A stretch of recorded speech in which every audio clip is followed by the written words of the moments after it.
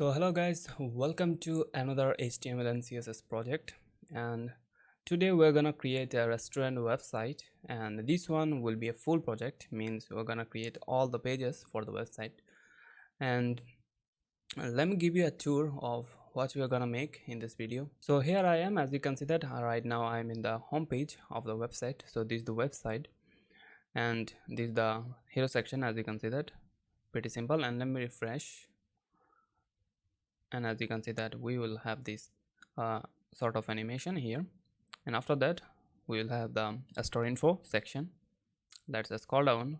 After that we're gonna have our specials. So here we're gonna show about the special dishes of the restaurant. So if I scroll down, we have top dishes and a section for discount. So if we have any kind of discount, we can actually place the images of the discount, and also we can say that how much discount is, and also some text. So basically a section for the discount. And after that, if I scroll down, so here we have the events section. So as you can see that this is the events media, and after that we're gonna have this events information, as you can see. So if I scroll down, after that a section for why choose our food, and after that we're gonna have this testimonial section, and after that finally we're gonna have the traditional newsletter section, as you can see. So, and finally a footer also here. So this is the home page of the whole project. So if I scroll to the top, here you can see that this is the home page, and after that we can go to the menu. So this is the menu page, as you can see. So simple menu page, we have some our specials, and after that we can see the whole menu of the restaurant. So really nice. And after that, let's go to our about page. So this is the about page. Here we will show our story and goals, as you can see. So really nice. After that we'll have we have the contact page, as you can see that, and after that we will have this table page. And also in the end of this video, when we will deploy the site, we will make functionalize these forms. So right now we have two form here, contact form and also a booking form. So in the end of the video we will actually functionalize those form, and we will receive the submission, and that's it. So these all 5 pages will be for the project, and this project is fully responsive. Let me show you. So here you can see that this is the mobile view of the web page, and if I refresh, as you can see that the same animation here, and if I scroll down, everything is looking good. So this project will be responsive, means we're gonna make it responsive. So we will learn a lots of things how we can make responsive layout. So everything is looking good. We will make the whole project responsive, and also we will make this mobile menu here. As you can see that nice mobile menu, really simple, and still it is looking elegant. And also if you want, you can close this menu by clicking this cross, or you can actually close it by clicking outside here. So yeah, that's what we're gonna make for the menu. So that's it for our project. That's what we're gonna make. And also if you want to see what we're gonna make, you can actually visit this URL. If you notice the URL, it is a live URL. So I will give this URL in the description so that you can visit and see what we are gonna make in this project. So before you start the whole project, you can actually see what we are gonna make, and if you are happy, you can start the project after that. And after that, let's go to our GitHub repository of the project. As you can see that this is the GitHub repository of the project, and here you will find all the code for the project. And if I scroll down, you will see this readme file, and if you want, you can read this file. But the section I wanna focus on is this one, what we are going to learn in this project. So first of all, we are gonna learn about the HTML and CSS a lot, and after that we will learn how we can use CSS grid and CSS flexbox. After that we will learn about how we can actually apply a scroll animation library. And after that, Netlify deployment, means after making the whole project, we will deploy the site into a Netlify account. And after that we will make our forms functionality, means we will link our form with Netlify, and we will receive the submission. And beside those steps, we will learn a lots of more things. So that's it. And if you want, you can actually read this readme file and you will learn about all stuff about this project. And after that, let's actually start it by downloading our starter files. And for the starter files, you need to come to our GitHub repository. Means in this repository, I will link it in the description. So here you can see that right now we are in the main branch. If you open the branch, you can see that we will have 3 branches here. As you can see that main, dev and starter files. So let's go to our starter files. Here you will find all the starter files you will need. So there will be only images. As you can see that this images folder mainly, and after that we will have a reset.css.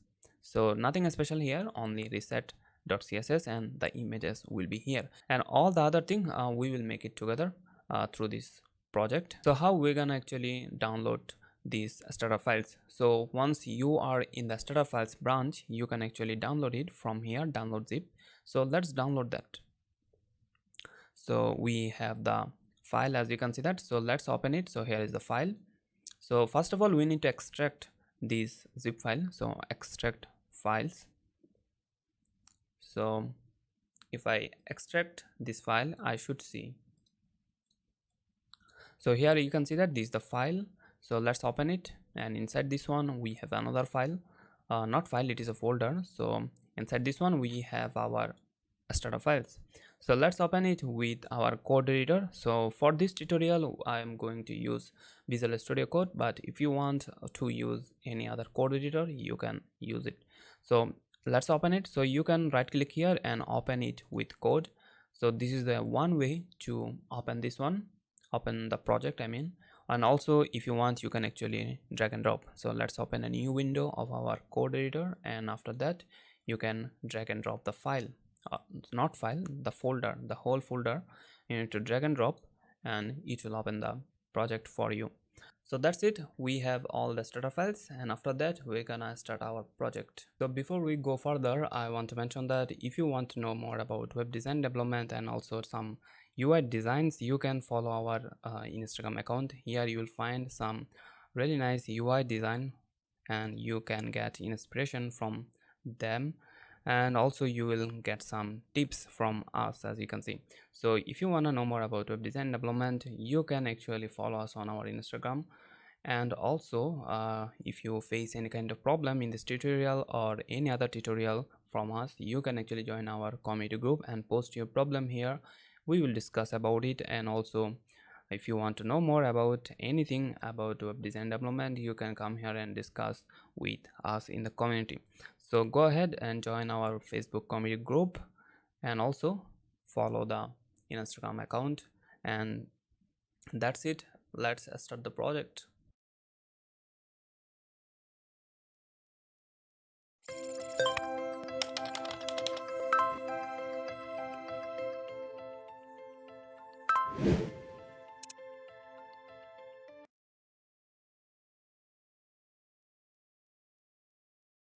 So here, as you can see, that we have all the images for our projects, and also we have the readme file and the readme image, and also a reset.css. so nothing special here in the reset.css. so here as you can see that bunch of resetting for our css, so nothing special, and that's why I just thought that it should be in the starter files. We don't need to waste our time on this reset.css. we have that and we just can use it. So after that, let's actually create all the files that we are going to use. So let's actually create that. So first of all, let's create a new file, and here will be our index.html first of all. So index.html, so this will be the first file that will be served by our hosting provider whenever someone will be in our website. So that's why the name is important. If you have another name, it will be not served as a first page, and also that will be the home page for our website. So let's also create other pages. So let's say that the next page will be the menu.html, and after that let's get another one which will be the about.html and contact.html, and finally the last one which will be the booking.html. So these 5 pages, as you can see, that will be for our projects. Index means the home page, menu, about, contact, and the booking.html means the booking page. So let's start with our HTML file. So here in our HTML file, first of all, let's actually create the boilerplate here. So here, as you can see that with the exclamation sign, you can create the boilerplate in Visual Studio Code. You need to create the exclamation sign, and as you can see that here we have the Emit abbreviation, which you will have by default with Visual Studio Code. So create the boilerplate, as you can see that nice boilerplate, and here as you can see that this is the title, and you can change the title whatever you want. So as you know that the index page will be the home page, so let's say that the title will be home, and the another thing that we'll have the project name means the website name, which is the Shaif's Cuisine.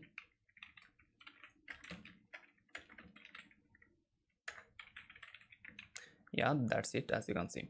And after that we will have let's say that for our h1 here, let's have a text here. So this is home page, and that's it. So now we have h1 in our body.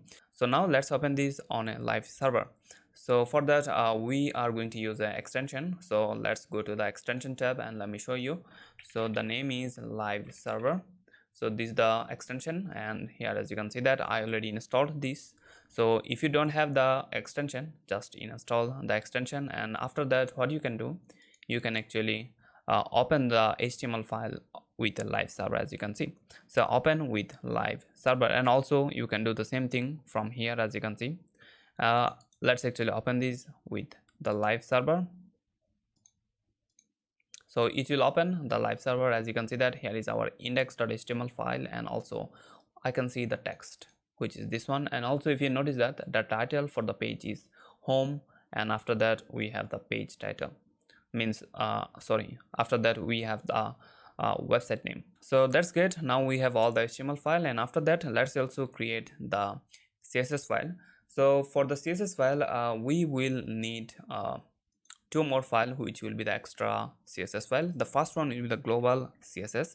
So global styles.css. So here we will have all the global style for the project, and after that we will have another file which will be the components. So components.css. So here we'll have all the CSS for the components, and I will show you how we are gonna use this components.css. And so now let's actually link all these CSS file here. So the first one that we're gonna link actually is reset.css. So let's link it. So reset, and after that we're gonna link the global style. So global styles, and after that the next one will be the components one. Yeah, so now we have all these 3 files for the CSS. So reset CSS, global style CSS, and the components CSS. Fine. So if I open my browser, as you can see that we can see that the h1 is not having the default style anymore, because now we have the reset.css in our file. So all the default CSS is actually removed by this reset CSS. So now we will see only the CSS, means only the style that we are gonna add. Right now we don't have any style, as you can see that. So we are now seeing the raw text here. So after that let's have another thing, which is our scroll animation. So the animation library that we are gonna use actually is AOS, which stands for Animate on Scroll library. So this library is really cool, and if I go to the GitHub, as you can see that here you will find, if you scroll down a little bit, here you will find all the installation guide here, as you can see. So here you can see that the link for the CSS, and also we have the JavaScript CDN link, and after that we need to actually just initialize the AOS. So let's actually do that right now. So let's actually copy the CSS one first of all. So you can copy by clicking this button, and in our file after the components, let's say that AOS CSS, and here let's paste it. So now we have the CSS for our AOS library. And after that, let's also have the JavaScript CDN. So this one, as you can see that if you click the copy button, it will copy the all thing, but we need only the script source one, and we will initialize this AOS later. We will see how we will do it on our custom app.js. So also let's have a comment here, AOS script, and let's actually apply this. So now we have our AOS CSS CDN for the style and also the AOS script here. So all are done.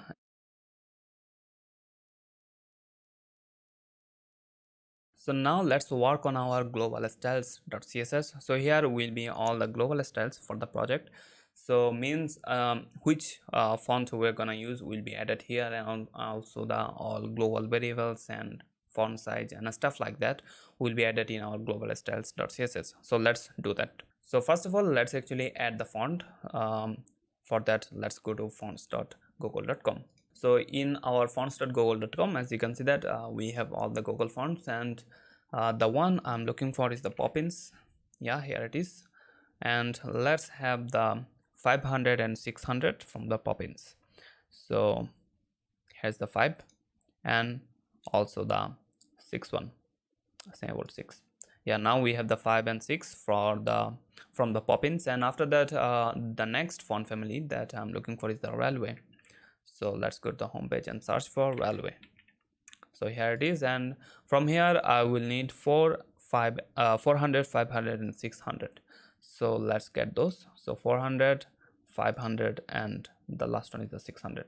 So whenever you are finished with the selection, go to the top and you can see that the import tag, and just copy the import tag and paste it here. So here is our fonts. So after that, let's also have the other styles for this global styles file here. So let's say that in our HTML, the font size will be the 10 pixel. So after that, let's say that overflow X will be the hidden. So overflow X will be the hidden. Yeah, that's fine. As you can see that the font size will be 10 pixel. 10 pixel because whenever we will use RAM and M, it will be much easier to calculate. So we don't want our horizontal scroll bar here, because sometime in future we will add the menu stuff like that, which will go outside of the viewpoint, and we don't want to have the horizontal scroll bar in the bottom. So that's why overflow X is hidden. So after that, let's also have the all variable for the project. So the first one will be the green one, and let me actually copy the all variables and paste it here. So as you can see that these all the colors, there is nothing special, just color variables for the projects. So green 1, green 2, and light green 1, light green 2, black 1, black 2, black 3, and white 1. So those are the colors that we are going to use on this project. So after that, let's also have the body. So in the body, let's say that background color. So background color will be the, let's say that from our this variable we will have the light green 2.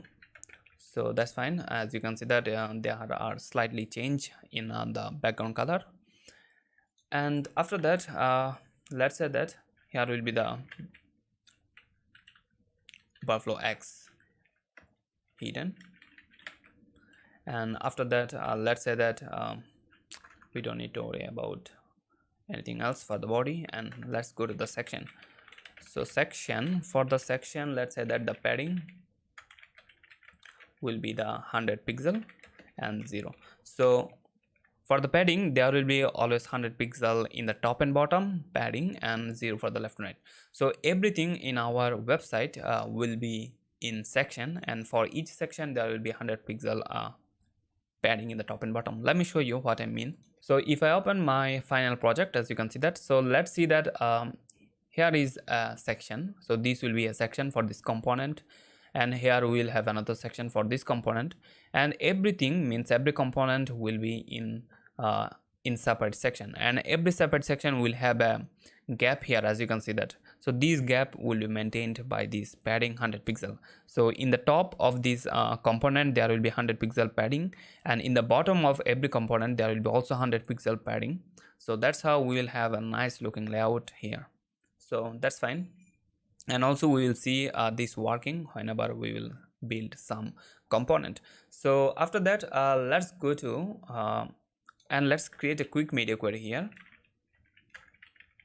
So media on the screen and max width. So max width will be 768. So 768 pixel. And we are actually doing this media query because as I said, there will be 100 pixel padding, but this padding will be huge in a mobile device, means a smaller device. Whenever you will see the layout in a smaller device, the padding that we are using for the section is 100 pixel, and which will be huge for the smaller device. So that's why whenever we will go to the smaller device, we can say that the section will have the padding of 50 pixel in the top and bottom instead of 100 pixel. So that's why we are having this quick media query here. So after that, let's go to our container, and in the container the max width will be the let's say that max width will be the 1200 pixel, and width will be the 90%, and margin will be the 0 and auto. So 0 auto, yeah, fine. So what it will do, so let me explain it.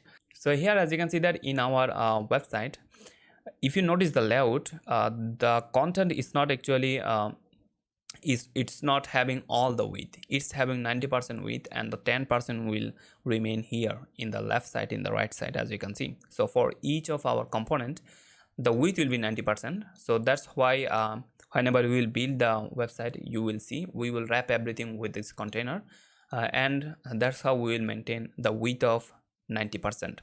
And what is this max width doing? So if I open this in a large device, as you can see that the content of this website, it is actually having a wrapper of 1200 pixel. The content will remain under the 1200 pixel always, as you can see. So if I come here, as you can see that it is always maintaining 1200 pixel, and it will not go outside of 1200 pixel whenever you will go to the large device. So if I also zoom out, as you can see that it will not go out of this 1200 pixel container. So that's why we need to make sure that about this container max width. So we don't want to have something like a fluid layout here. We will have the fluid layout in the certain amount of device width. So after that, the margin 0 auto to keep everything in center. So that's it, and that's what this container is doing, and it is really important. So it is really important style for the whole project, so which will maintain the content, which will maintain the website width, means website content width, and also it will make everything responsive. After that, let's say that we will have some image style. Let's say that the width will be 100%, and the height will be also 100%, and object width will be the cover. And for the h1 and h2, means all the heading h1, h2, and the h3, and finally h4, for this all heading, the font family will be the Poppins. So let's say that Poppins, and also for the fallback you can use sans serif. So fine. And after that, all the paragraph, the font will be railway. So railway, and again we will have this sans serif as a fallback. Fine. And also for the paragraph, the font weight will be the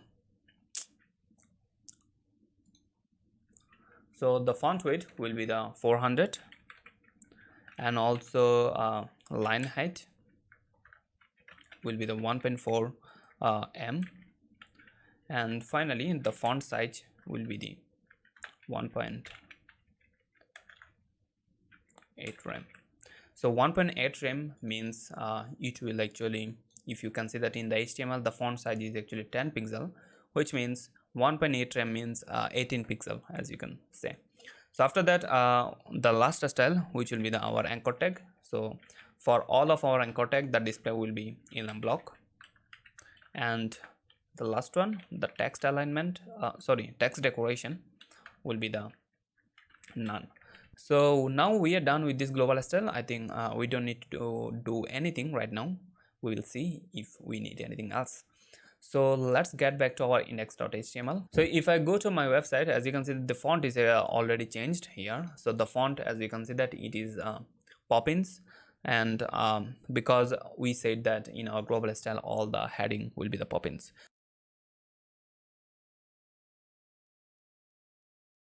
So now actually let's create the navigation bar for the website. So the navigation bar will be this one. So let's create that. So here let's say that let's have a comment for a nav section and end of nav section, and between that we will have the code for the navigation section.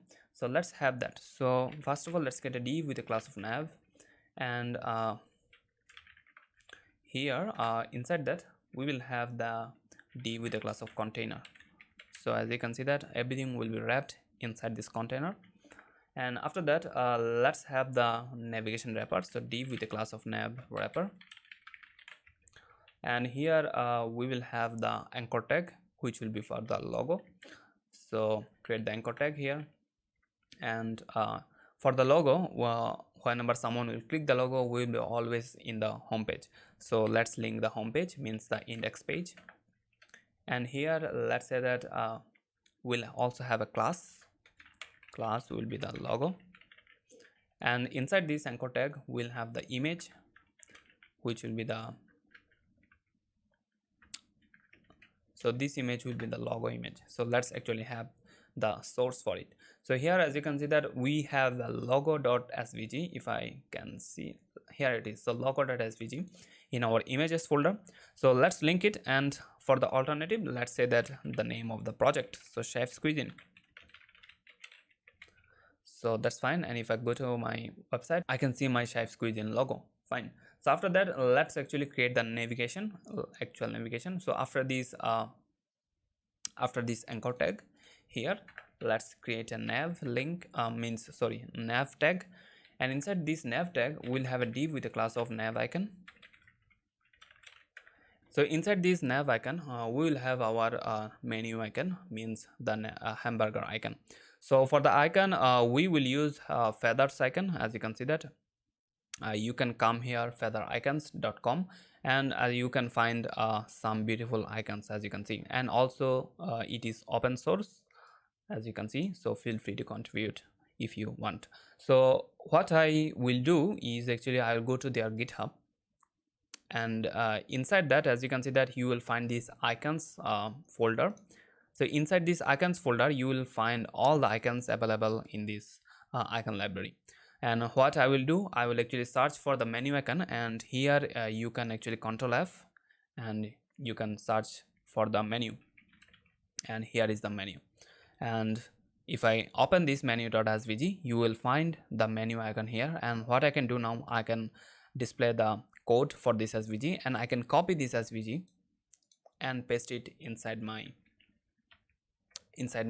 code, and if I save, I should see the menu icon, as you can see here. And after that, this menu icon means after this whole div, let's create another div with a class of nav bg overlay. We will see what we will do with this div, but right now let's forget it. And after that, let's have our ordered list, and this should be unordered list.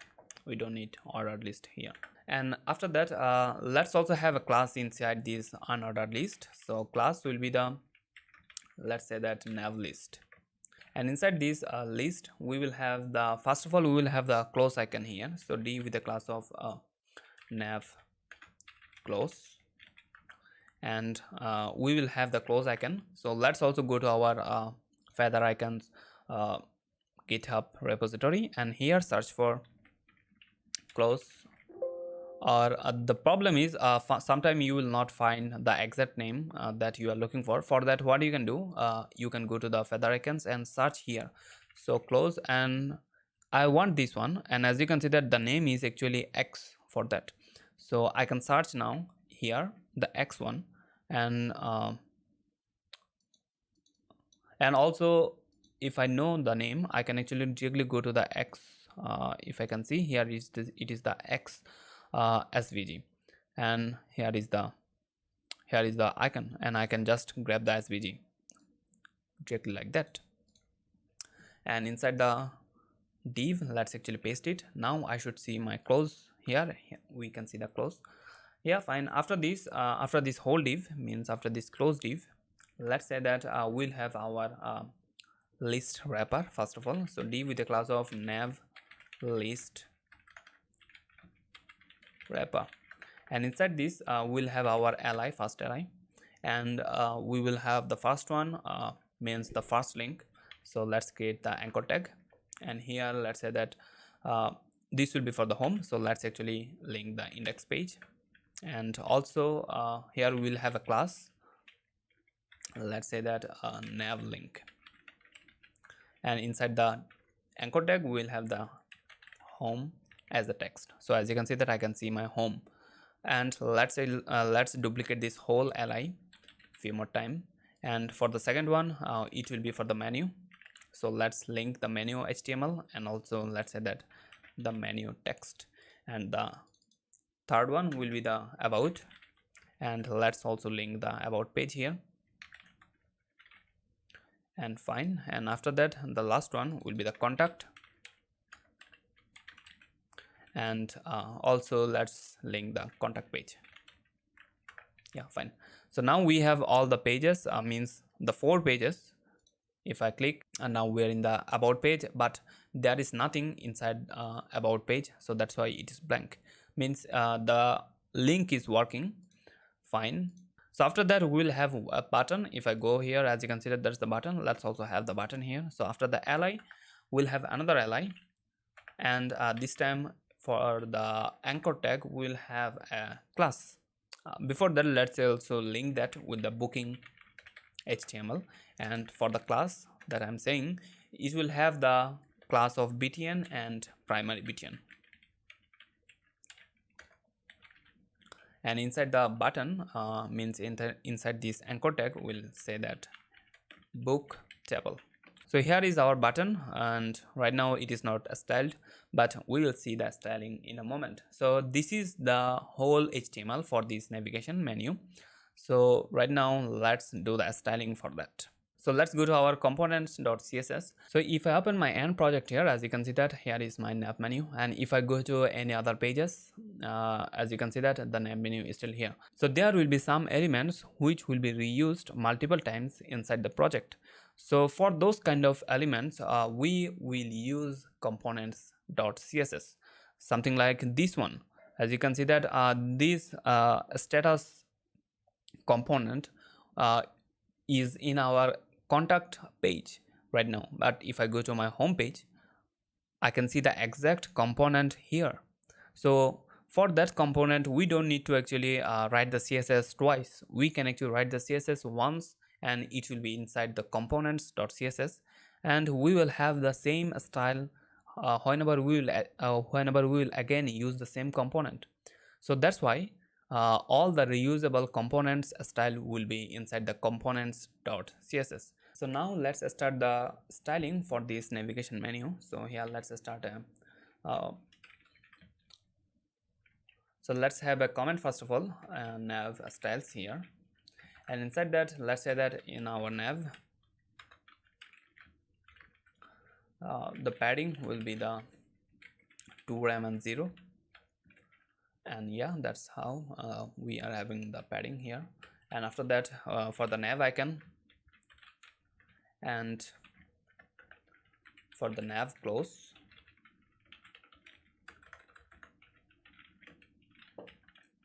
and also the another one which will be the nav bg overlay. So those things will have a display none for now. So those things means the nav icon and the close icon and the background overlay will have a display none, because for the initial state we don't need to use this nav icon.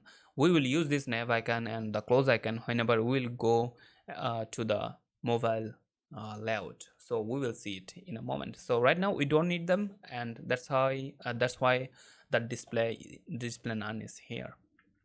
After that, let's go to our nav wrapper. So nav wrapper.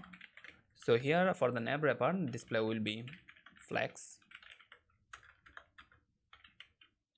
and if I do, as you can see that display is flex, and that's why the elements, as you can see, that are having one after another. So after that, let's say that a space between for the justify content, a space between. So once you have that, as you can see that all the space will be between them instead of having around them. Fine. So after that, let's go to our nav list dot nav list and li, and here let's say that display will be enum block, and margin will be the 0 and 1 rem for the left and right. Once we have that, as you can see that once we have the enum block, everything will be one after another, as you can see that, and also we are having some space. Fine. So after that, let's go to our nav link. So nav list and nav link, and here we'll say that the font size will be the 1.8 rem, and font family will be the Poppins.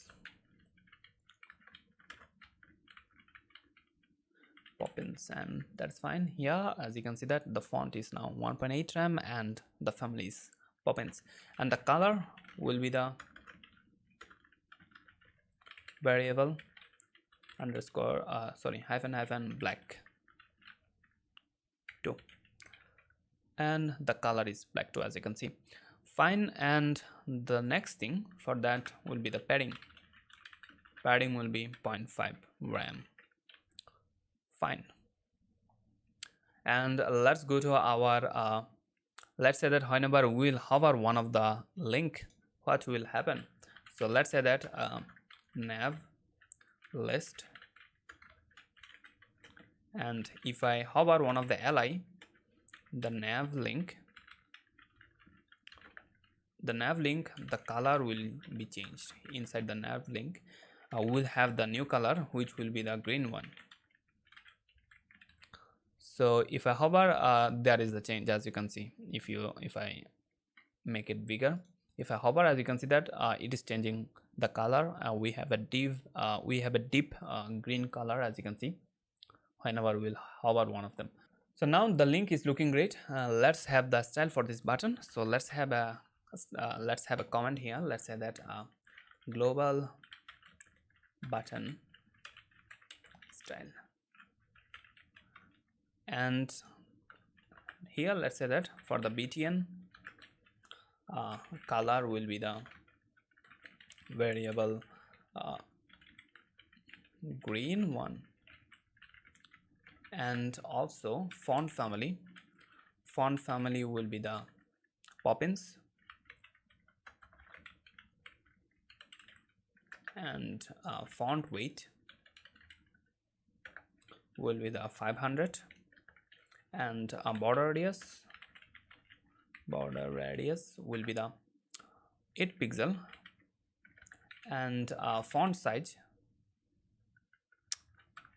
1.4 rem means 14 pixel, and padding will be the 1.2 rem and 2 rem for the left and right, 1.2 rem for the top and bottom. If I save, as you can see that that's the normal button style, as you can see. So this will be the normal button style, but whenever we'll have the another class, if you notice that there will be two classes, one will be button and one will be primary dash btn. So whenever we will have the primary class, means primary dash btn, this class, what will happen is we will change the background and the color. The color will be the white,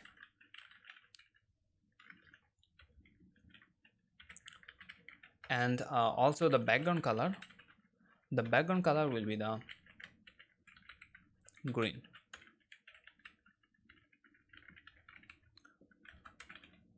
Now as you can see that we are having much nicer buttons here, as you can see. So this will be the primary button style, as you can see, which is really great. And also let's also have a media query for that. As you can see that this button is actually quite small. What we need, actually we need to make it a little bit bigger, because right now we are having a button for the a small layout. And for the media query, let's get a media query, media only screen, and mean width 768 pixel, and inside that all the btn will have the padding of 1.3 rem and 2 rem, and also font size will be the 2 rem. So okay, media, not n here. Okay, so now as you can see that it is we are having a little bit larger buttons. So a problem, as you can see that we have this image, and inside the image we have something cut off. As you can see that some cut off here. So if I go to my global style.css, and for the images we have some style here. So the object fit is actually cover. Instead of cover, let's have the contain. So if I have the content, now as you can see that it is actually fixed here. So now we have our menu, which is looking fine for the large device, but it is not looking good for the small device, as you can see. So if I go to the small device, it's not looking good. If I come here, and so right now what we need, actually we need the styling for the mobile menu. So let's actually do that. So here before our button styles, let's actually continue with our global nav menu style. So here what we need, actually we need to create the media query for that. So media only screen and max width 768 pixel. So max width 768 pixel means inside this max width, whenever we will go inside this 768 pixel, we will have the style which will be defined here.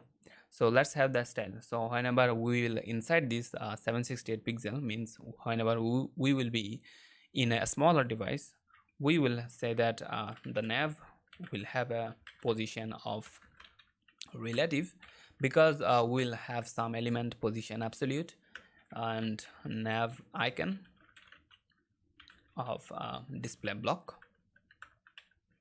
So display block, because previously, if you remember, here as you can see that this nav icon having a display none. So whenever now we will say display block, we will see it. So if I save now, as you can see that I can see the icon here. Fine. So after that, let's also go to the svg. So nav icon svg, and here let's say that pointer events will be the none, and also the height and width will be 30 pixel, and the width will be also 30 pixel. And if I save, it's looking great. So after that, let's also go to our close one. So nav close, and here we will say that display will be block, and position will be absolute. So before we do the position absolute for this close icon means this close icon, I want to have the same height and width as we have here, and also the same pointer events none for the same close icon. So let's also say that for the nav icon, not nav icon, sorry, nav close svg will have the same thing. So we will have the same height and width and also pointer events none for the svg. So that's fine. And so now after that, let's say that we'll have the position absolute for this close one, because this close one will be with this menu. We'll see it in a moment. So after that, let's say that the color will be, for this close one, the color will be in black, and position, we already have the position absolute. And after that, let's say that the right will be 1 rem, means the 10 pixel, and the top will be 1 rem as well, and cursor will be the pointer. And also, as you can see that it is positioned from the top 1 rem and from the left 1 rem, sorry, from the right 1 rem. Yeah, fine. So after that we need to style this menu for the mobile. So let's do that. So the class we have is the nav list, and for that, let's say that the z index will be the top, so it will be in the top layer of from the whole website. We need the menu in the top, so that nothing will interfere with the menu. So position will be the absolute, and left will be 100%. And right now, let's actually comment it out. I will show you what it will do. So top will be 0, and the height will be 100 VH, and the width will be 80%, and background color variable light green,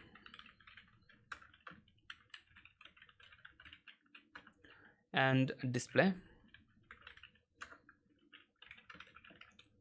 will be flex, because we will make everything center. Align items will be the center, and also the justify content will be the flexant, and finally padding right 2 rem, and transform translate. So transform translate will be the 0 for the initial state, and after that overflow will be hidden, and finally transition 0.3 second, ease in, and transform. I will explain everything in a moment. So right now, as you can see that we can't see the menu anymore, and it is because we are having this absolute position, and also we are saying that top will be 0, and also let's say that left will be 100%, means we will not see it totally. To see that, what we need to do, we need to change this transform translate x. So if I say that if I go to 100% and sorry, negative 100%, it should be because we want it back. So right now it is here, we want it back, so we want the 100% back. If I come here, as you can see that we have the whole div here. So whenever we will change, let's say that if I go to 80%, now as you can see that it is going back. If I go to 20, now as you can see that it is going back, and if I go to 0, it will be completely out of the window. So that's how we're gonna actually make it functional. And also let's say that whenever we'll have a class here, nav list show, we will have this class with the JavaScript, means whenever there will be a show class with this nav list, what we will do, we will say that we will have the menu back, because whenever the show class will be added, we are expecting to see the menu in the screen. So to see the screen, what we can do, we can say that it will be 100 minus 100% from the right side. So right now we don't have any kind of show class. Let's have the show class here, where it will be with the nav list. So here is the nav list, and if I have a show class, I will remove it whenever we will work with the JavaScript. Whenever we have the show class, right now we can see the nav menu, but whenever we will remove the show class, we will not see it. So that's how we will make it functional. And also you can see that the menu should be 100 VH height, should have 100 VH height, but we can see that it's only having a few pixel. It's not having the whole 100 VH height. The reason behind that, in our global style, as you can see that in our global style, we have a in our body we have overflow X hidden, and that's what we don't need right now. So if I remove that, as you can see that now we have the menu. Fine. And what we have now is we have the 100 VH menu list, and also we can see the menu here. And if you notice that it is now having a display flags, and the align items is center. So that's why from this whole div it is actually positioned center. And also we are having the justify flags, and we will see it working in a moment. And also if you can see that we are having a width of 80%. So as you can see that the remaining 20% is actually blank here. And what else here, the background, as you can see that, and also the overflow hidden for the all the unnecessary stuff, means whenever someone will go outside of the element, it will be hidden. And padding right to rem, if you notice that padding right padding right to rem, here is the to rem padding, as you can see. Yeah, and I think everything is explained. And after that, let's actually move on for the list. So here for our nav list li, here let's say that display will be block. And if you remember previously, what we have is we have the inline block, and from the inline block now we are having the only block, and that's why it is as you can see that it is one above another.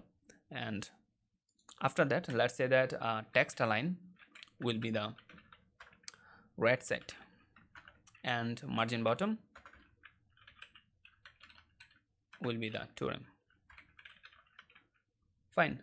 Now as you can see that each one is having a margin bottom of to rem, and also we are having a padding here. And also if you notice that the overall thing is actually having a flex end, that's why it is in the right side, it is not in the left side. So yeah, that's it. That's what we are having the style. So after that, let's also say that for the anchor tag, we wanna change the font size.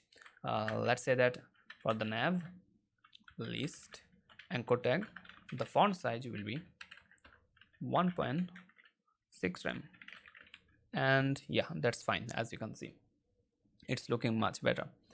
And finally, for our nav overlay, so the nav overlay will be the, let me actually show you in our end project here. So if I go to the iPhone X, as you can see that whenever I will open my menu, here is the overlay. As you can see that these dark overlay, as you can see that it is the overlay that we have this div for.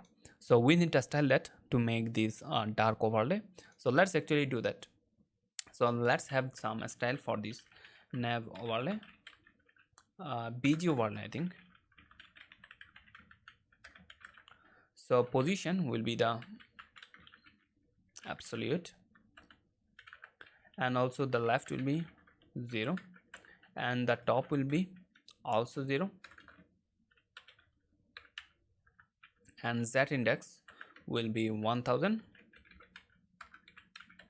and height will be 100 VH, same as our menu height. And also the last one, I think the width will be 100%. And finally background, So let me copy the color,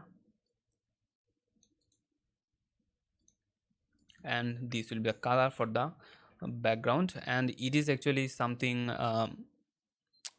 with a opacity of something like 0.8, and that's how the element behind this nav overlay, bg overlay, we will see it because it's having a opacity of 0.8. and after that display will be none for now. So we will have the display none for now. We will have the display block. If I have the display block, it will be activated, but we don't want it in the initial state. Whenever we will open this nav menu, means whenever we will open this nav menu, we will activate this. So that's it. Whenever we will have a display block, we will see that, but otherwise it will be display none. We can't see it. So let's actually keep it display none, and let's say that whenever we'll have a nav overlay, nav bg overlay, sorry, bg overlay, and we'll have an active class with that. What we will do, we will actually make this display none to the display block, and it will not work right now because we don't have this active class. So let's have this active class here, and whenever we'll have this active class, we can see the overlay is working and it's looking really nice. So with that thing, as you can see that we are done with the styling. Now we need to make it functionalize. So let's remove this active from here. We will make or we will actually do it with JavaScript. And also let's remove the show class from here, from the nav list. So once we remove those classes, as you can see that the menu is gone here. So we will make the functionality with the JavaScript. So let's get a new file and name it whatever you want, but let's actually name it main.js. So inside this main.js, we will write a few lines of JavaScript. Let's do it. So first of all, we need to actually grab the element. So first of all, we need to grab the close element, means close button, and also we need to grab the nav icon. So let's actually grab those. So constant nav close element, I have a typo here, and also let's actually grab it with document.querySelector. And what is the selector for that? So as you can see that for the nav icon, the class is nav _ icon. So let's say that nav _ icon. So that's how we can actually select that, and also do the similar thing for the nav. This is the nav icon, not the close icon, sorry. So these will be the nav icon element.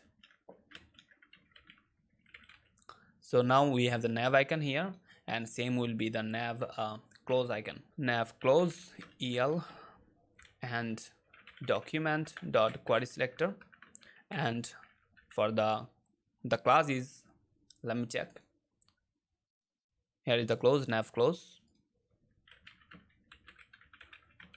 Fine. So now we are having those elements, and after that the last one, we need the nav list. So constant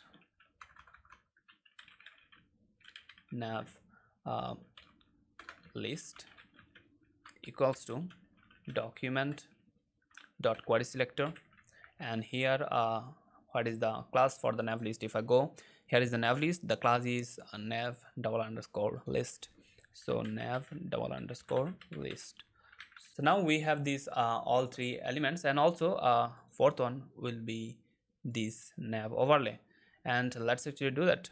So let's say that constant, the name will be nav bg overlay element.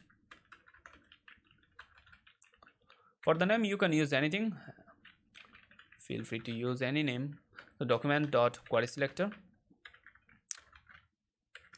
and here the nav bg overlay element, nav bg overlay only for the class. Yeah, fine.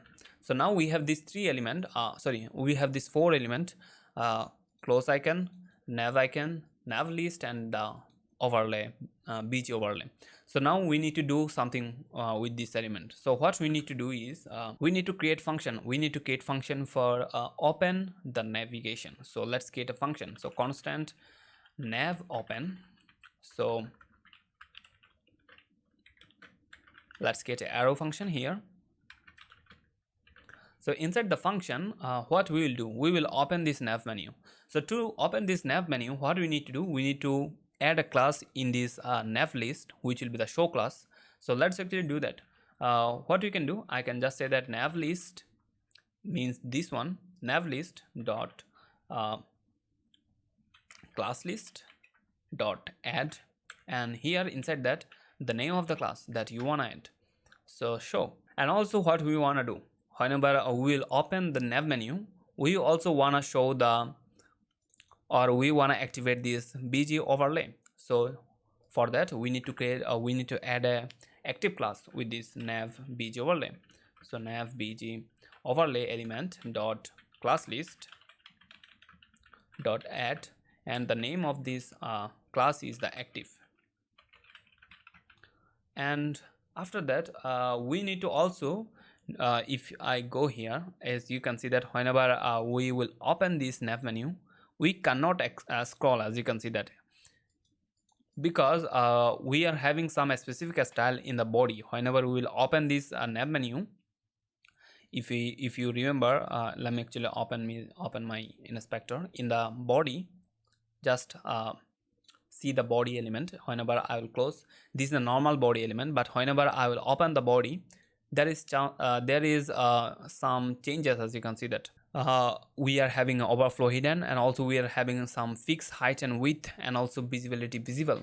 So those are the things that will be needed whenever you will have this nav menu open. So let's also do that.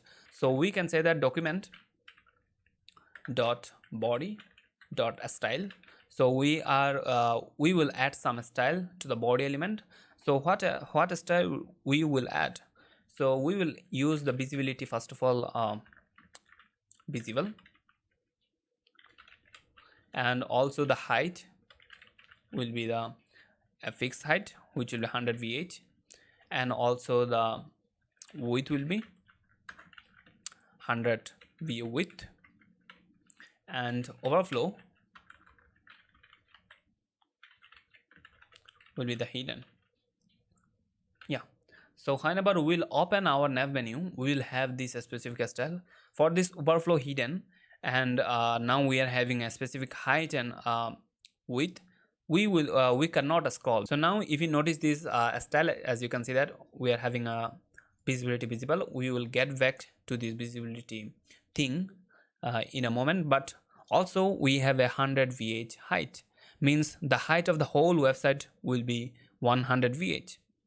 So that's how we cannot actually scroll anymore whenever you will have a 100 VH height, and also we will have a width of 100 VW width, and whatever element will be outside of this 100 VH height will be hidden, because we have overflow hidden. So that's how we can actually make this unscrollable thing whenever we will open this nav menu. So whenever we will open this nav menu, we cannot scroll, because now we have this 100 VH height only. So this is how we can actually disable scrolling whenever we will open this nav menu, and we will see it in a moment. So also we have to create another function to close the nav menu. So constant nav close. Let's get an arrow function here, and let's say that this should be curly brackets here, and here let's say that we need to do the opposite thing that we are doing here. So first thing that we are doing is we are adding a show class. We need to remove the show class, so it will be the similar thing. So nav list, first of all, dot class list dot remove. Instead of add, we are using remove, which is opposite of adding class, so it will remove the class. And also we need to do the similar thing, means we need to remove this active class from here. So let's say that nav bg element dot class list dot remove, and we need to remove the active class. Fine. And also we need to do the right now with this style we cannot scroll actually, so we need to get back our initial style for this body element. So for that, what we need to do, let's see, document dot body dot style, and for the style let's say that visibility will be the visible always, and the height will be initial, and also the width will be 100% always, and finally overflow x will be hidden. And this is it. So now what we have here, we are saying that the height will be initial, means whatever we have in our initial moment, and also the width will be 100%, and with, as you can see that we are not having a specific height anymore, so that's why we will have the scroll back. And also let's actually add this function with the event listener. So what is event listener is, means whenever we will click in an element, so this is the element, means this nav icon, so nav icon element dot add event listener. So whenever we will click in this element, what will happen, so whenever we will click in this element, we will open the nav. So let's actually call the nav open function from here. So that's it. So now whenever we will click this nav icon, it should work, and it is not working because we are not having this JavaScript file linked with this index file. So let's go to our body, and after that, before our closing body tag, here let's say that custom script, and let's link our script source and the name of the file name, which is the main.js. So now let's actually test this nav menu, and let's actually click this, and we have a problem, as you can see that, and the reason behind that, we have this typo. So it should be a semicolon instead of comma.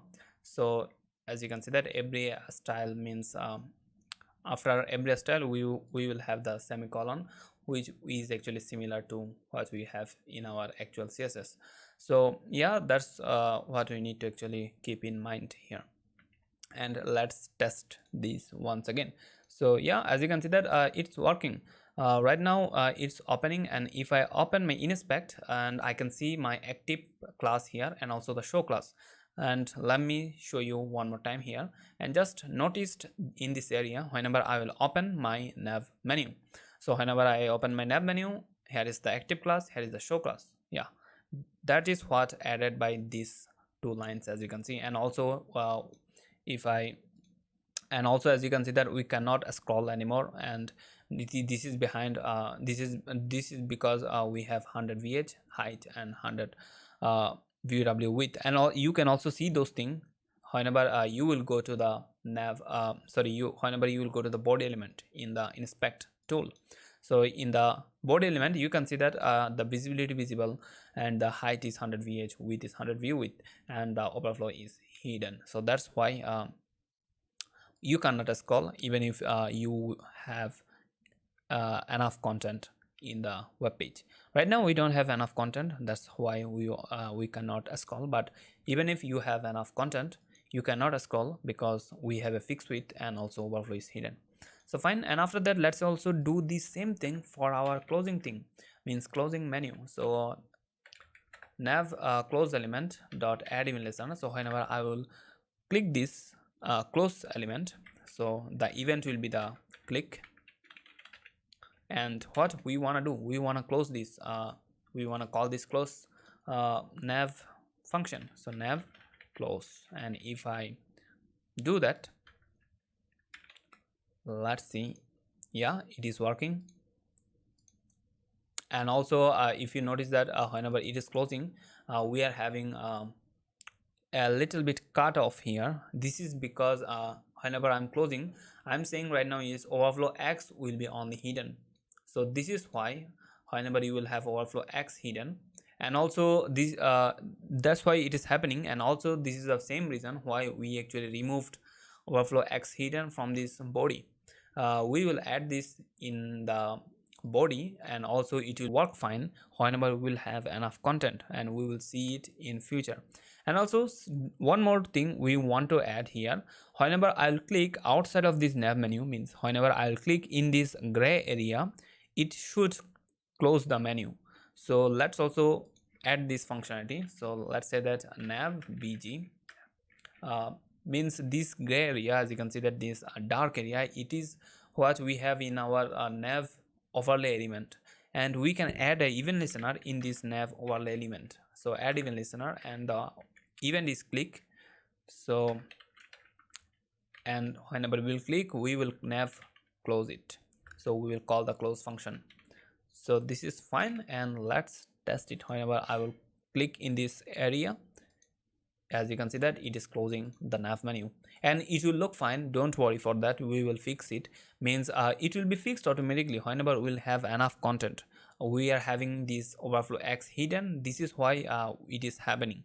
Okay, so if I remove that to show you, as you can see that it is closing perfectly. We are not facing any kind of problem. And also if you ask me why we are having this overflow x hidden, so the reason behind that, let me actually remove it to show you why we are having it. So if I remove that, what we will have right now is, as you can see that if I scroll horizontally, we can see our menu in this extra space, as you can see that, which we don't want. We want to have the overflow hidden, so that what is out of this viewpoint, means what is out of this viewpoint will be hidden. So that's why we need this overflow hidden to hide this element which will be out of our viewpoint. So that's why the overflow x hidden is actually here. So if I have this, whenever I'll close, we cannot see it anymore, even if I am scrolling horizontally. So this is why it is important. So one more thing we need to do, we need to go back to our global style, and if you remember, we removed our overflow x hidden from this body styles, which is inside of our global styles.css file. So go back to global styles.css file, and from here you need to add one more style in the body, which is the overflow x hidden, which will make sure that whenever you will come to the website and you will scroll horizontally, nothing will appear from the right side or from the left side. So everything in the horizontal space or out of the viewpoint, everything will be hidden in the horizontal space. Means if you have anything in here and here, it will be hidden forever, unless you actually make something like if you have functionality which will bring this element into the viewpoint, then you can see it. Otherwise you can't see it, and that's what we want for this nav menu.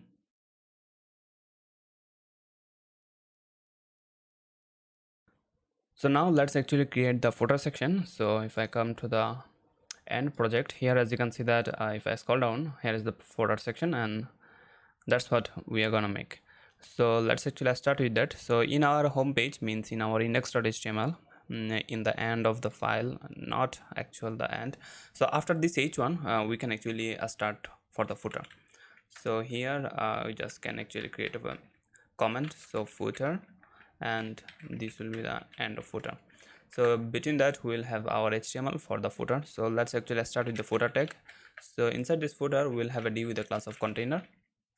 So container, and inside that not like that, and after that inside this container we will have our footer wrapper first of all. So div with the class of footer wrapper, and inside this div we will have our column. So if you can see that in our footer, if I make it a little bit bit larger. So if you can see, so here we have 4 columns. As you can see that this is the first one, second, third and fourth. So that's how we're gonna actually structure it. So first of all, we will have the footer column number 1, and we will have the content for it. After that, column number 2, 3 and 4. And also in the mobile device it will look like that. So let's actually create the first column first of all. So now let's actually create a div with the class of footer 1, or you can say that footer column number 1, something like that. So inside this column number 1, what we will have, we will have the logo first of all. So div with the class of footer logo, and inside that I will have my image.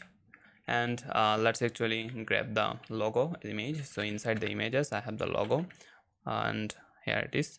And also for the alternative text, we can just say that the website name, which is the Shaif's Cuisine. And if I come to our project, I can see my logo here. And after that, let's create a paragraph. So after this whole footer, let me actually zoom it a little bit. So yeah, I think that's better. So after this footer logo, let's actually create another paragraph tag. Inside this paragraph tag we will have a class, and this class will be the footer description, and inside that we will have some text. Let me copy the text for you and paste it here. So as you can see that that's the text, and if you can see that I have some style for it already, as you can see. So the reason behind that, we have the style. If you go to our global style, if you remember, we have some style for the paragraph. So from here the style is coming. So inside this so after this paragraph, let's actually create the social links that we will have after this paragraph, as you can see. So let's create those social links. So after the P, let's create another div. So let's create a div with a class of footer description, and inside that we'll have the we already have the footer description. So this one will be the footer, we can say socials, because those are the social seconds. So socials, and inside that we'll have our icons. So for the first one, and before that we'll have this title for the social icons. So let's create this with the h4, and we'll have a title for that, footer socials title. And inside that, let's say that follow us, and that's it. And after that we will have our unordered list, and inside that unordered list we'll have our list item, and for the each list item we will have this icon. So for the first one, let's actually wrap it with anchor tag, and inside this anchor tag we'll have our icon. So for the icon we will use feather icon. So you can go to the feather icons website, and from here you can actually get the icon. So also let's go to the GitHub, because we're gonna grab the SVG. So here as you can see that we have icons, and let's actually search for the Facebook if we have any. I think we have the Facebook one from here. So let's actually grab this. So we can come here in our icons GitHub repo, and if I go for Facebook, I think it should be somewhere here. So here is the Facebook SVG, and let's grab the SVG from here. So if you remember, I already showed the process previously, so I will not come here every time to grab the icon. I have all the SVG in my other monitor, so I will just copy and grab it. So let's actually save it right now. As you can see that that's the icon. So let's actually duplicate this 2 times, and we will have more. So we will have 3 icon, as you can see. So now let's actually change those SVG. So I already have the SVG, as I said, so I will just copy and paste it. So for the second one, I will paste it here, not the anchor tag, only the SVG. We need to just replace it, and as you can see that that's the icon for the Instagram. And after that we'll have the SVG for the last icon, and if I save, as you can see that that's the SVG for the Twitter icon. So that's it. We don't need anything else. So this is the first column. After the end of first column, we'll have our 3 more column. And if you notice that these 3 columns are actually pretty similar, so we can actually keep it simple. So after this whole first column, so this is the first column starting div, and this is the closing div, and after this we'll have our footer column 2, and inside that we'll have our title first of all. So h3 with a class of footer text title, and we'll have here links, and after that we will have our unordered list for the all the links. So unordered list, inside that we will have our li, and inside this li, and also we will have a class in our OL, means unordered list. The class name is footer text, and inside that unordered list we will have our anchor tag. So for the first one, let's actually say that it will be the home. So for the home page, we just can say that home, and for the link we just link the index page, because that's the home page. So if I come here, I should see the link. So if I zoom in, as you can see that that's the links, and that's the home. And after that let's also have some more. So let's also have the menu one. So menu and menu, and after that we will have the booking. Not like that, we need to duplicate this whole li. So the third one will be the booking, and here we will just say that booking, and or we just can say book table, and that's it. After that, inside this li we just can say about us and contact us. Maybe I should fast forward this whole process, because this is the similar thing, making links. And if I save that, if I save this list, as you can see that all the link is here. So home, menu table, book table, and about us and contact, and those are linked with the page, as you can see that. And after that, let's also have another one, means another li. This one will be the, let's say that privacy. So we don't have privacy, but we can actually keep it as a death link. So privacy and policy. So that's it. We have the last link. So these will be the similar for our third column. So we just can actually duplicate this, and instead of having the, so the title will be the support. So instead of having the links as a title, we just can say that support, and for the first link we will have the contact.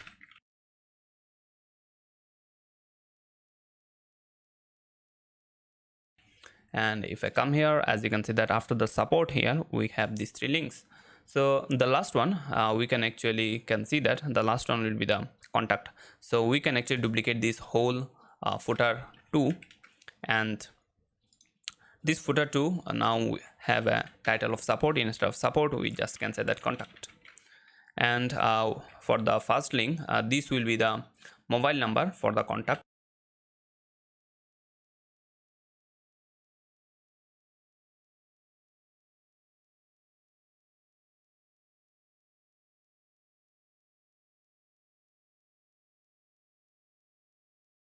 So that's it. We have all the, as you can see that we have all the content right now. What we need is we need to style that. So to style, what we will use is we will use these global styles once again. Not global style. We will use components.css. We will use components.css, because once again this is something we will have in our every page. So now let's actually start the styling for the footer. So let's have a comment. So footer styles starts from here. So In the footer styles, first of all, we will actually style it for the mobile device, and after that we will actually make it responsive for the larger device. So let's actually start with the mobile device. So for the footer here, let's say that background color, or you can set directly background variable, and we will use light green 1. And okay, I have this typo. So now as you can see that the background is changed. And also padding top, so padding top will be the 5 rem, and after that let's say that padding bottom will be the around 2 rem. So now we have some space in the bottom and in the top. So after that let's go to our wrapper. So footer wrapper, and inside that we'll have the display flex and also align items, or you can say a flex direction will be the column, and finally gap will be 3 rem. And here we have, so now as you can see that from the first column and this is the second column, and between them we have something like 3 rem gap, and also similar thing here and here. And after that let's actually style the logo. Right now it is huge, so footer logo, and here we will say that width will be 150 pixel, and here margin bottom will be the 2 rem. And yeah, it is pretty good. The logo is still big because right now we have 200 zoom, so let's reset that, and I think that's fine for now, this logo. And after that let's go to the footer description. And inside the footer description we'll have the font size of something like 1.4 em, and also color will be the black. So this will be the something like, not the first one, means it will be something like a little bit less black, yeah, something like that. And also margin bottom, there will be some gap. Margin bottom will be the 2 rem, and yeah, as you can see. And let me actually open it. If you are using Google Chrome, you can actually inspect that the page, and from here you can actually choose a device and click this button, which is the device toggle device toolbar, and here from here you can actually choose a device. So let's actually choose the iPhone X, and the size is actually something like iPhone X. So now we can actually have a better understanding what it will look like in the mobile device. And also if you notice that in the edge, in the left edge, we don't have any kind of a space. There should be some space because we wrapped it with this container, and also you can see that we made this we made a typo here. This should be container, something like that. And here as you can see the space is back, and it is coming from, if you are wondering where from where it is coming, we can actually go to our global style, and you can see here it is the container. The maximum width will be the 1200 pixel, and the width is 90%. So the rest 10% will be 5% will be here, and the 5% will be here, so which will make it a little bit more elegant, because if everything is in the left edge, it will not look good. So now let's actually keep the styling. So after the footer description, let's actually go to our title for the social titles, as you can see. So I just can say that footer socials title, and here we just can say that our font size will be the 1.8 rem.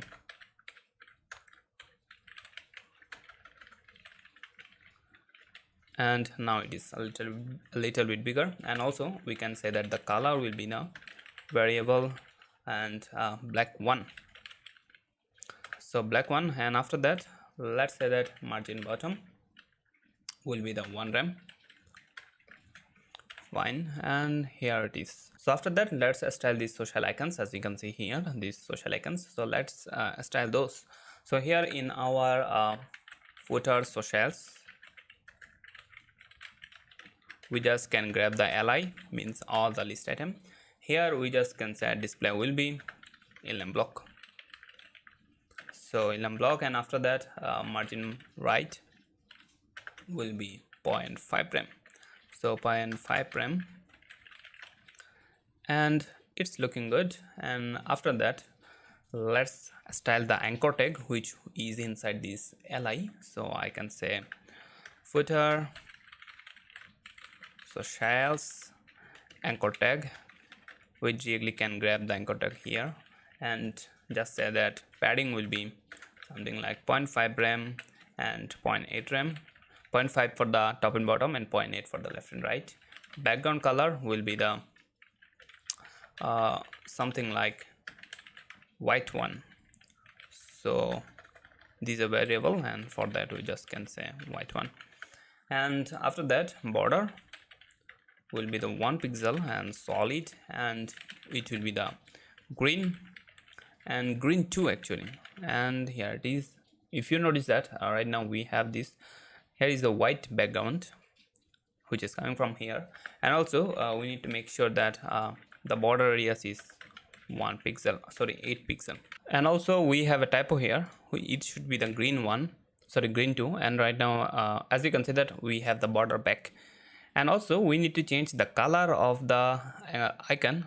So the icon is actually the SVG that we have here, so we need to change the color of the SVG instead of the icon, sorry instead of the anchor tag. So we just can go to the footer, so shells, inside that we have the all SVG.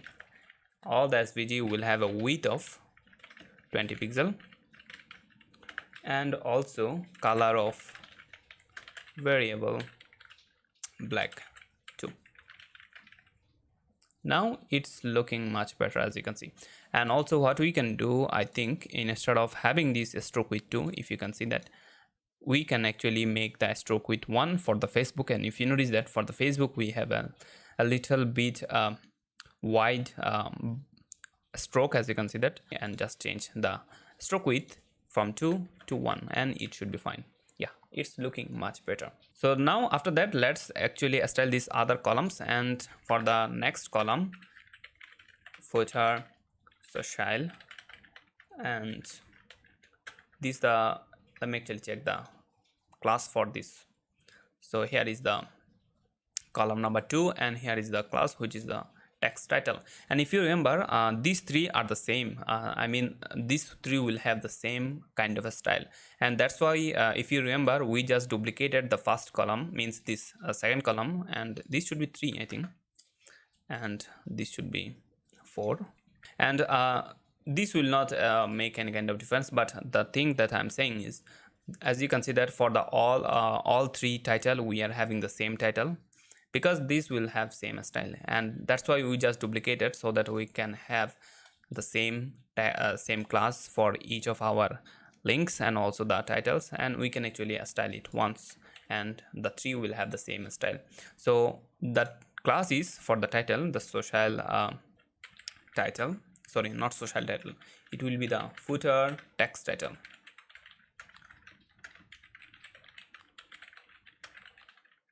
And here we will say that font size will be the 1.4 rem, or sorry 1.8 rem, we can keep 1.8.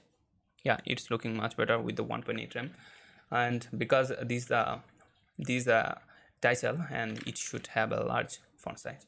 So margin bottom will have a 1 rem, and after that we just can say that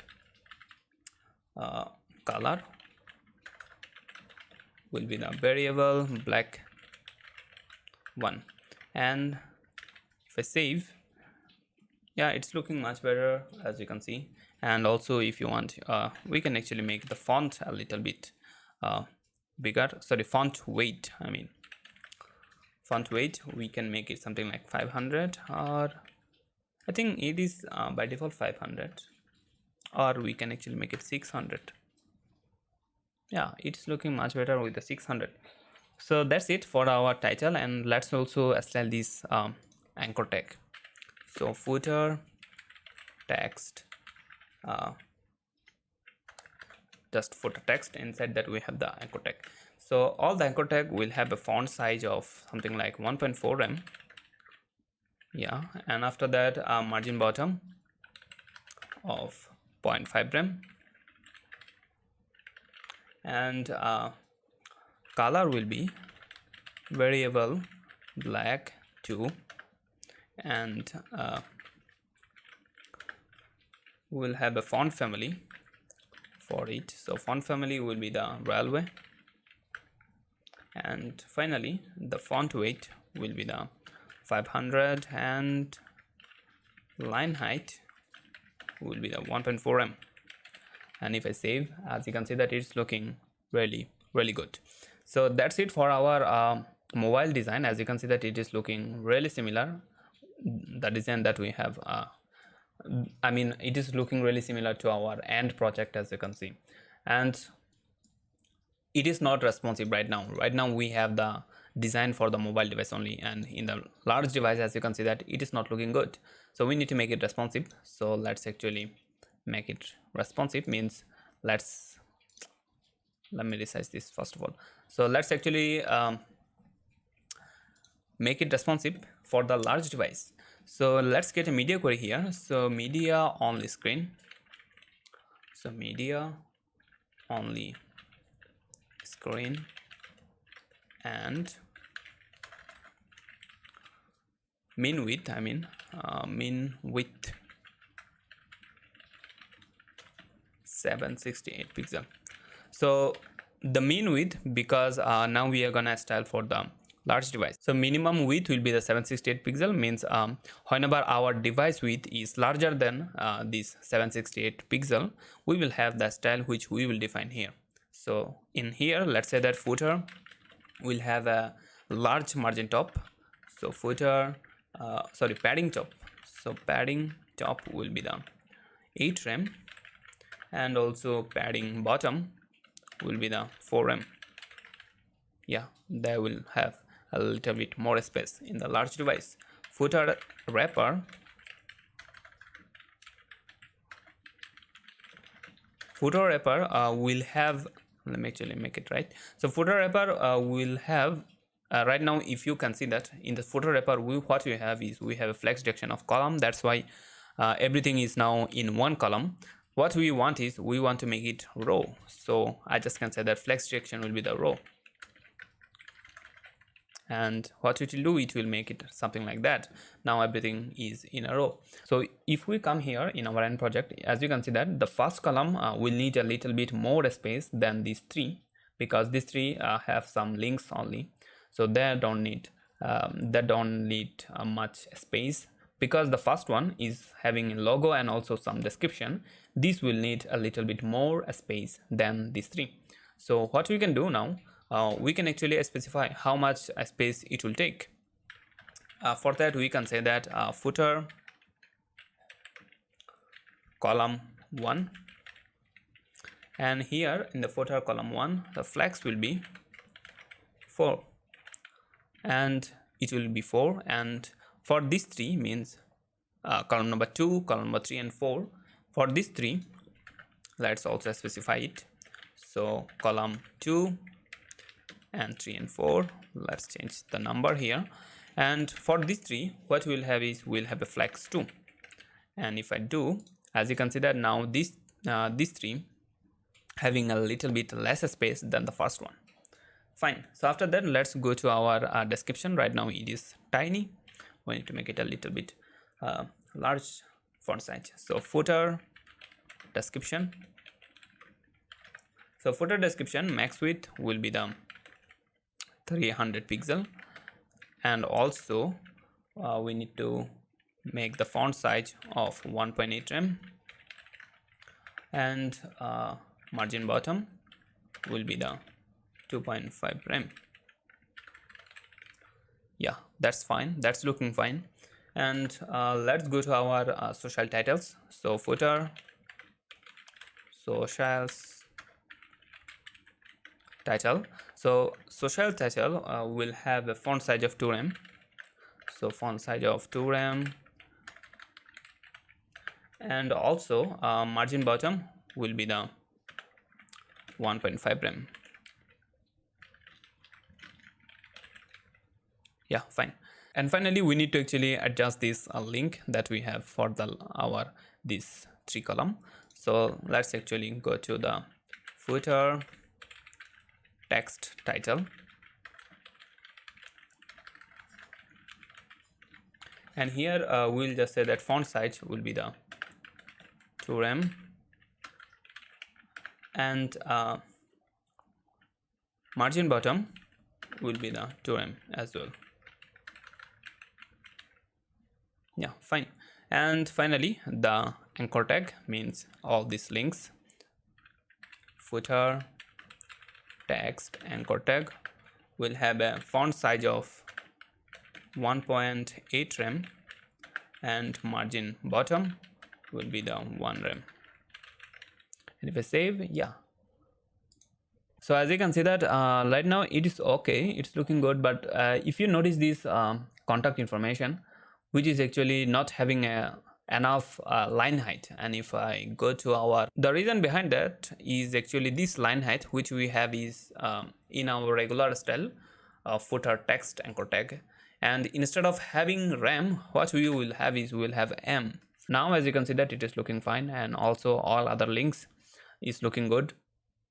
And the reason behind that is we are using m, and this m is actually depends on the element font size, means the font size that we have here. So that's why there is a big difference between this rem and m. Yeah, I think we are done with the footer section. No, I think we need to make this, means the copyright. So for that on our HTML, after this footer, let's actually go to here. So here after the footer means this footer tag, we can actually make the copyright here. So let's actually create a div with a class of copyright, or we can actually create an ID here. So copyright, so container here, and inside this container we'll have our paragraph, which will be the copyright text. So this paragraph will also have a class, and the class will be the copyright text. And here we'll have our copyright text. So let me actually copy this and paste it over here. That's it. So now we have our copyright text, and by default it is looking good. Let's actually make it even more good. So in the small device it is not looking good. So what we need to do, we need to create some style. So we will do the style in the same place, which is the components. So after this footer, after this footer media query, we can actually start the style for it. So we just can say that copyright, the ID of copyright,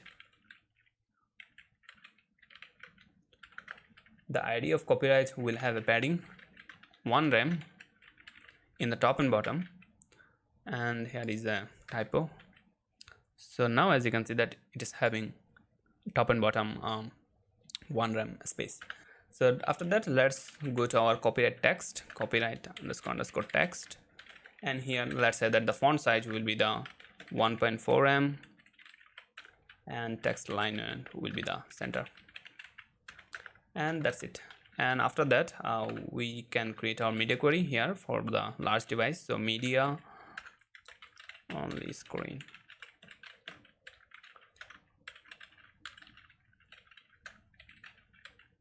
So min width 768 pixel means the similar media query that we have in the top for our footer, means whenever someone will go higher than 768 pixel, what will happen. So the font of this right now, if I save, what we have is we have a small font size for the copyright text, as you can see. But whenever someone will go in a device where the width is 768 pixel or larger than 768 pixel, we will increase the font size. So font size, we need to select the element first of all, which is the copyright text, and here we'll say that font size, the font size will be 1.4 rem. What we have 1.4 rem, but we will make it 1.6 rem right now. So now it is a little bit more bigger than the previous font size. So text alignment will be the left, and that's it. So now it is in the left side, but whenever we will go inside this 768 pixel, So whenever we'll go to the small device, as you can see that we have a small copyright text and it is aligned center. So that's it. Right now we have this complete footer. As you can see that it is looking really nice. So that's it. As you can see that that's our footer, and as you can see that this is pretty similar with this our end result, and I think we are happy with the footer right now and we can move on.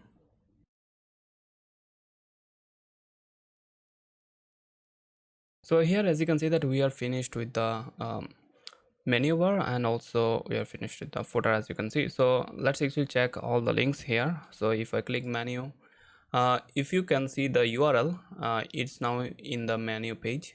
So from the URL you can see that, and it means all these links are connected. And though here this privacy policy page we don't have it, it is just for demo purpose. So now what we can do actually, if I go back to our code here, as you can see that in our home page, means index.html page, let me zoom it a little bit. So in our index.html page, what we have is we have all the necessary things, means the nav menu, and after that we have this footer. So these things, means this nav menu and the footer, will be needed in every page. So what we can do now, we can copy this whole code which we have in our home page. So let me copy this whole code and copy this and paste it in every page that we have. So let's start with the menu page. So in our menu page, let's paste it here, and instead of having this text as you can see that this text, this is home page, instead of that let's actually say the name of the page, which is the menu page. So menu page, and if I save, so let's also do that for the about page. So in our about page, let's paste it, and here just say that this is about page. And after that, let's do it for the booking page. So paste the code here and change the text from home page to the booking page. And finally the last one, which is the contact page, just paste the code, and here instead of having the home page, this should be the contact page. And if I save, now every page should have this content, and also we should see the text here. So let's check it, and here we are now in the home page, and if you can see, this is the home page text. Let's go to the menu page, and this is the menu page text, and finally about page, contact page, and last the booking page. So which means in every page what we have is we have this menu and the footer, and now what we need, now we need the every page content, which will be here instead of having this h1 text. And here one more thing, and if you notice, if I go to another page, as you can see that I am now in the menu page, as you can see, but the title of the page is still home. The reason behind that, we did not change the title for the pages. As you can see in our menu page, if I go to menu page, here is the title, it is still home, so we should change that.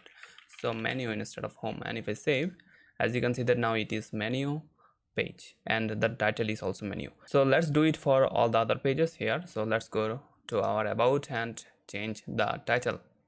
It should be about, and after that booking,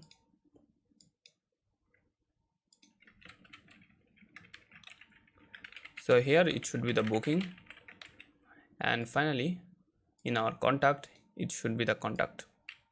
So here contact. So if I save now, and if I go to another page, as you can see that it is about, it is contact, and finally it is booking page. So the title is now looking good.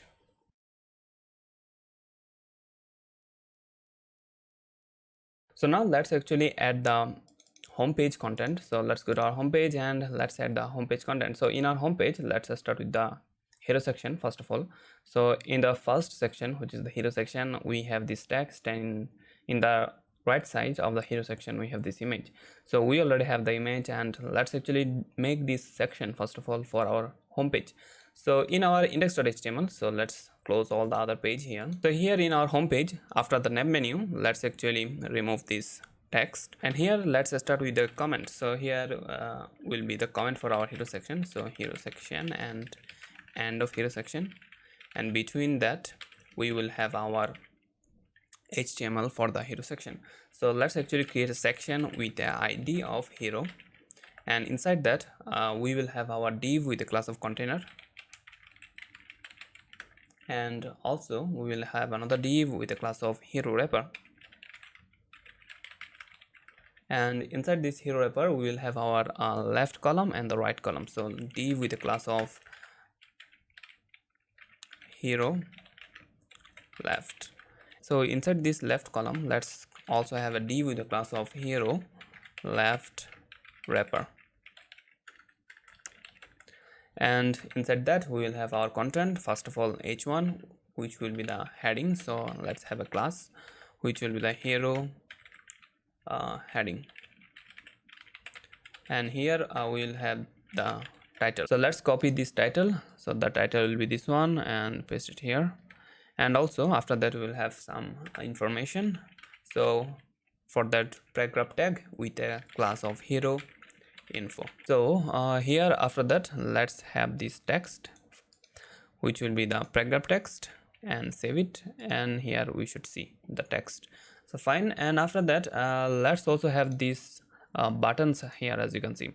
So after the paragraph, let's have a div with a class of button and wrapper. So here inside that, let's get our first button with a depth link here, and for the class will be btn, and the first one will be also primary. So btn primary, sorry, I think primary btn it should be. And for the text will be explore menu, and here it is our primary button. And also we will have another button which will be the secondary button, and here in this case we will have only one class, which is the btn, and the text will be book table. Great, now we have these buttons. Fine. And after that in the right side we will have this image. So let's have that. So after this left div, means here is the hero left, and after this left div, let's get another div with a class of hero right, and inside that we will have our div with a class of hero image wrapper, and inside that we'll have our image, which is the right side image. And let's go to our image folder. Inside that we have hero image.png, and we just can say that for the alternative tag we can say food image, something like that. And if I come here, I can see the image. So great. And now what we need the styling. So for that let's create a new style sheet here with a name of home.css. so home.css, this file will be used in only the home page, means all the home page style will be added here. So we can actually link this home.css in our head. So here let's link css, and here we just can say that home.css. So in our home.css we will have all the styling for the only home page. So here in our home css, let's have a comment hero section styles, and here for the hero wrapper, let's say that display will be flex, and also align items will be center, and justify content will be center, and finally flex direction will be the column. So flex direction column, because flex direction column because first of all we will make it responsive for our mobile device, means as I said, this whole website will be mobile first design, means we will style it for the mobile device first of all, and after that we will make it responsive for the other devices, means after that we will make it responsive for the large device and medium device. So let's start with the mobile device. So that's why the flex direction is column, otherwise it will be in a row. So to make it column, we need to make this flex direction column, and after that gap will be, let's say that 5 rem, and there is the gap. Hero left wrapper, and here in our hero wrapper, we just can say that max width will be 360 pixel. And also in our hero image wrapper, and let's say that max width will be max width will be 400 pixel, and we don't need this colon and semicolon, extra semicolon. So after that, let's say that width will be 80%, and finally margin will be 0 and auto, which will make it center. Fine. So as you can see that it is now having a width of 80% and maximum width will be 400 pixel for this image, and margin 0 auto, which will make it center. Fine. So after that, let's go to our hero heading.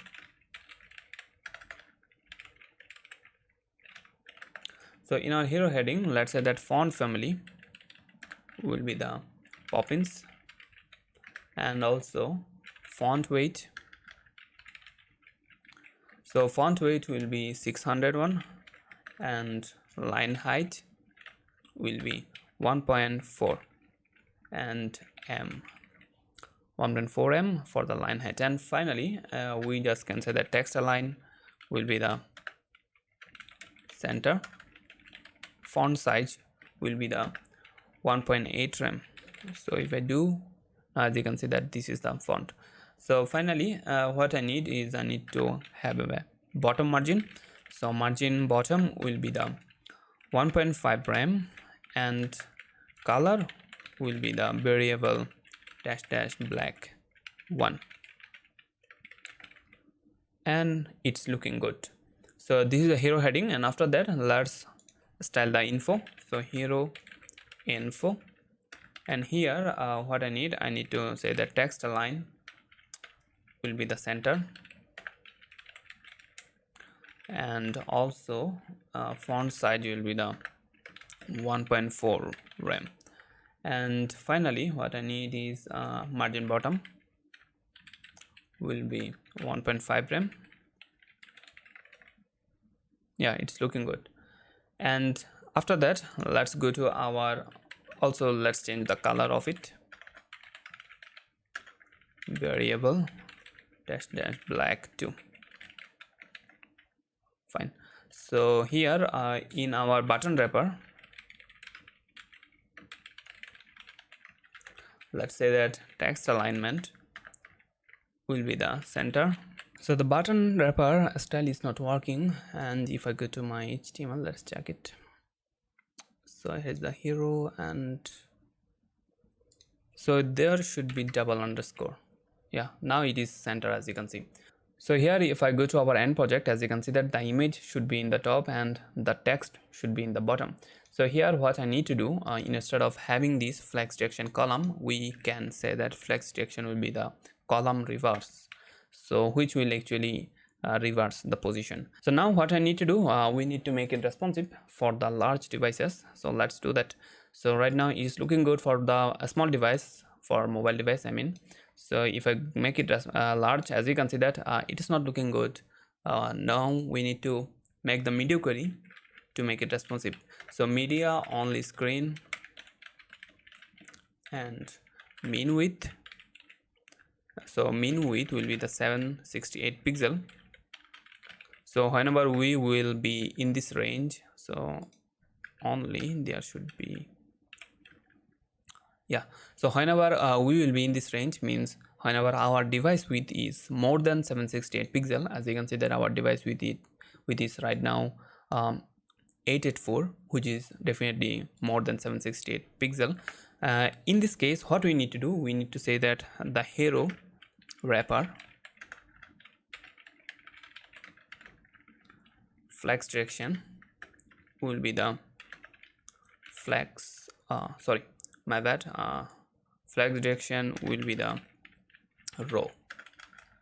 So if I make it row, so previously what we have is we have this column reverse, and now we are having this row for the same element. So as you can see that whenever we will have flex direction row, This element means the left and the right will be in a same row, so which is good. That's what we want here. So gap will be, we don't need gap anymore here. And also hero left will be the flex 3, and also for the hero right, flex will be 4. So which means the right side will have a more space, a little bit more space than the left side. So hero heading, so right now we have this small heading, we need to increase the font size. So font size,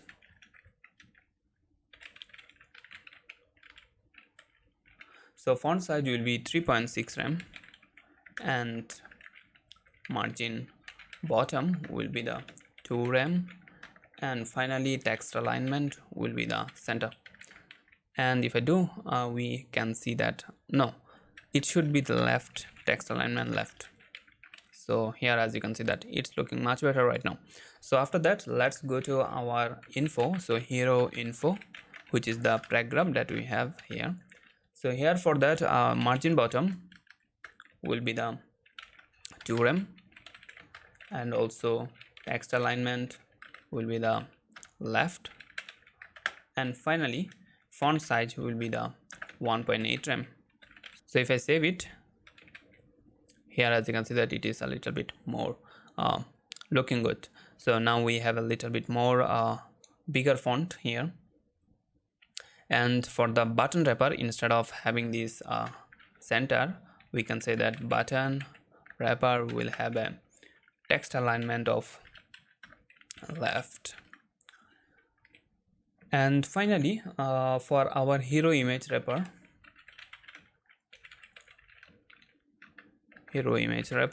and max width will be the none, so we will not have any kind of max width here, and also the width will be 90%.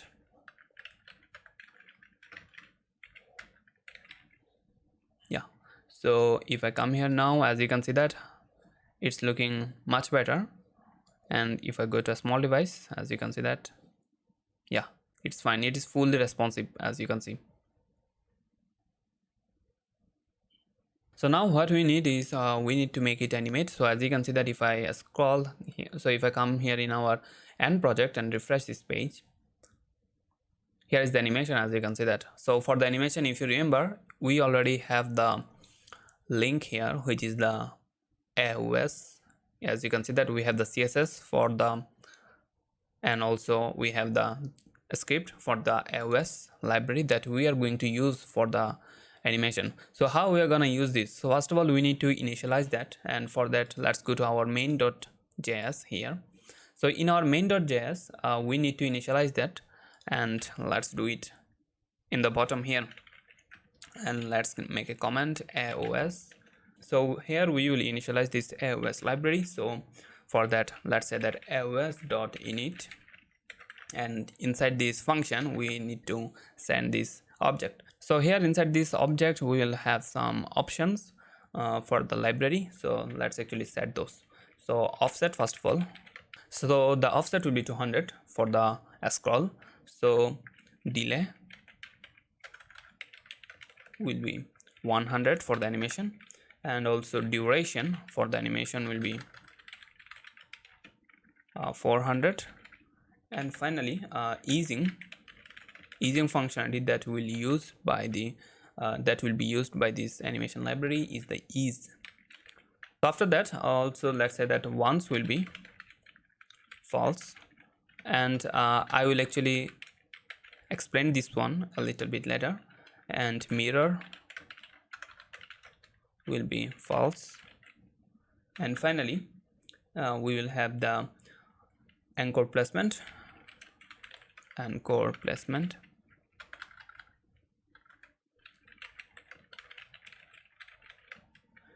placement will be the top, bottom. I have this typo, this should be anchor, something like that. So this anchor placement means when the animation will start. So what is this anchor placement? So this means actually whenever our element top and the viewpoint bottom will meet, then the animation will start. So let's say that here, as you can see, that whenever this element top and the viewpoint, means this screen bottom, will meet, the animation will start. Though here, as you can see, that we set at the offset 200, so that's why whenever we will scroll more 200 pixel from this element, the animation will start. Then it will not start in the top 0, it will start something like from the top 200 pixel. And also here I said that once false, which means here, as you can see, that we have the animation, and also whenever I will come again, it will make the animation whenever as you can see that I am scrolling. It will not happen once, it will happen every time whenever I will scroll. So I think that's it for this AOS settings, means for the initialization. I don't think we need anything else.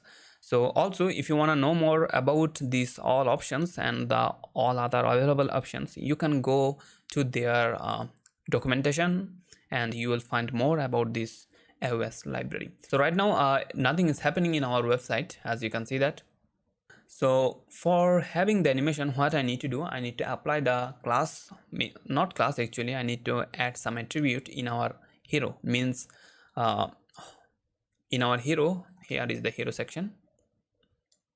What I need to do, I need to say that in the left side, means this one, we will have the data attribute dash AOS, and we need to specify which animation we want. So let's say that fade left, and if I save, as you can see that we are having this fade left animation. And also let's do the same thing for our right side. So data dash AOS will be, so let's say that fade right, and if I save, yeah, we are having the animation, and also the animation is working, and it should be fine also in the mobile device. So let's check it, and if I refresh, yeah, it's looking much better here, as you can see. So that's it for our homepage. I think we have done with the homepage. After that, we will go and start with the next sections.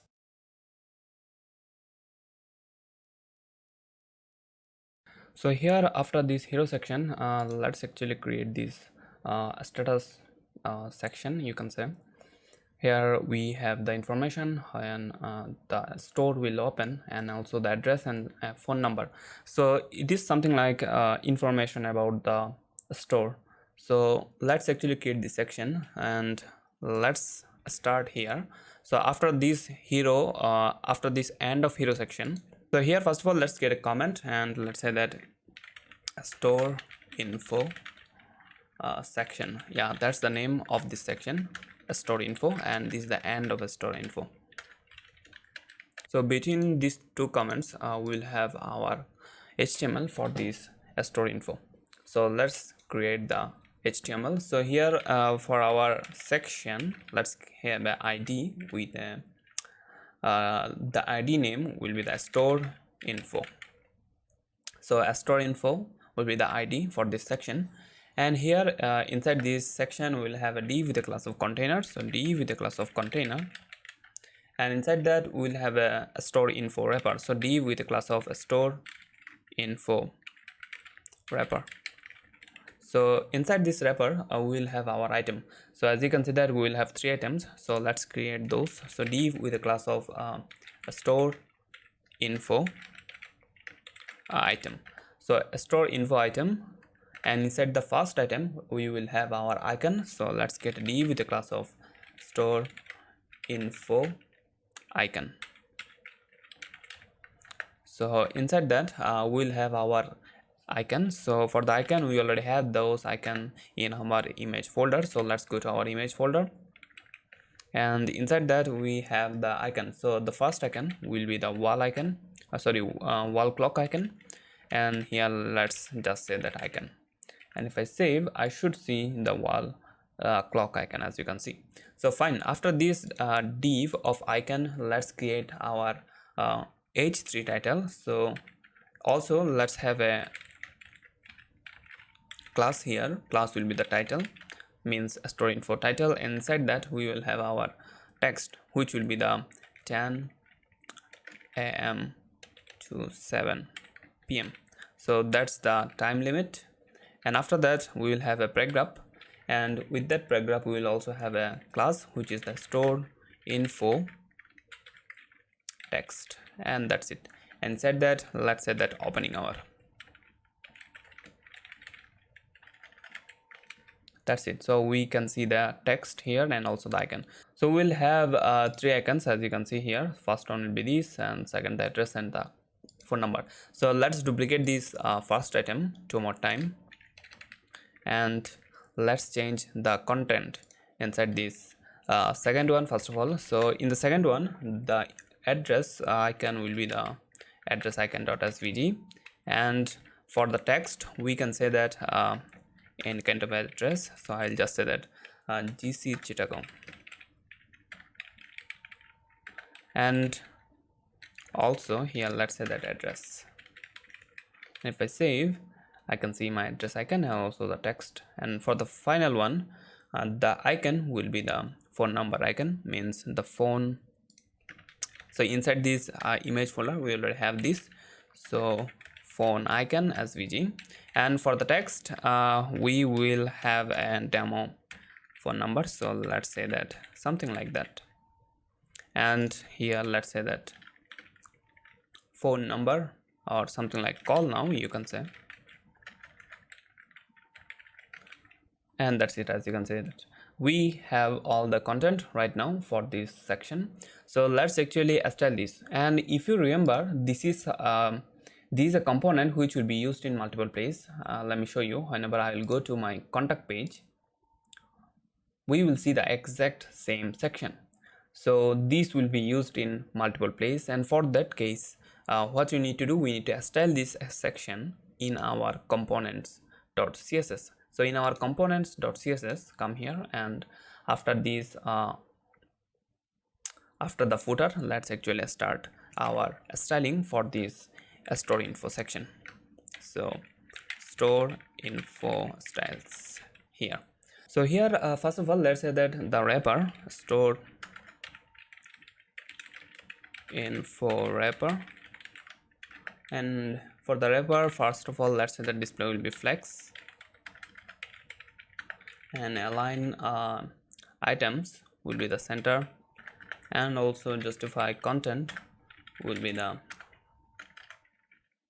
center as well, and flex wrap will be the wrap, and finally the gap will be between them, one rem. And if I save and come here, I can see that all these things are now in center, as you can see.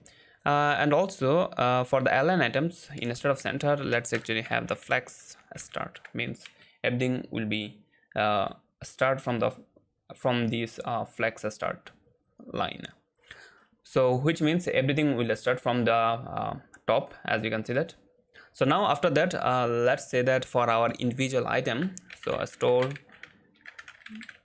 info item will have a background color, and the color will be the light green one. And after that padding will be something like 20 pixel and 30 pixel. And text alignment will be the center, and border radius will be the 12 pixel, and finally width will be the 150 pixel. And if I save, I can see that the background color is now this light green, and also we have some padding, as you can see here, and all the text is aligned center, and border radius 12 pixel, as you can see, and width is 150 pixel, which is great. And finally what I need to do, I need to actually style this icon. Right now these icons are actually huge, so let's say that store info icon, and here width will be 30 pixel, and also margin will be the 0 auto, and finally margin bottom will be the 1.5 prime. And if I do, as you can see that it's having a 30 pixel width. So also margin 0 auto to keep this icon center, and also margin bottom to have this a little bit of space between this icon and the text. Fine. So after that, let's actually go to our title. So store info title, and here for our title the font size will be the 1.4 em, and font family will be the, let's say that, Poppins, and font weight would be 500, and margin bottom will be the 0.5 prime, and finally we'll have color for it. So color will be variable black one. And if I save, as you can see that we're having this title with a new style. So after that, let's have the paragraph style. So store info text, and here let's say that the font size will be the 1.4 em, and font family will be the railway,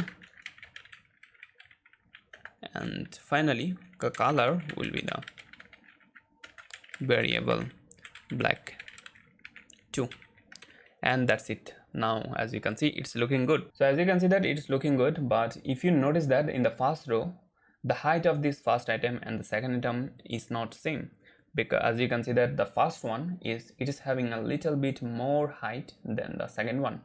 So to keep it same, what we can do, we can actually change these align items and make it a stretch, which will make sure that every item of the same row having the exact same height.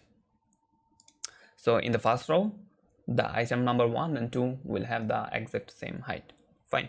So now it's looking good for our small device, and let's check it out what it will be in our large device. So in the large device it is not looking that bad, as you can see that, but still we need to do some adjustment.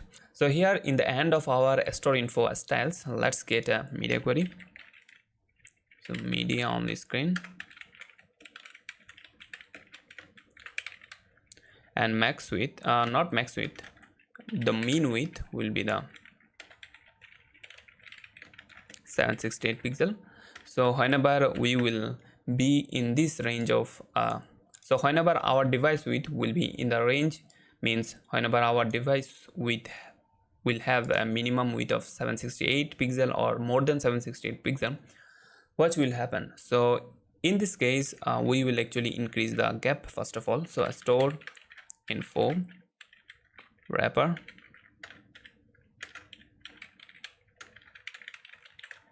so the gap will be now 2 rem instead of 1 rem. So now as you can see that the gap is a little bit more right now. So a store info item will have a mean width of 200 pixel, and also padding of 40 pixel and 0. Now as you can see that it's having 40 pixel padding. And after that, let's also go to our store info icon, and let's increase the size. So width for that will be 47 pixel, and also margin bottom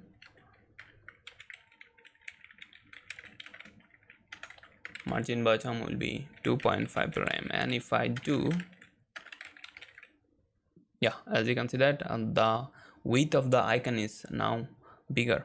So after that, let's also style the title. So for the title, let's say that font size will be the 1.8 rem, and margin bottom will be the 1 rem, and finally we need to style the text one. So text will have a font size of 1.6 rem.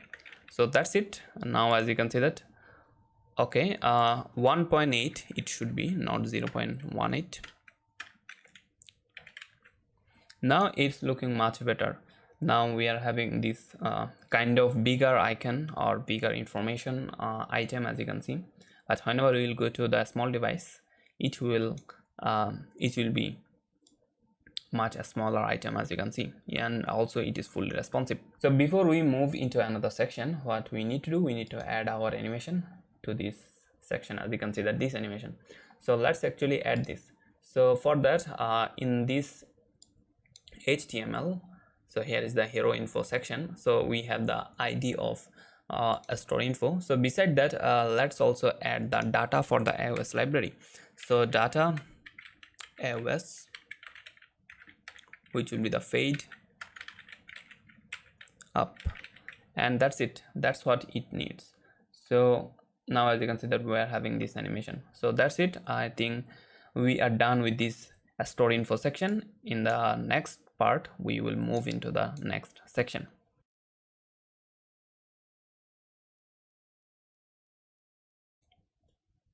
So now after the store info section, let's actually create our next section, which will be our specials.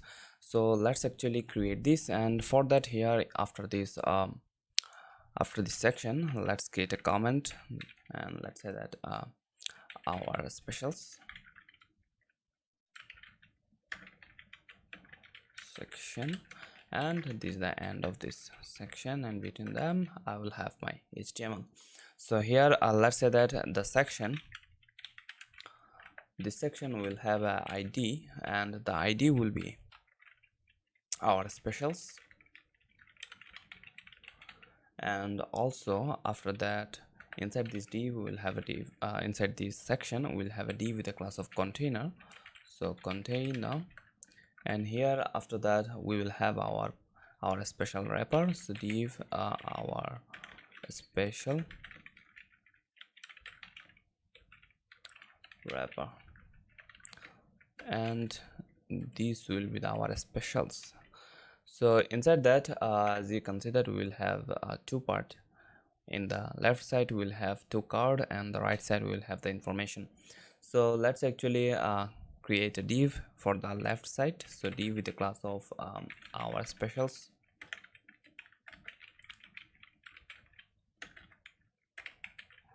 our specials left, and here is a typo. So inside this left side we'll have two items, means these the two cards, as you can see. So div with the class of our specials item. So our specials item, and individual item will have an image. So div with the class of our items image. So sorry, our specials item image. So inside that we will have our image. So we already have the image, so let's actually get those, and here is the, let's actually use food3. So food3 image, and let's have a alternative text here. So image, and if I come here in our project, as you can see that I can see the image, and after that we will have our h2, which will be the title. So h2, and let's say that here will be a class which will be our specials item title, and here let's say that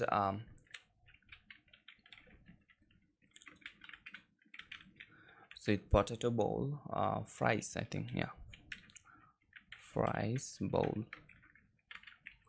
and these will be the title. And after that, after this we'll have our h3, which will be the price. So h3 with the class of our specials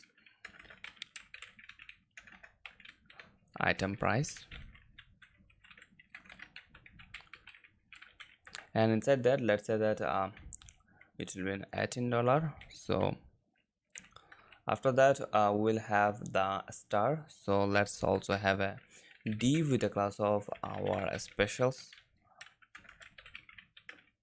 item stars, and inside that we'll have a image. So image, and let's go to our images folder, and here we'll have the star. If I come here, where is the star? Tree, yeah, here is the 3star.png, the name of the image file, and let's say that 3star. And as you can see that I have this star image, and that's it. And after that we will have we'll have a paragraph which will be a little bit description about the dish. So we'll have a paragraph with a class of our specials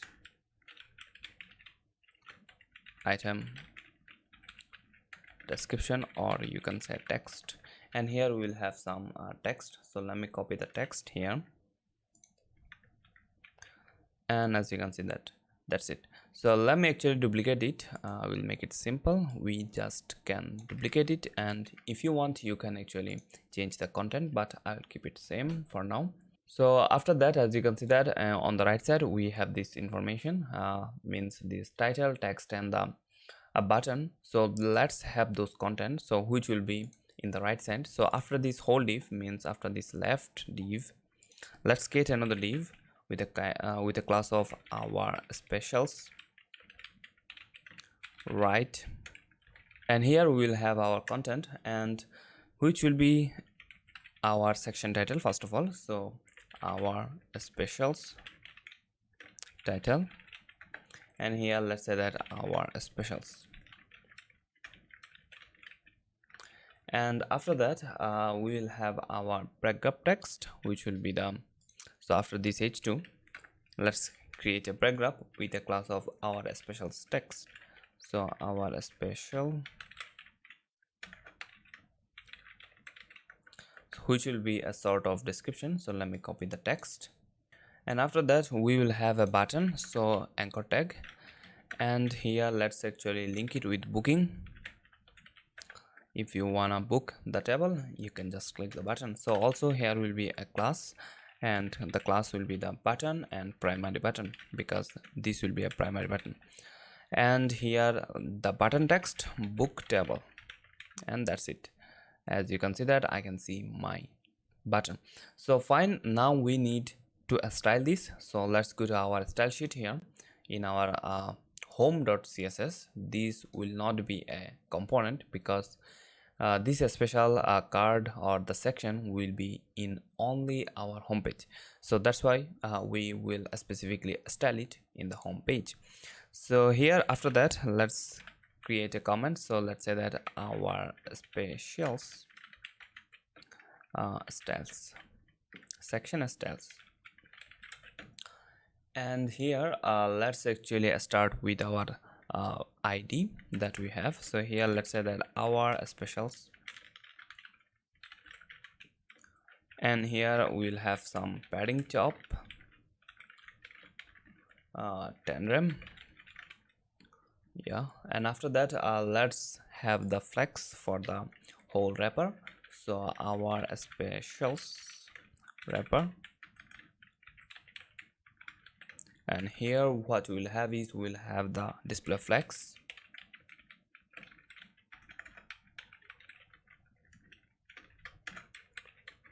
and also we need to make it if I save it, our specials, okay, this is not id, this will be a class. And also here we don't need this code, single quotation, so display flex. And as you can see that after that whenever we have this display flex, as you can see that the left and the right side is having side by side, but we don't want that for the mobile display. So for that, what we can do, we can just say that flex direction will be the column, and also we can have a gap of 3 rem. So now as you can see that it is in the column right now. So after that, let's go to our left side and style it. So our specials left, and here in the left side, what we'll do, actually we'll make it flex once again. Display will be the flex, and also gap will be 1 rem. And as you can see that it's looking good. And after that, let's go to our individual item here. So here our special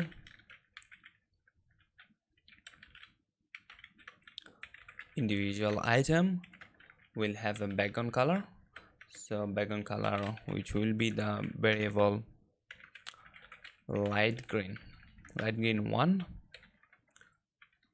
As you can see that I can see the background color, and also we'll have a padding about 1.2 rem. And after that, we'll have some padding top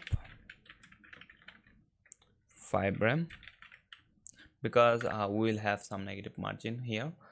You will see it in the image. So border radius, will be the 12 pixel. Yeah, fine, it's looking good.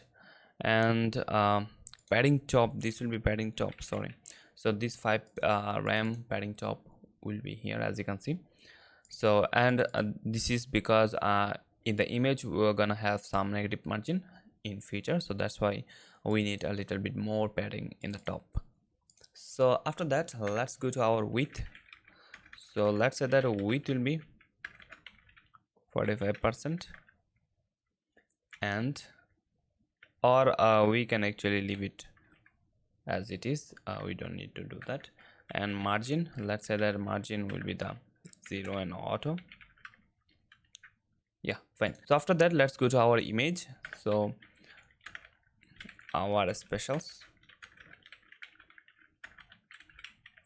item image, and here for the image margin top will be the calculation we need to do. So calculation, and here minus 50% plus and also 2 rem with that. So here as you can see that, and that's how much we need to have a negative margin. So after that, let's go to have some so after that, let's go to the next thing, which is the margin bottom. So margin bottom will be the 2 rem, and finally border radius will be the 12 pixel. And yeah, it's looking good. And after that, we need to actually make it we need to give it a height. So height will be 150 pixel, and overflow will be the hidden. Yeah, fine, as you can see. And also finally, for our actual image, we need to actually let's actually write it. So our specials item image, and the actual image we will have a object fit of cover. And if I do now, as you can see that it is now having the object fit cover, and you can see that the height is now 150 pixel, and also you can see the border radius here. So fine. And after that, let's go to our title, which is this one, and let's do some style for it. So our specials item title, and here for the title, what I need to do, for the title, font size will be the, let's say that 1.4 rem, 4 rem. And after that, color will be the black. So black, so here variable black, okay, black one actually. So if I do, yeah, fine. So after that, let's also increase the font weight. So font weight will be the about 600, and also margin. So margin bottom will be the, and here let's say that 1 rem. Yeah, it's looking good for now. And after that, let's go to our price. So our specials item price, and here let's say that color will be the green, because that's money should be green, so green. And also here after that, let's say that the font size will be the same as we have in our on our title font, so 1.4 em. Yeah, looking good. And finally the font weight will be the 600, and margin bottom 1 rem. Fine, so looking good. And after that let's also style the price. Let's style our star here. So our specials item stars, the stars height will be the 1.5 rem, and also width will be the max content. If I do, as you can see that it's looking nice. And finally some space in the bottom, so for that 1 rem margin bottom will be enough. And finally for the text, let's also do some style here. So our specials item text, which will be the font size of 1.4 em, and this star, let's actually make it 1.5. Yeah, I think it's looking much better, 1.5 rem. And also here as I'm saying, for the text what we need to do, I need to make it a font size 1.4 em. Okay, and color variable black 2. Okay, and font weight will be the 500. Yeah, looking perfect for me. And after that let's also style this right side content. We have our section title and the text, let's style those. So our specials, and this one will be the title, and here let's say that the font size will be the 1.8 rem, because this is the title and this should be a little bit large. And after that color will be the variable, and this will be the black 2. Yeah, and after that margin bottom, and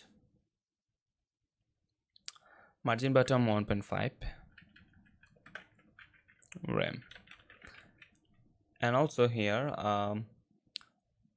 let's actually make it 1. Yeah, the black one will be the color for the title. And also after that we need to style this text. So after this our specials, and here let's say that text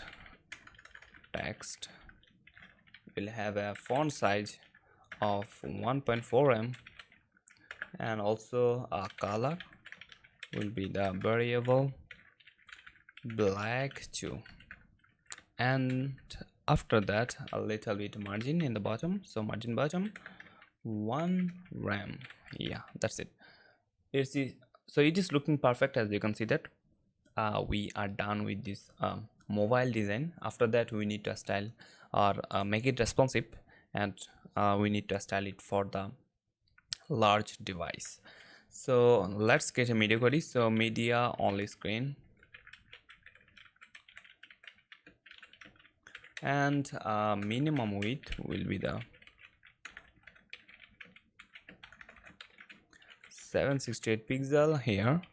And here first of all our specials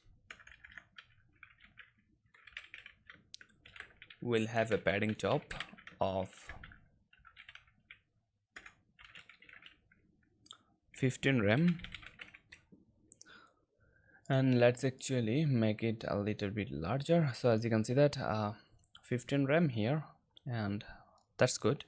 And also after that let's go to our container. So here in our container. So our specials container. So by common style means by our global style, what we have is we have a max width of 1200 pixel, but instead of that we'll have a max width of 900 pixel.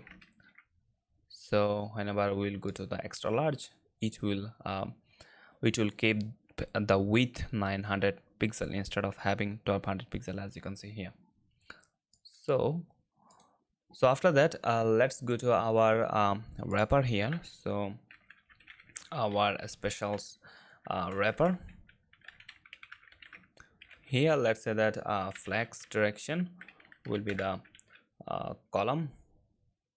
row, because that's what we need right now.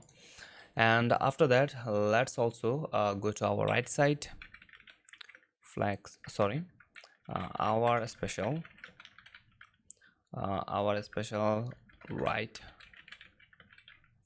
Here what I need is I need to make it flex to, and the left one, let me actually duplicate this and change the last word here, and the left one will have a flex 4. So if I do now, as you can see that it's looking much better right now.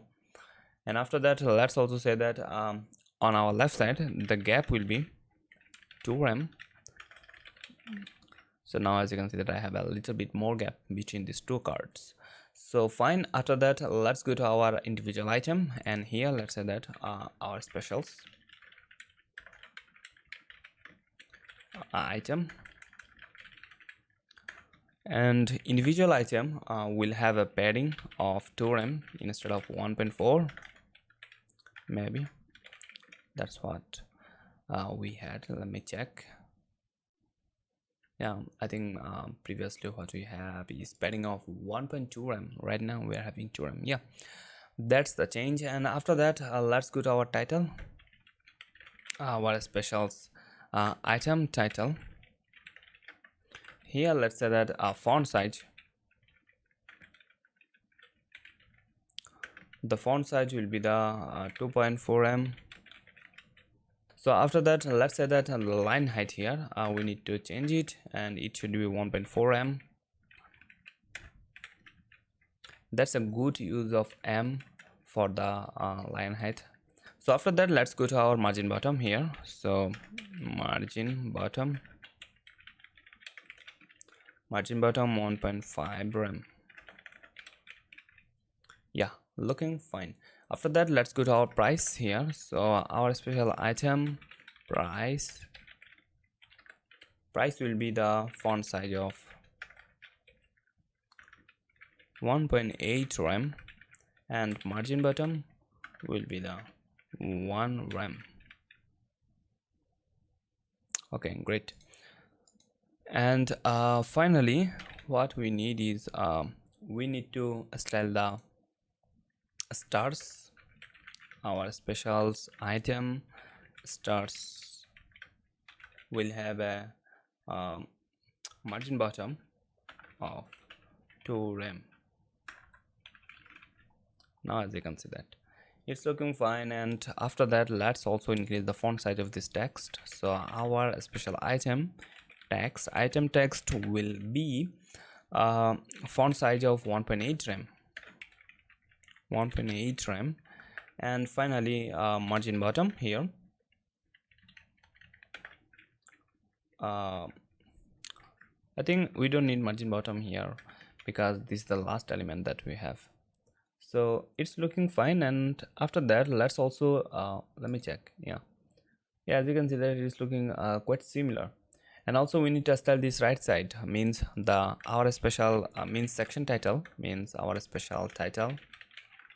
Here we need to make it font size of 1.8 rem, 3.6. This big font will be for our title.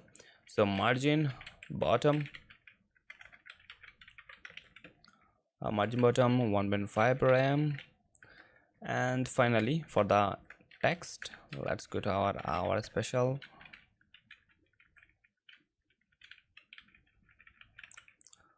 text here, and for the text, font size of 1.8 rem and margin bottom 1.5 rem, and that's it. As you can see that, so it's looking really nice here. And also what I think is, instead of having this text, means item text, where it is, yeah, instead of having this 1.8, let's keep it 1.6. yeah, it is looking much better right now. Yeah, I think that's it. And after that, let's also have another. So I think that's it. As you can see that it is looking good. And if I go here, so the problem is, whenever I'll go to the extra small device, here is the problem. I don't wanna have this flex here. As you can see that, instead of this, whenever I will go inside of 300 pixel, let's create a media query for that. So media only screen and max width 300 pixel. So whenever I'll go here, means inside of this range, our special left, left will have a flex wrap on. So flex wrap will be the wrap. So now whenever we will have this flex wrap on, what we have is now every card will be in each row, as you can see that.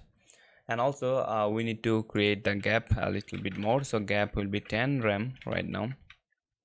So here, as you can see that now it's looking much better.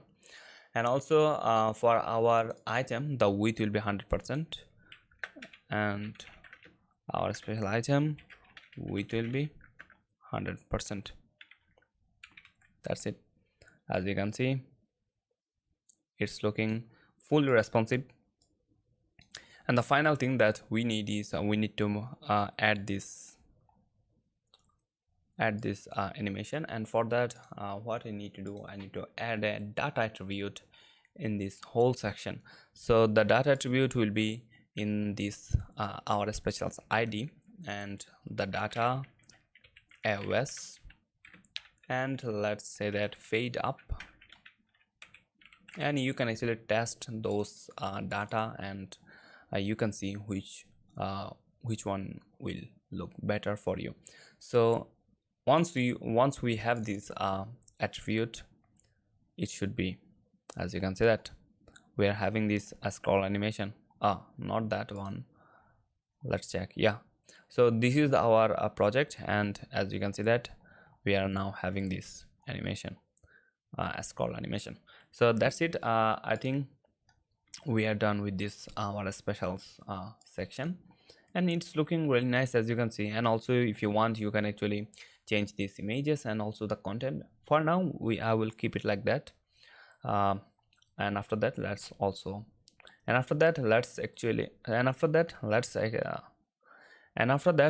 move on into the next section. And also a quick note here, as you can see that for our specials card here, where it is, let me actually go. Yeah, here it is, our special card. So in our media query, means min width 768 pixel, we can actually do one more thing. So in our item, the width will be, let's say that 45 pixel, so the 45%. And also we already have the margin 0 auto here in our item, I believe. Yeah, margin 0 auto. So now, as you can see that we are having 45% instead of having 50%, and it will look a little bit look slimmer and looks good, as you can see. So that's what is missing, and now it's looking much better.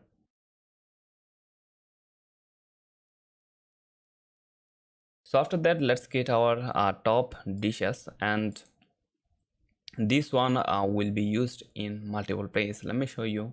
If I go to our menu, you can see that this is the exact same thing that we have in our homepage in our top dishes.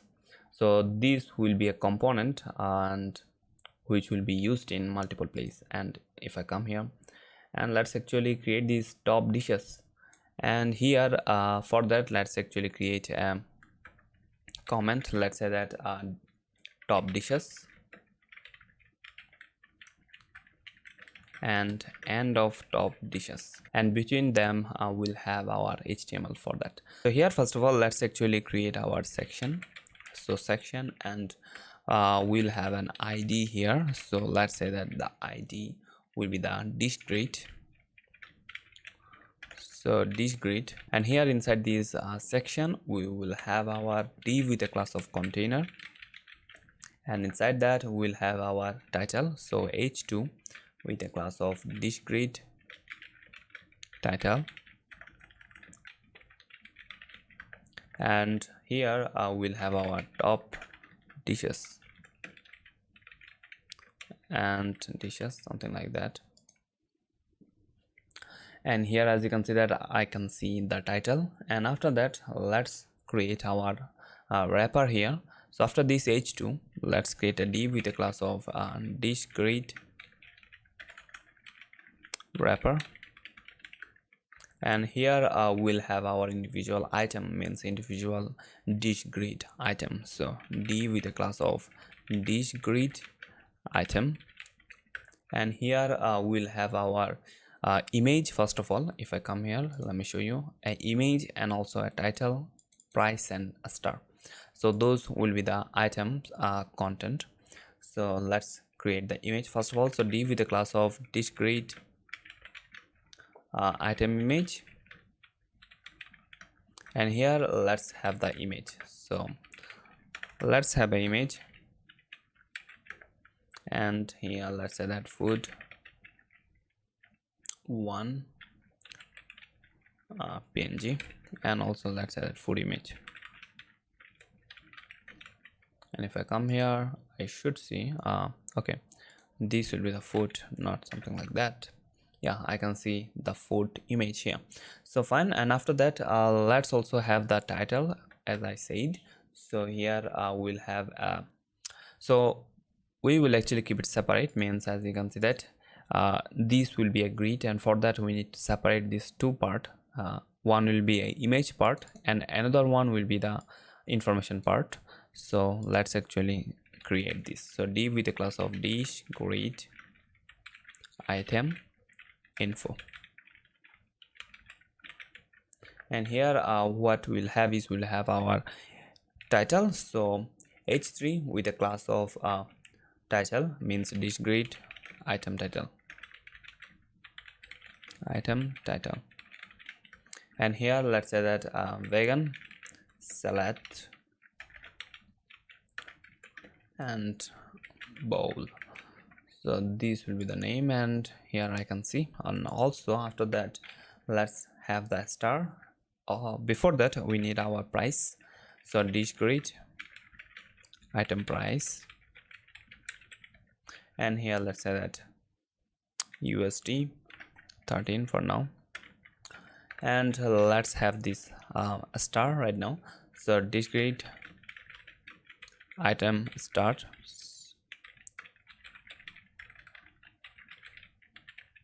and here we'll have our star image. So let's have these images, 3-star image, and let's say that 3-star. So that's it. As you can see that I can see the image, and finally that's it for individual item, as you can see. And now what I can do, I can actually duplicate this item. So here is the item, we can duplicate it and make it 3, as you can see that. And once again, if you want, you can actually change the content and make it more beautiful, but right now we'll keep it like that. So we have now 3 items, and that's it. We don't need anything else. We need to now style it. As I said, this will be a component that will be used in multiple places, and that's why we need to style it in our components.css. So let's go to our components.css and let's style it. So here after this let's have a comment here. So let's say that dish grid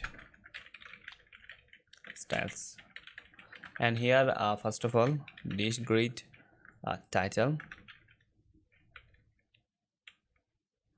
this will be a small d. Okay, so this grid title will have a font size of 1.8 RAM. And let me come here. If I save here, it is not working. Is it? This grid. Okay, there will be an H. So now as you can see that now I have the dish grid title, font size of 1.8 m, and margin bottom will be the 2 m, and finally font weight will be the 600, and color variable will be the black one, and that's it. So now it's looking good. And after that, let's go to our wrapper here. So this grid wrapper, and display will be, so display will be the grid, and grid template columns will be the repeat, and we will make it auto fit. So auto fit, and minimum and maximum means min max will be the 140 pixel for the minimum, and maximum 1 FR, 1 fraction. So if I do that, it will be a really responsive layout. Let me show you. So as you can see that in the large device it is looking like that, and whenever I will go to in the small device, as you can see that the layout is still having the responsiveness. So that's what this auto fit will do, as you can see. So after that, let's have a gap here, 1 RAM, and as you can see here, I can see the gap. And also let's go to the mobile device here. So it's looking good here right now. And after that, let's go to our individual item and style those. So item, sorry, this grid item, individual item will have a display flex. So display of flex, and flex direction will be the column. So after that, what we'll have is we'll have some background color. So background color will be the, let's have the variable light green 1, yeah, as you can see that, and also padding 0.5 RAM.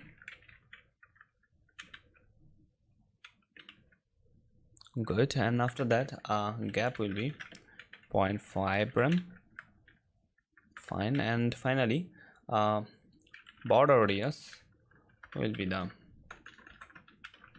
8 pixel. And if I do, and also as you can see that the border radius is 8 pixel right now. And also after that, let's go to our image here. So this grid item image. So this image will have a flex of 4, and also the information one. So info will be the flex 5, and if I do, I will not see that much difference right now, but we will see it whenever we will make flex detection row in future. So after that, let's go to our image right now. So the actual image needs to be over object fit cover, so that's why item image, the actual image needs object fit cover. And whenever we'll have this object fit cover, what we need to do, we need to make it border radius 12 pixel. So whenever we'll have this, as you can see that the border radius is now 12 pixel. And also if you want, you can actually keep it same as we have here, so 8 pixel, it's looking good, or you can make both 12 pixel. So yeah, so I think I will make both 12 pixel. As you can see that it's looking much better, I think. And after that, let's go to our individual title here, means individual item title. So dish grid item title, and here let's say that the font size will be the 1.4 and line height. So line height will be the 1.3 rem, and finally font weight will be the 500 pixel, and this will be the line height. 1.3 rem, not rem, it will be the m. So now I think it's looking good. And finally what I need to do, I need to change the color. So color will be the variable and black one, and here it is, as you can see. And finally margin bottom will be the 0.5 rem, as you can see that it's looking good. And after that, let's also style the price. So here for the price, let's say that the dish grid item price, this price will be the font size of 1.4 m, and also the color of variable dash green 1, and finally font weight will be the 600, and margin bottom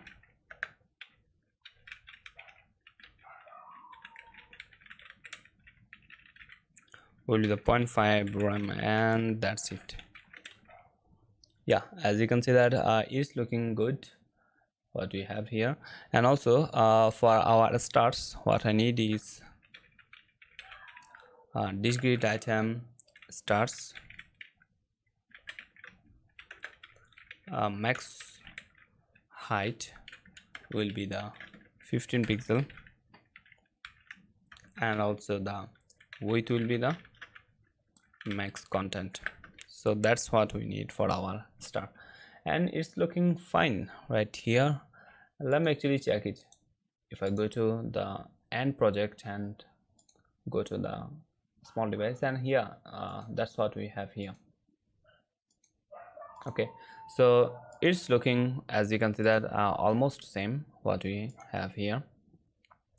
Right now we are done with the small device. We need to make it responsive, and we need the style for the large device. So for that, let's get a media query here. So media only screen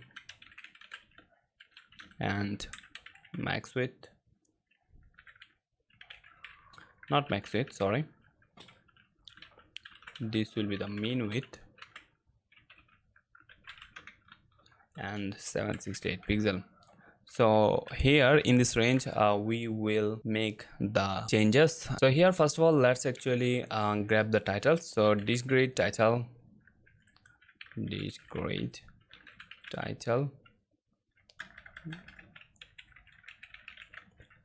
the font size will be the 2.4 m, and let's make it large here, as you can see. And after that, let's go to our wrapper. So dish grid wrapper, dish grid wrapper will have a grid template column, will be repeat, and here we will make it a little bit change. So auto fit will be the same, but this min max will be the 350 and 1 FR. So min max 350 pixel actually, sorry. So minimum 350 pixel that is needed, and whenever I'll go to the smaller and there is no space, it will go to the next row, as you can see. So that's why we need that, and that is actually really responsive. And after that, let's also increase the gap here. So gap will be the 3 m, and here, as you can see. and also after that discrete item. So discrete item will be the flex direction row. Right now, as I said, we will change it, so whenever I'll make it row, it will be like that. And also we need to change the padding, so padding 1.5 rem all around, looking good. And border radius will be the 12 pixel. I believe we already have the 12 pixel because I changed this both border radius here, so we don't need here, so let's change it or delete that. And after that the gap will be, let's say that 1 rem here. As you can see that gap 1 rem. And that's it for our title. And after that let's go to our that's it for our item, this whole layout. And let's go to the title after that. So discrete item title, and here font size will be the 2.4 m, yeah, something like that. And margin bottom will be the 1 rem, looks good. And after that the price means discrete price, and font size of 2 rem. And finally margin bottom will be the 1 rem. So that's what we have here, and this is what we exactly wanted to make. So this is looking good, and that's what we have for our top dishes section, as you can see, and it's looking good. And finally what I need is, I need this animation, a scroll animation. So let's go to our HTML, and here in the section let's add this data. So let's say that data AOS will be the fade up. And if we save, as you can see that we have now this animation. Yeah, fine. So now we are done with this top dishes, and it is fully responsive, as you can see.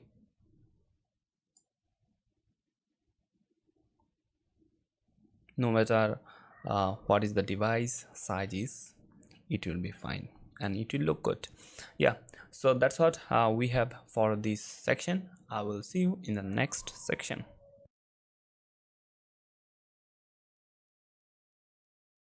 Now let's create the discount section. So here, as you can see that this is the discount section, so let's create it. So here after the top dishes, let's create the section. So here first of all let's get a comment. Let's say that discount section and end of discount section, and between that we will have the HTML for the section. So here first of all let's get a section with the ID of discount, and here we will have a after that we will have a div with the class of container, and inside that we will have the wrapper. So div with the class of discount wrapper, and inside that we will have our image. So as you can see that if I come here, there will be 2 images, as you can see, and after that we will have the information, and that's it. So let's have those images first of all. So here let's say that discount images. So div with the class of discount images, and inside that we will have our image. So let's have our first image, and for that we will have our div with the class of discount.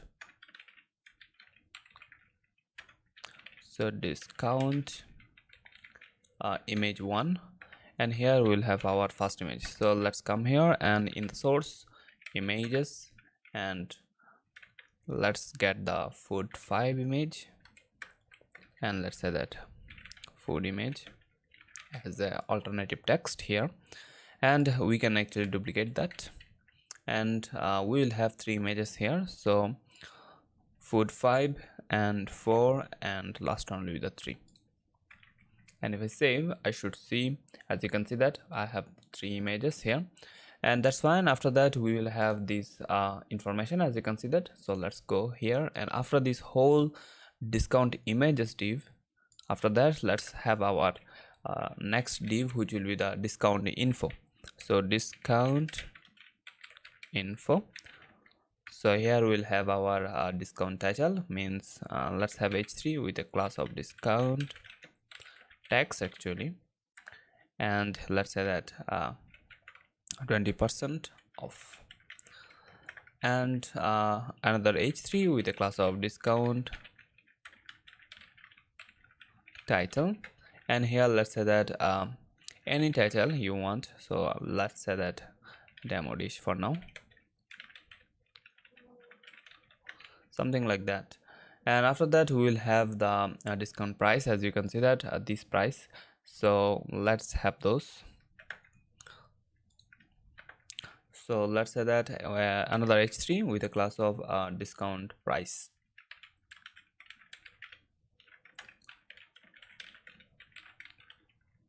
And here we will have two prices. So the first one will be the old and second one will be the new one. So span with a class of discount old price, so old price here, and let's say that this will be the USD 45, something like that, and we'll have the new one. So also let's change the class here, so we will have the new price, and that's it. So here also let's change the amount, so 35. So if I save it, I should see that text, as you can see. And after that we'll have the star. So after this h3, let's have the star. So d with a class of discount stars, and we'll have the image of stars. So let's come here and images and star, and here okay, so yeah, here it is. And let's have a alternative text. Yeah, we have the star image, and after that we will have a button. So let's have an anchor tag here, and here we will link it with the booking page. So let's go to the booking.html, and also we will have a class here. So the class will be btn and primary btn because this will be primary button. So also the text will be book table, and if I save, I can see in the book table primary button, which is already styled, because if you're following this tutorial from the beginning, you already know that we already styled, or we made this button before. We have this button. So now after that we need to style this section. So let's go to our home.css, and here we need to style this. So after this whole thing, let's have a comment here. So discount styles, and here let's start with that. So discount wrapper, first of all, discount wrapper. So for this wrapper, first of all, let's say that display will be flex here, and after that we'll have the flex direction column, and padding 1.5 rem, and border radius will be 12 pixel, and finally we will have a background color. So for the background, as you can see that here we have something, a kind of illustration. As you can see that we will use this, so we will use it in the background. So here in the background image, so in the background we will use that. So we will use a color, first of all, so light green one, and also beside that we will use our image, so URL, and the URL will be in the images. We have the discount illustration here, as you can see, and if I save, as you can see that in the bottom we have the illustration, as you can see, but it is not perfectly in position, so we need to position it. So for that, what we need to do, after this URL, come here and let's say that no repeat, and also the position will be bottom right, so bottom right, and also the size of the illustration will be 100 pixel. And if I save that, as you can see that it is 100 pixel, and also as you can see that there is a 1 star in front of this illustration, that's why it is not looking good, but we will style these stars in a moment. So after that, let's go to our image. So these images are now huge, so we need to style those. So come here in our discount images, so discount images, and here what I need to do, I need to first of all display it flex, and also gap will be, let's say that 1 rem, and after that width will be 100%, and finally margin bottom will be the 2 rem. So gap, so as you can see that flex, display flex, because I want to show them side by side, as you can see that that's why display flex, and also the gap is 1 rem, which is, as you can see that, between them, and also the width will be 100%, and margin bottom will be 2 rem. And after that we made a mistake here in our HTML. As you can see that in our HTML all these 3 images are having the same class. We forgot to change this class here. So whenever we actually duplicate the first div, we did not change these classes here. So let's change that. For the second one it will be discount image 2, and for the third one it will be discount image 3. And if I save that, as you can see that all 3 images are here. Fine. So after that what I need to do, if you remember that here, so you can see that there will be 2 images for the all small device. As you can see that there is no third image, but whenever we will go to the large device, there will be the third image here, as you can see.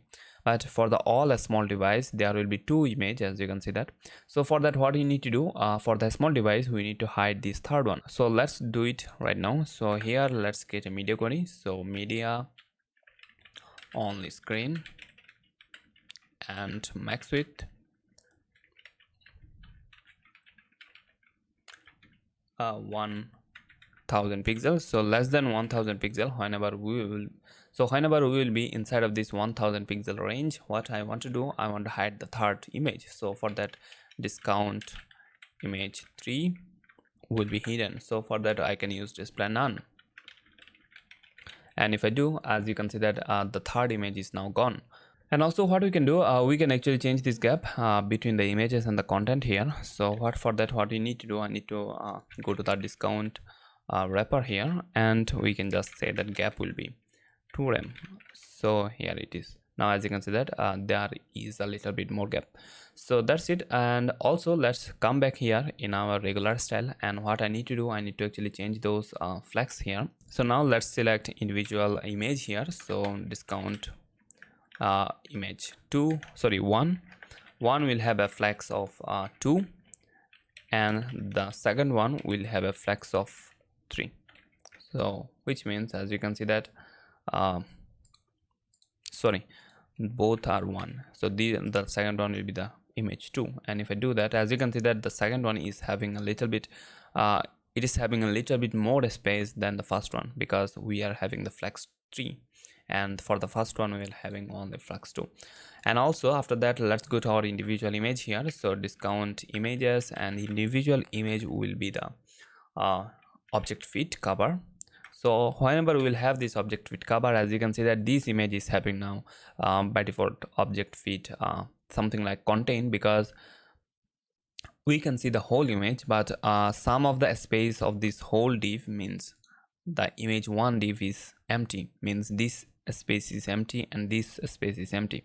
So whenever we will use cover, it will cover all the area of the div. So if I save that, now as you can see that it is covering all the area of the div, and that's why there is some cutoff, but it is covering all the area. But whenever you will have contain, you will see whole image. As you can see that you will see whole image, but there will be some space which will be empty, as you can see. So it depends where you wanna use which one. So in this case we will use cover, because I wanna fill up the whole area. And also what I need to do, I need to make a border radius here. So border radius will be the 12 pixel, and if I save, as you can see that that's what we want. And after that let's go to our text here. So discount images, not discount images, these will be the text. So for the text let's say that the font size will be the something like 1.4 em, and here font weight will be the 900, means it will be the bold font here, as you can see that 20% off. And also we need to change the color, so the color will be the green color, so variable green one. And after that margin bottom will be 0.5 rem, and that's looking good. And after that we need to style the title here, so title discount title, and discount title. And for the discount title, what I need to do, I need to say that font size will be a little bit bigger, which will be 1.8 rem, and also color will be the variable black one, and also font weight, so font weight will be the 600, and finally margin bottom will be the 1 rem. And if I do, as you can see that that's the title and it's looking good. And after that I need to style the price, and let's go to our discount price here, so discount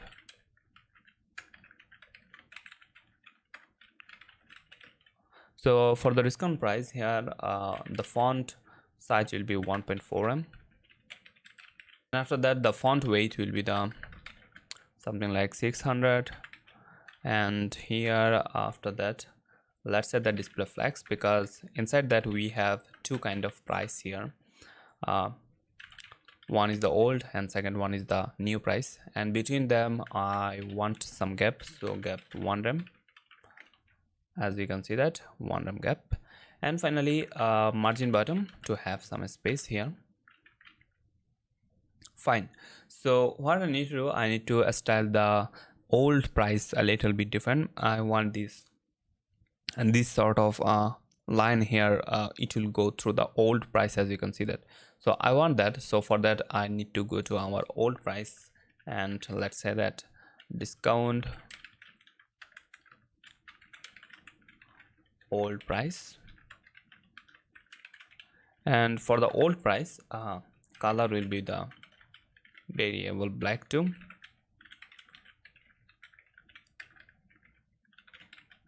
and also text decoration will be the line through. So whenever you will have line through, as you can see that there will be the line, this line will go through the element, as you can see that, or through the text, as you can see. So that's what we have for our here, as you can see. But for the new price I want to change the color, so let's select this discount new price. For the new price the color will be the variable green one, and that's it. As you can see that the color is changed. And also for the star we need to change the height of it, so discount star, discount stars, and for that the width of it, sorry, not height, and max content, and also the height, sorry, will be the 15 pixel. And if I do, I can see the original size of the image, and that is height 15 pixel, around that I think. And also margin bottom will be 1 rem, exactly like that. As you can see that it's looking nice. I think we are done for the small device. Now we need to style it for the large device, and for the large device it is not looking good. We need to make it responsive. So here let's create our media query for the large device. So here let's say that media only screen, min width 768 pixel. What we need to do for the large device, the style will begin here. So let's say that discount wrapper first of all. So for the wrapper, flex direction will be row. So flex direction row, which will make the image, as you can see that, and the content will be side by side, means in a same row. And after that we need to give some gap here, so gap 4em and also padding 2em, and finally aligned items center and background size. So background size 150 pixel. So background size for this one right now it is having 100 pixel. I think we are changing it from 100 to 150. And also margin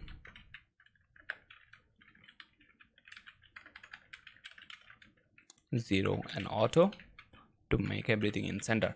So that's it. As you can see that I have this gap, and also the size of this illustration is a little bit big now.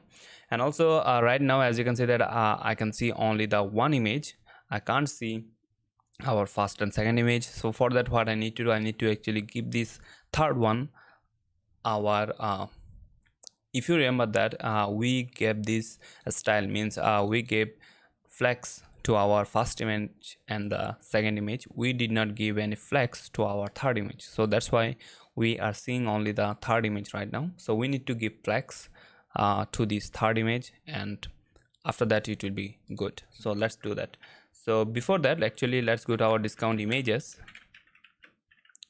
discount images here.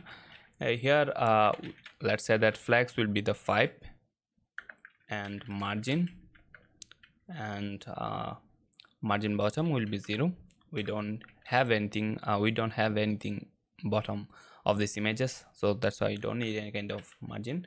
And also the gap will be, let's say that 2em between the images. So after that, let's go to our individual images, and we need to give the flex here. So let's go to our individual image 1, 2 and 3, and those three will need the flex, and we will need the flex. And here the flex will be 1 because I wanna have the same width for those three images. And let's go to our height here. So height will be 350 pixel, and as you can see that now we have these three images here. And also if you notice that those three images are having exactly same kind of width, and that is really fine. And after that we need to change the style for the content here. So let's go to our info, and as you can see that these images, means discount images, is having flex 3, and it will not work until we give the content, means this info part, a flex. So let's go to our info part, which is the discount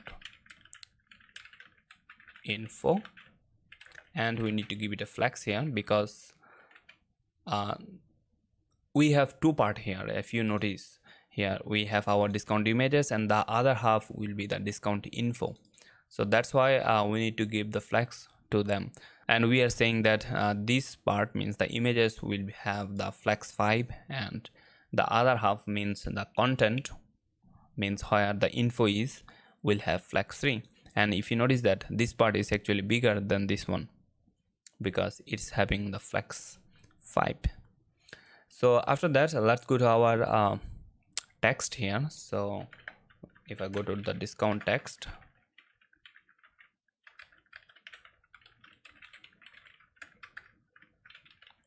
so discount text. So for the discount text, I want to change the font size a little bit. So font size will be something like 2.4em, and yeah, as you can see that it's looking good. And after that I need to go to the discount title,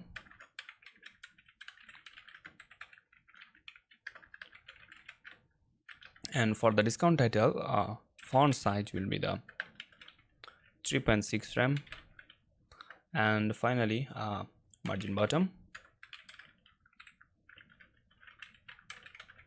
will be 1.5em. And as you can see that that's what we have here.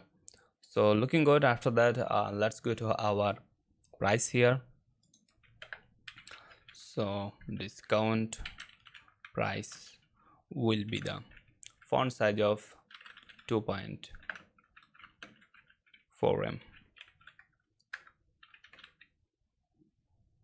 Yeah, looking good. After that, I need the star here. I need to spell it, and we need to make it a little bit bigger. So discount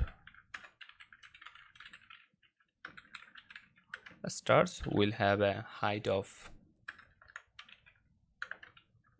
20 pixel, a little bit bigger, and also margin bottom will be the 2 rem. And that's it. That's what we need. It is looking really nice right now. If I make it bigger, as you can see, that's what exactly that we have in our final project here. Fine. And finally, what I need, actually I need to yeah, let's check the responsiveness. As you can see that the responsiveness is really awesome. It's looking really fine for almost every device, as you can see here. Okay, so now let's make the let's add the animation here. So whenever we will scroll, there will be an animation, and this is the easiest part of that, to add the animation here.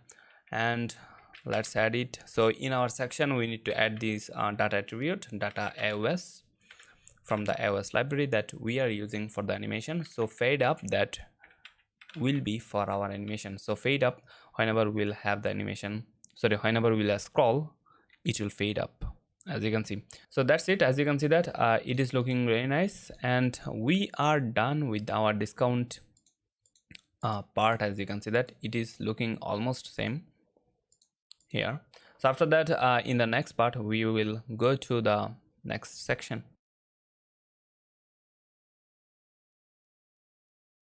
So now after the discount section, we need to create our this media section for the events. So this is the events media section that we are gonna use right now. So let's create this. So here for that, after the discount section, let's create our comments. So events media,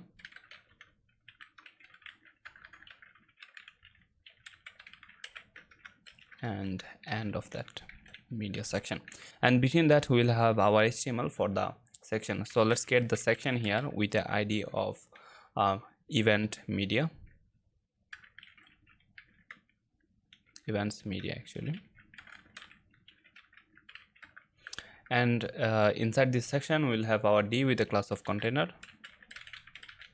and after that we'll have another div with a class of events media wrapper. So events media wrapper, and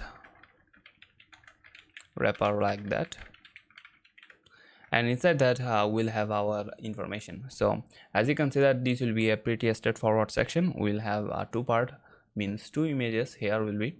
So one will be this kind of video and another one will be an image. So for that, let's go to our wrapper, and here let's create our div with a class of events media, and here will be the first one. Inside that we'll have our image, and here let's go to our images, and here we have the event image. So event media 1, and for the alternative text, let's say that events. And after that we'll have our anchor tag, means this one, this play button, little play button. For that, let's get an anchor tag, and after that you can link this button wherever you want. If you have any kind of video, you can link that with this button, but we will keep it depth link for now. And let's have the class here. So class will be the, let's say that events media 1 play button, and also inside this anchor tag we'll have our image. So let's go to our image, and here play icon. So I already have the play icon SVG, so we just can use that. And also let's say that play button here for our alternative text. And if I come here in our project, I should see the button and also the image. And also we need our second image. So for the whole div, after the whole div here, after this first events media div, let's go to our second one. So events media 2. So this one will be the 2, and here we'll have our second image. So let's have those. So here image and event,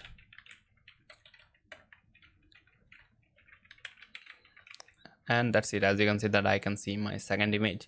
So that's it for our this media section. Let's go to our home CSS to style those section. So here after this whole CSS, let's get comments here and say that events media section styles, and here let's start the style. So for the wrapper, first of all, so events media wrapper. Here for the wrapper, the display will be flex, and also gap will be, let's say that 1 rem.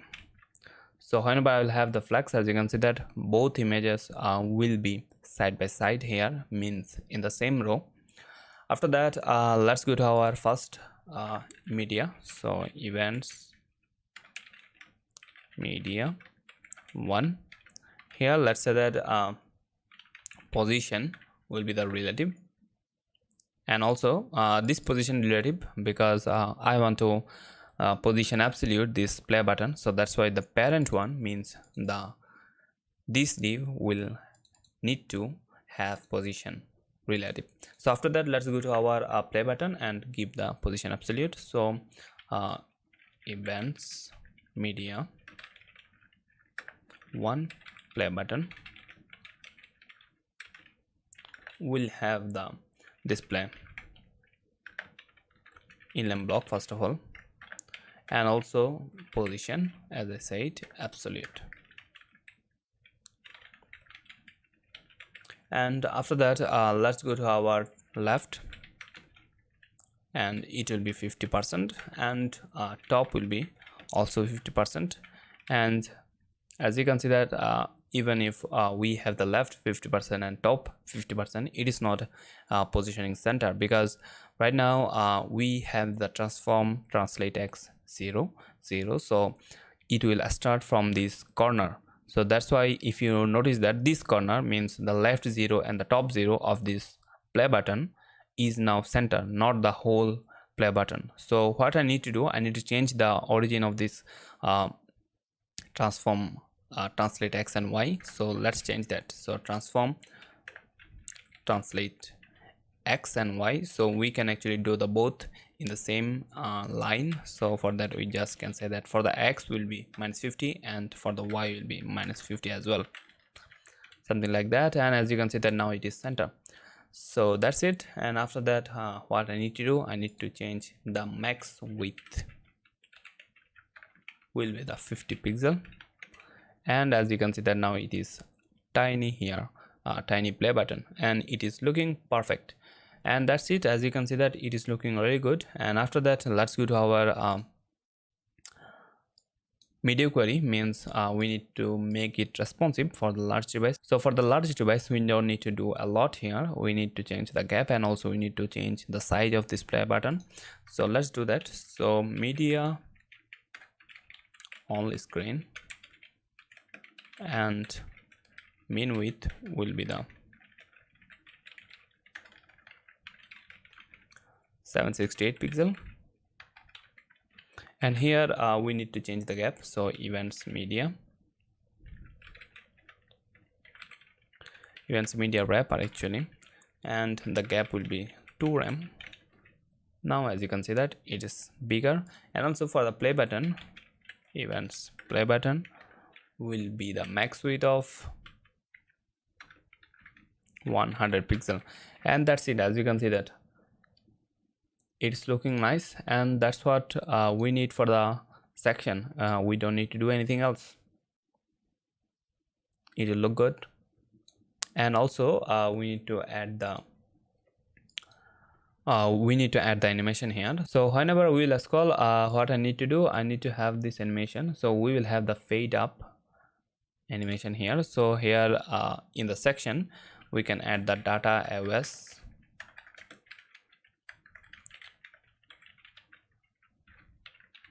fade up, and that's it. That's what it takes to have this nice animation. So that's it for this section. I'll see you in the next section.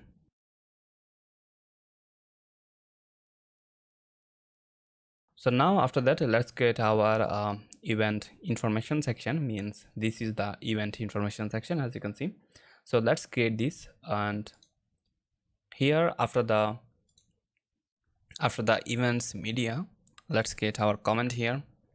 Let's say that events info section and end of that. And here between them we'll have our HTML for the section. So let's get those. So first of all, let's have a section here. So section with the ID of events info, and here inside that we'll have a div with a class of container, and also we'll have a wrapper. So div with a class of events info wrapper,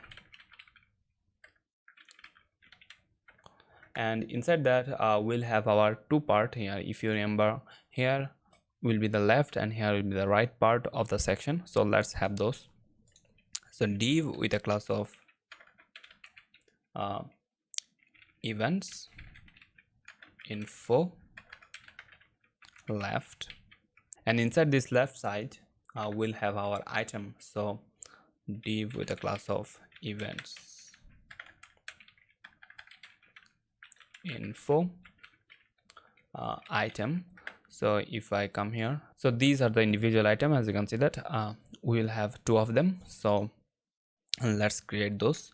So inside these items we'll have our image. So div with the class of events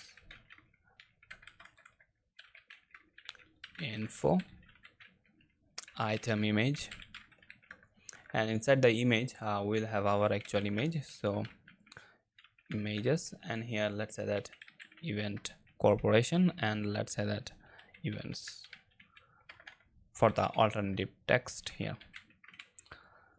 And here I can see the image. And also after that, after the events information item image div, we will have another div with a class of events info item info. So these will be the individual item info, means individual item text, and the paragraph here. So we are saying that this one item info, and this will be our item image. So that's how we can actually separate them. And also here let's say that the h2 will have a events info item title, and let's have our underscore here. So for our title, let's say that corporate events. So corporate events, and here I can see the title. And after that we'll have our paragraph. So this paragraph will have a class here. Class will be the events info item text, and let me copy the text here and paste it here. So I can see the text here. So after that we can actually duplicate this whole item, and if you want you can change the content and also the image. So after that we need to change the content. So let's change the image here. So for the second image there will be a wedding image here. So here it is. And also for the text we can say that wedding, and for the paragraph we need to change this text also.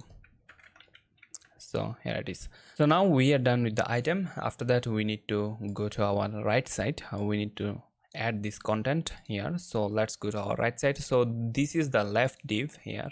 After the left div, let's create another div for the right side. So events info right, and here we'll have our content for the right side. So h2 will be the events info title. Here we will have our title. So let's say that book for events, and also after that we'll have a paragraph with a class of events info text, and here we'll have our paragraph. So let me copy this and paste it here. So that's it. As you can see that we have the paragraph here, and after that we need to have a call to action button here. So let's say that anchor tag, and we need to add or link it with our contact page, and also there will be a class button and primary button, and here will be the contact now. So we can see our beautiful button, and that's it for our these events info section HTML. Now we need to style those. So let's go to our CSS and let's start styling. So here let's create a comment first of all. So events info section styles, and here let's start with the ID. So events info ID. So here we need to change the padding here. So padding top will be the 0. So as you can see that in the top there is no more padding. So and after that let's go to our events wrapper. So events wrapper, events info wrapper actually. And here what you need to do, I need to make it display flex for now. So display flex, and also flex direction will be the column. We need to change it in the future so that we can have this kind of layout, but what I now need is we need to make it column. So if I save, there will be no change, but we need display flex for the future, so that's why I just have this right now. So after that let's go to our individual item. So events info item, and here in the item display will be the flex, and also gap will be the 1 rem. So now as you can see that whenever I'm having the display flex for the item content are now staying side by side. First of all we have the image, and beside that we have the content for the item. So after that let's also have some padding here.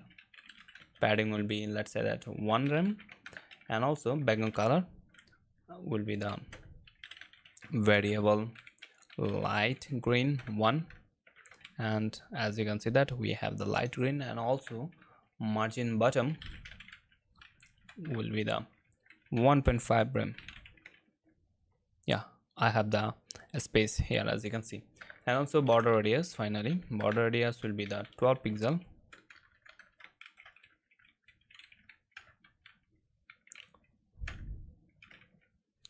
and it's looking good as you can see. And after that we need to style the image, I mean the item image here. So events info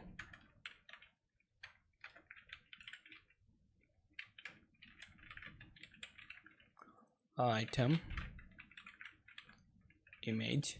So this item image will be the, first of all we need to have the border radius here. So border radius will be the 12 pixel, and overflow will be the hidden, and finally we need to have the flex 3 for the image.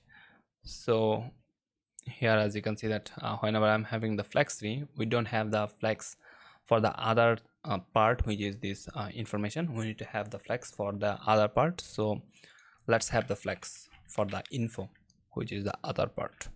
So events info item info will have a flex of something like 4.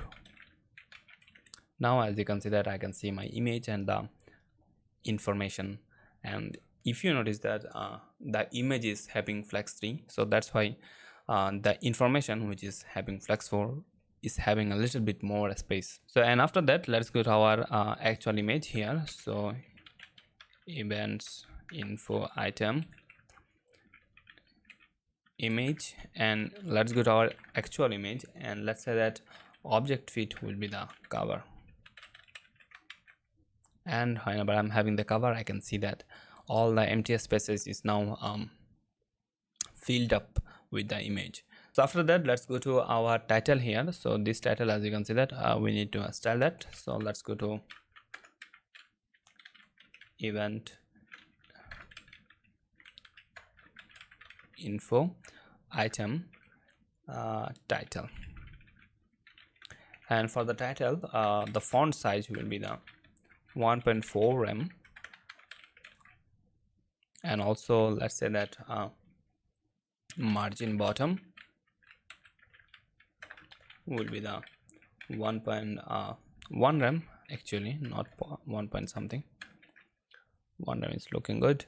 And after that let's also have the color here, variable black 1. Yeah, looking good. And after that we need to change the font size for the text here that we have inside of our item.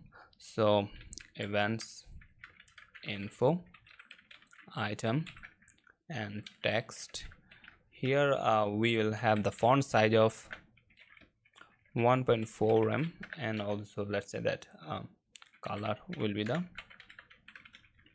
variable black 2.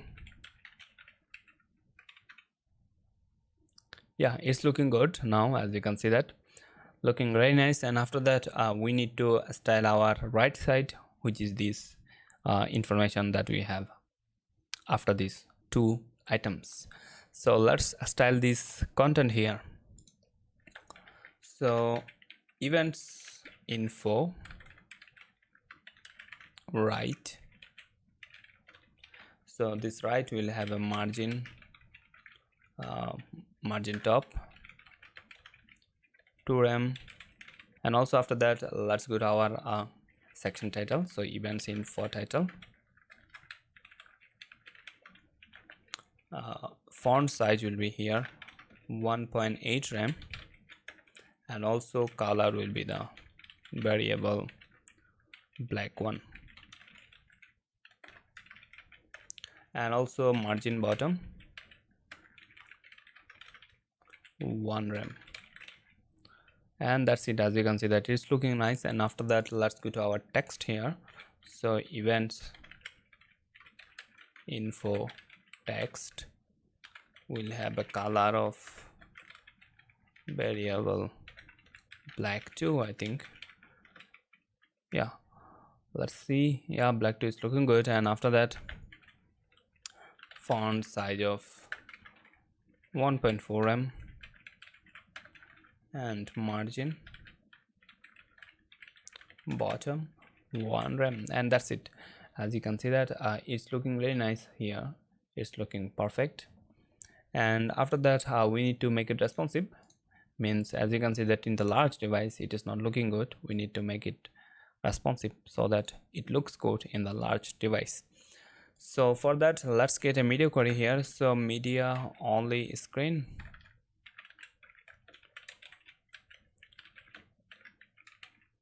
min width 768 pixel, and let's say that events info wrapper,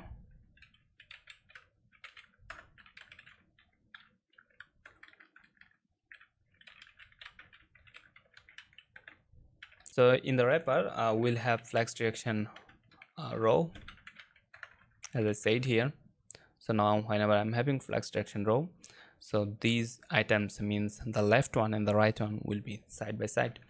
and after that a gap will be 2 rem. So after that, let's go to our left and right, and let's say that the flex will be 1 for the both side. So events info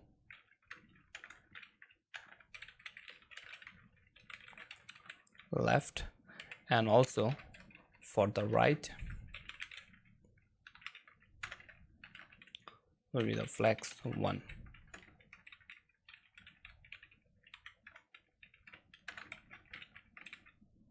Yeah, as you can see that it's looking nice now. And after that, let's go to our item here. So events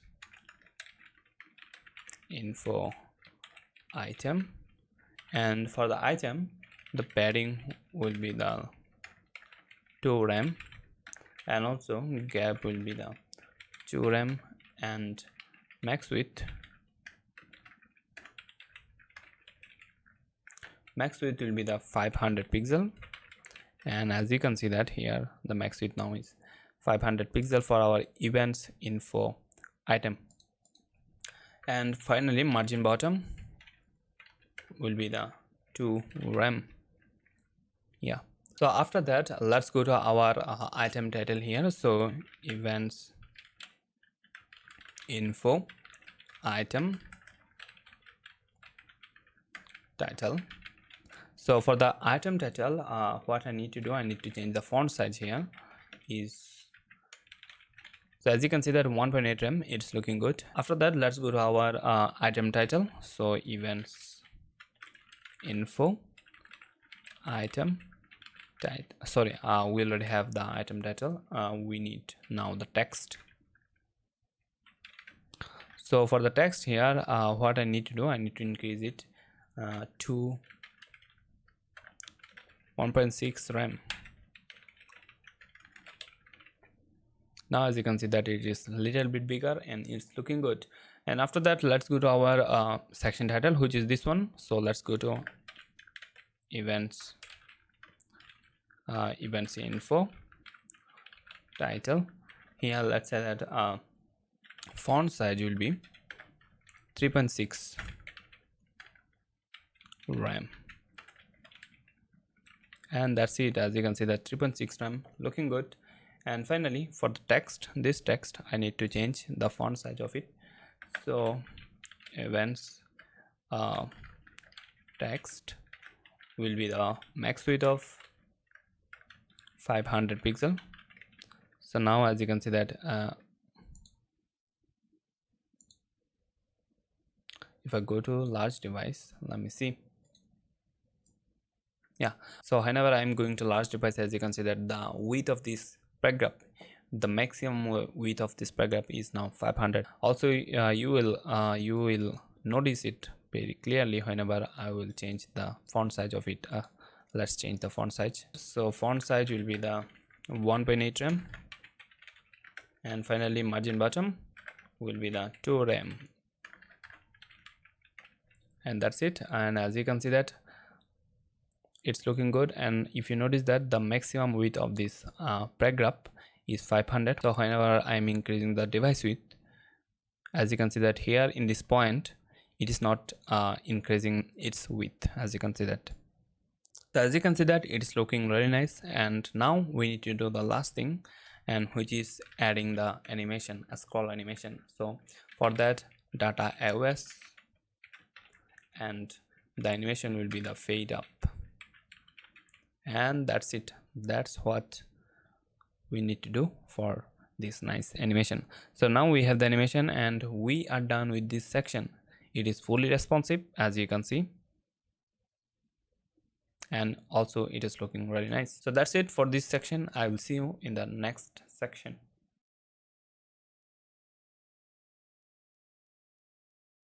So now we're gonna create the why section. So this is the section, as you can see that. So let's go to our project and let's start here. So after the events info section, let's create the why section. So here let's create a section. First of all, let's create a comments actually. So why section,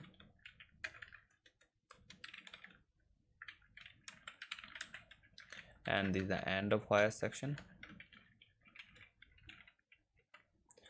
and between that we'll have the HTML for the why us section. So first of all, let's get a section with the ID of why us, and inside that we'll have a div with the class of container, and inside that we will have our why us wrapper, so div with the class of why us wrapper, and inside that we will have our left div. So let's get a div with the class of why us left side, and in the left side we will have our title. So let's get a h2 with a class of why as title, and let's say that why choose our food, and after that let's create a paragraph with a class of why as text. So this is the paragraph text, and let me copy in the text for you and paste it over here. So as you can see that I can see the title and the text. So after that in the right side we will have these all items. As you can see that 4 items, so let's create those. So after this left div, after the closing left div, let's create a div with a class of why as right. So this will be for the right side. So in the right side we will have all of our items. So first of all, let's create a wrapper for those all items. So div with a class of why as items wrapper, and inside that we will have our individual item. So div with a class of why as items or individual item only. So inside this item we will have an icon. So div with a class of why as item icon, and inside that we will have our icon. So I will use image for that, and we already have those icon in our image folder. And if I come here, as you can see that why as icon 1 svg, and for the alternative text I will just say that the title of this item, which is the quality food. So that will be for our alternative text. So after this icon we will have the text, means as you can see that in the individual item we will have this icon, and after that we will have this text. So this text is the item text. So paragraph with a class of why as item text. So here we will say that quality food, and if I save, as you can see that I can see the icon and the text. So this is the first item, and I can actually duplicate this and create 4 of them, and if I save, as you can see that 4. Now we can actually change the content, and for the second one I can change the path for the image. So this will be the second, and also this so for the second one the text will be the classical text. So this one, so let me copy and paste it for the alternative text, and also the text that will be here. So for the third one, this will be the skilled chef. So let me copy it and paste it for the third alternative text here, and paste it for the text also, and also let's change the icon for this third one. So for the fourth one let's change the path here. So this will be the fourth one, and also the text will be the best service, and let me change the alternative text with the best service, and also the text will be the best service here. So if I save, I should see all 4 icons and also the text, as you can see. So that's it for our HTML, and after that let's go to our CSS and style this. So in our home.css, let's go to the end, and here we will have our CSS for this section. So let's create a comment first of all. So why as section styles, and here we will start the styles. So first of all, let's say that why as wrapper, And here first of all, let's say that display will be flex, and also align items will be the center, and finally justify content center, and also flex direction will be the column. So if I do that, as you can see that right now we are actually having the column, and that's why whenever we will, if I remove this, means if I comment it out, as you can see that we are having the display flex in the wrapper. So that's why the left side and the right side is actually in the same row. But for the mobile device, what we want is we want this in a column instead of a row. So let's actually come back, and if I add this line, means flex direction column, and what it will do, it will actually keep it in a column, as you can see. So whenever we will go to the large device, we can actually change this and make it row. So we will see it in a moment. So also let's add some gap here. So 4M, so this gap is actually here, as you can see that this gap will be here between the left side and the right side, means this gap. And also after that, let's go to our left side. So y as left, and here in the left side text alignment, so text alignment will be in the center. After that, let's go to the y as title, and here let's say that font family will be the Poppins, and also font size will be the 1.8 rem. And if I save, as you can see that this is the Poppins font for the title. And also let's say that the color will be variable black 1, and here font weight will be the 500, and finally margin bottom will be the 1 rem as well. So here, as you can see, it is looking good, this title. And after that, let's go to our text, means this one, and this one will need some style here. So y as text, and in this text font size will be the 1.4 rem. And yeah, as you can see that it is looking good. And after that we need to style this right side, means all the items that we have here. So for that, first of all, let's go to the wrapper. So in the wrapper, so y as items wrapper. So in the items wrapper I wanna display it as a grid, so display as a grid. And also grid template columns will be the 1FR 1FR, means there will be 2 columns, as you can see, and this is the first and second. And after that, let's say that between these all thing we will have a gap of 1 rem. So there will be a gap of 1 rem in the row and 1 rem in the column.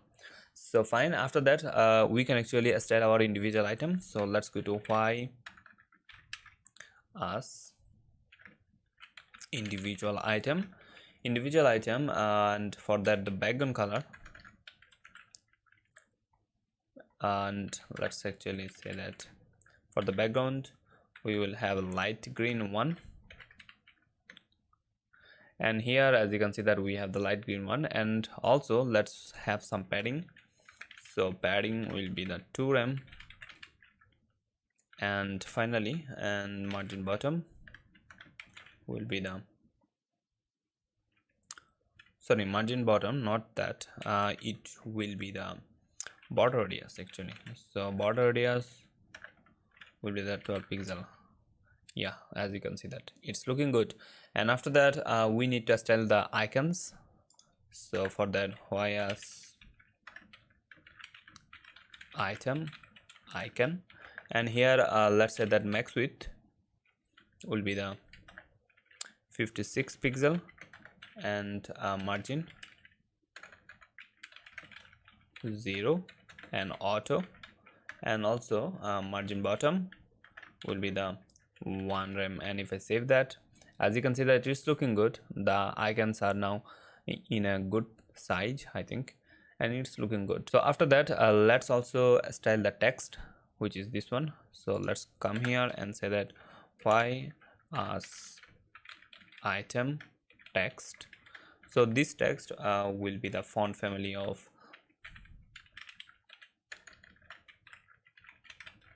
opens, and font size will be the 1.4 em, and finally font weight will be the not 600, 500, and also color variable and black one. And that's it. As you can see that the text is looking good. So yeah, as you can see that it's looking fine. Now what I need to do, I need to make it responsive. Means right now it is looking good for the small device. We need to make it good for the large device, and as you can see that in the large device it is still looking same. It is not looking bad, but we need to improve that. So yeah, so in our media query, so let's get a media. First of all, media on the screen, and max mean width actually 768 pixel. So here first of all in our wrapper, means why as wrapper. So in the why as wrapper, first of all, as I said, I need to change the flex direction. So flex direction will be the row now, and whenever I will do, as you can see that now the left and the right side is in the same row. So after that we need to say that the max width of this whole thing will be the 900 pixel, and also margin will be, after that margin will be 0 auto, so that everything remain in center. So as you can see, if I come here now, if I make it a little bit more larger, as you can see that it will remain, as you can see that this 900 pixel width for this whole wrapper. So after that, let's go to the next thing, which is the flex. So why as left, and so for the left side flex will be the 4, and also come here in the why as right side, and for that flex will be the 3. As you can see now, if I specify how much space it will take, and it is looking nice, as you can see. So after that, let's go to our left side, say that here text align will be the left side. Now as you can see that all the text are now aligned in the left side. So now after that we need to style the why as title, and for the title font size will be the 3.6 rem. As you can see that this big font, and margin bottom 2 rem, and that's it.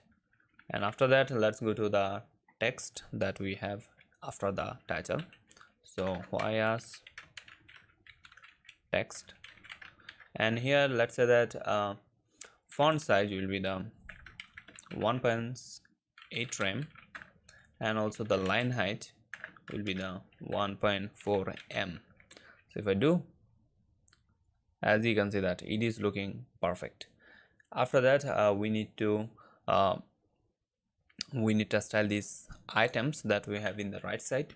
So why as items wrapper.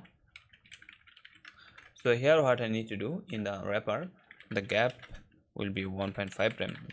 As you can see that now the gap is increased. And after that, let's come here in our individual item. So why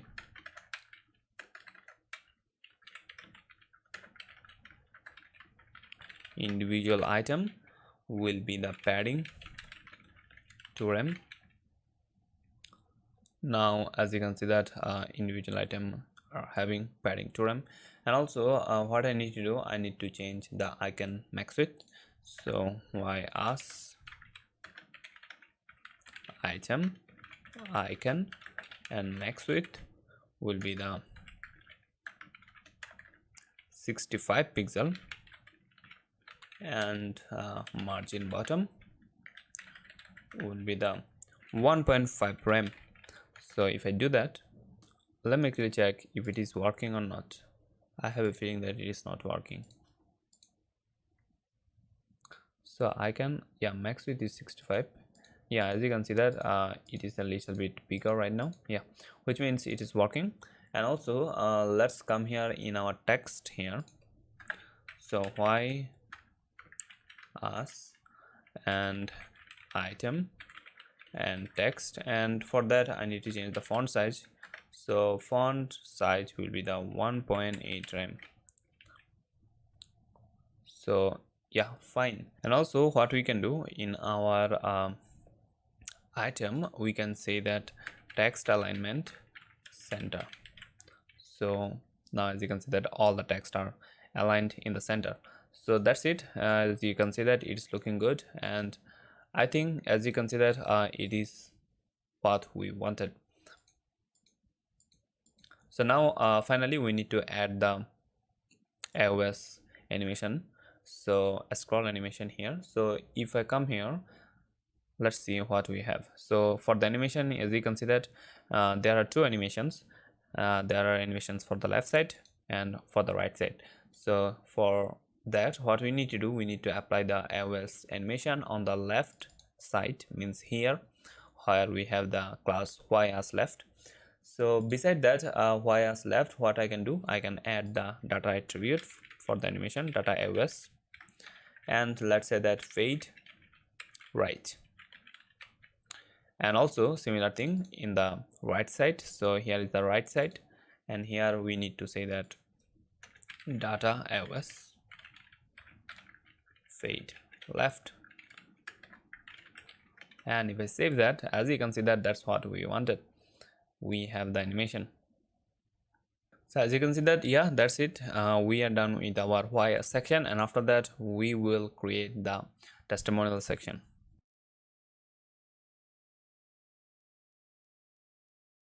So now let's go to our testimonial section. So here it is. So as you can see that this will be our testimonial section, and that's the design. So let's create that. So in our project, after the why section, means here, let's create a comment. So here let's say that testimonial section, and these will be end of testimonial section. So between them we will have our HTML for the section. So let's create the section first of all with the ID of testimonial, and here we will have a container, so div with the class of container, and inside that container we will have our testimonial wrapper first of all. So let's create that. So div with the class of testimonial wrapper. So testimonial wrapper. So here inside that we will have the title. So as you can see that this will be the title. So first of all let's actually have this. So let's have a h2 with the class of testimonial title, and here let's say that what our customers say. So this will be the title. So after that we will have our these items, as you can see that. So what we can do, actually we can wrap this whole item into a div. So let's actually create the wrapper. So div with the class of testimonial items wrapper. So testimonial items wrapper. So here inside this wrapper we will have our all the items. So let's create the first item first of all. So testimonial item. So testimonial item, and here inside that we will have a image first of all. So let's say that div with the class of testimonial item image. So testimonial item image, and here inside that we will have the image. So let's have the image, and let's have an image, and for that I think I have this image, testimonial img1.png. so let's say that let's have a name. Let's say that Saeed Ahmed. So if I save that, I should see the image, as you can see that. And after that, after this image we will have the information. So after this whole div, means the image div, let's have the information. So let's have a div. First of all, div with a class of testimonial item image info. So testimonial item info. So this will be the part of info, and here we will have the name. So let's say that AH3 testimonial item name. So here we will have the name, so Saeed Ahmed, so that's the name, and I can see the name. And after that we will have our stars. So div with the class of testimonial item stars, and here inside that we will have a star image. So let's have the image. So let's come here in our image folder, and here we already have the star image. So let's also say that stars, and that's it. I should see the star image, as you can see. So after that we'll have the paragraph. So this will be the actual testimonial text. So testimonial item and text. So here inside that we will have the text for the testimonial. So let me copy the text and paste it here. So if I save that, I can see the text here. So what I can do actually now, I can duplicate this first item. So this is the first item, as you can see, that testimonial item, and copy all this line. We don't need to copy, we just can actually select all this line, and we can say Shift Alt and down arrow, so it will duplicate the whole thing that we are selected. So I will duplicate how many we need. So we will need 4. So as you can see that now we have 3, and if I duplicate one more time, if I duplicate one more time, I should have 4. So if I save that, as you can see that 2, 3 and 4, so I have 4 item. So now if you want, you can actually change the name and also the text, as you can see that if you want. Right now I will not change it, I will keep it like that, but if you want, you can change them from here.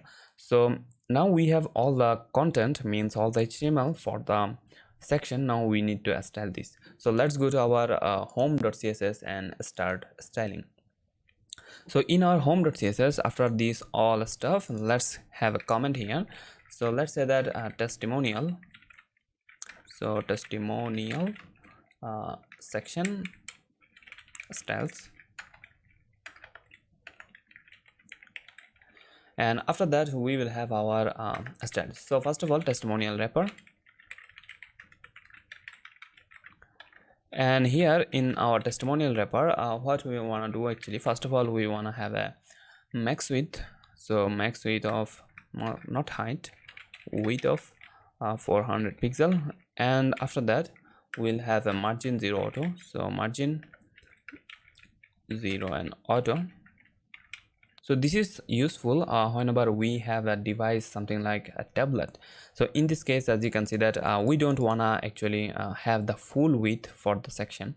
We wanna have only the 400 pixel, as you can see. So after that, let's go back to our mobile device here, and after that let's go to our title, means testimonial title. So testimonial title, and here let's say that font size will be the 1.8 rem, and also after that margin bottom will be 3 rem, and finally text align will be the center, not transform, line will be the center.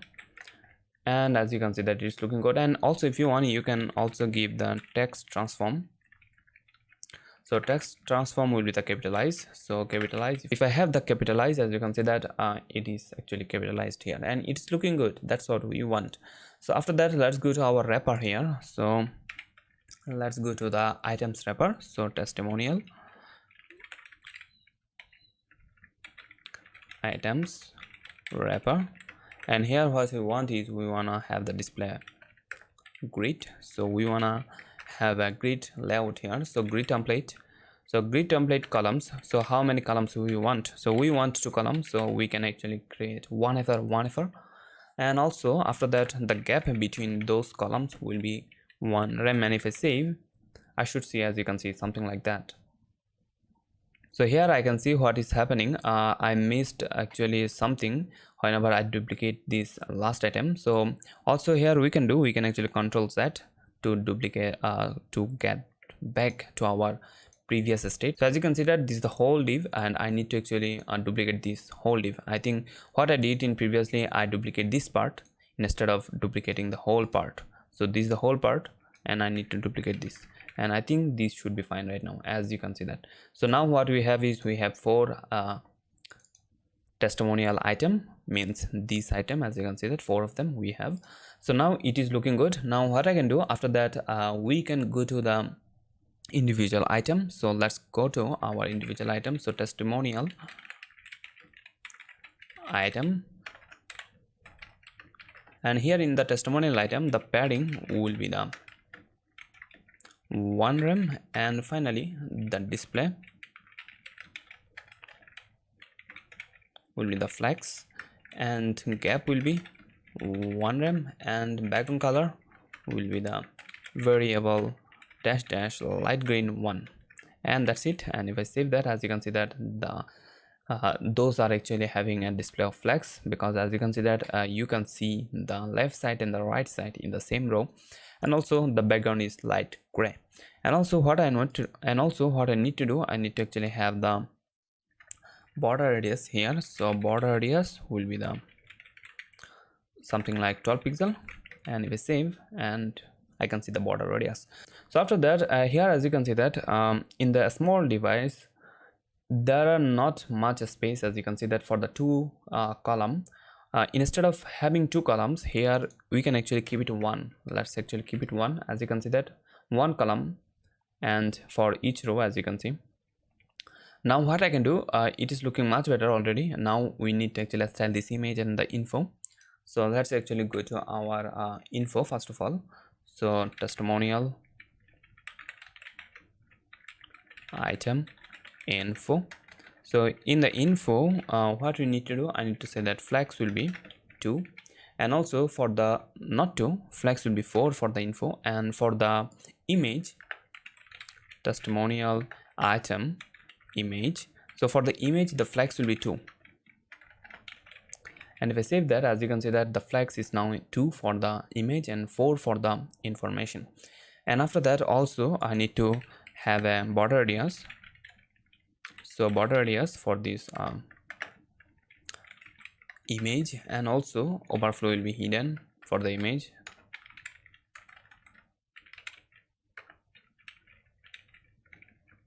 Here as you can see, and border radius 12 pixel and overflow hidden. And also what I need to do, I need to have the height and width 100%. So height will be the 100%, and also width will be 100%, and that's it. So we do not see that much of difference here. So what we need to do, one more thing, we need to actually give object fit cover to the actual image. So for that, let's grab the actual image first of all. So testimonial item image, and the actual image will be the object fit cover, and you know what it does. So as you can see that now the object fit is cover, and as you can see that the height and width is 100% for the image, and also you can see the border radius is 12 pixel. So all the thing is looking good. And finally for the information, means for the name, so testimonial item name, here we need to say that the font size will be the 1.4 rem, and also font family will be the something like Poppins, and finally margin bottom will be 1 rem, and here it is. So the font is the name, as you can see that it is looking good. And also let's say that the color will be variable dash dash black 1. Yeah, fine. And after that for the stars, let's come here, testimonial item and stars, and here for the stars the max height will be the 15 pixel, as you can see. And also we need to say that the width will be max content, and finally margin bottom will be the 1.5 rem. And the save, as you can see that it's looking nice the stars, as you can see. And finally we need to change the font size of the text. So testimonial item text, I think, yeah, that's the class, and the font size for that will be the 1.4 rem. Yeah, as you can see that those are looking good. And now we need to make it responsive for the large device. So in the large device, as you can see that it is not looking good.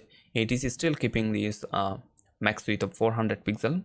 So we need to make it responsive so that it looks good for the large device. So in our testimonial, let's get a media query here. So testimonial, sorry, media only screen and max width of 768 pixel.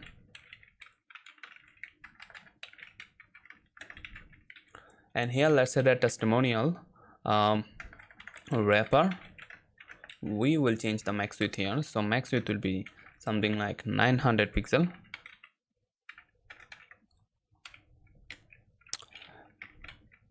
And also here let's say that the margin will be the 0 and auto. I think we already have the 0 auto in testimonial wrapper. Yeah, I can see the 0 auto is already there, so we don't need this 0 auto. So now after that, for our title, so come here say that testimonial title. So testimonial title, and here for the testimonial title, font size will be the something like 3.6 rem, 3.6 rem. And also here let's say that margin bottom will be the 5 rem.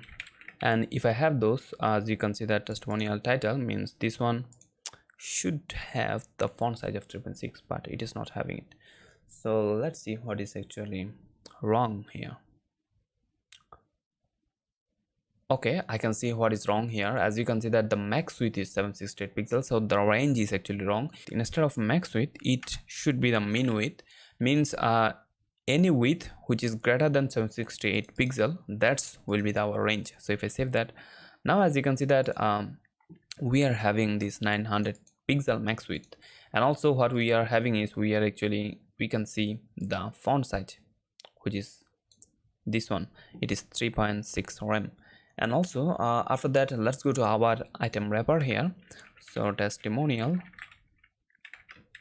items, testimonial items wrapper. And for the items wrapper, we want to change the grid. So right now we are having the one column for each row. So what I want to do, I want to say that 2 columns per row. So now as you can see that 2 columns per row. And after that we need to change the gap here. So gap will be 2 rem. Yeah, looking good. And after that let's go to our individual item. So testimonial individual item will have a padding of 2 rem. Yeah, looking good. And after that, let's go to our name. So testimonial item and name. And for the name, the font size will be the 1.8 rem. And if I come here, as you can see that the font size is now 1.8 rem, and margin bottom should be the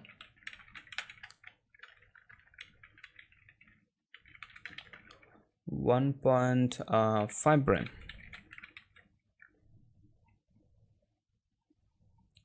Yeah, as you can see that 1.5 rem here. And finally for the stars, testimonial item stars. For the stars, margin bottom will be the 2 rem. And after that, let's also style the text here. For the text, the font size will be the 1.6 rem, and line height 1.4 m, and that's it. As you can see that it is looking good, not bad. This is as you can see. And also what I want to do, as you can see that for the a small device means for the extra small device it is not looking good, this style. We need to do a little bit more media query here. So let's get another media query for the extra small device. So media only screen and max width. So max width will be the 350 pixel. So in this range means in the smaller device, extra smaller device, the testimonial item, instead of having a flex direction row, I want to have a flex direction column. So in this case, as you can see that the text, in this case, as you can see that the image is now in the top and the information is now in the bottom, and that's what we want. And here after that we need to change the flex of each of our part. Means as you can see that if you remember, we have two part here for the each of item. We have the image part and also information part, and for those case we need to have the flex 1. So let's grab the individual part. So testimonial item image, so that's the part 1, and the next part is the info, and for those we want to have a flex 1. And if I save that, it is looking good, or we can say that flex auto, and it will actually make it auto. As you can see that I think flex auto is what we want in this case, and that's it. So now as you can see, it is looking good in the small device, means extra small device, and also looking good a small device, and in the medium and the large device it is also looking good.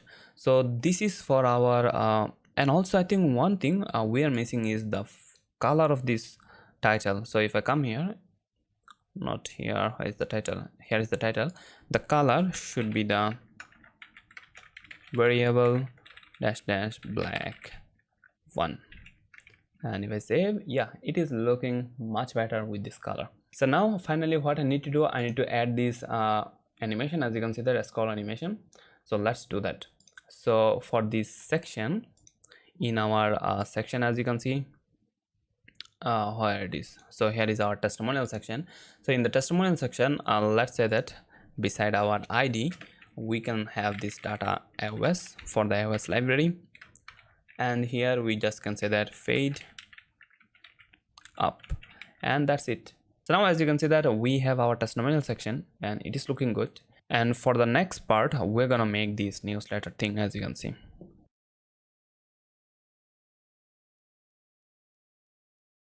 So now after the testimonial section, let's get our newsletter here.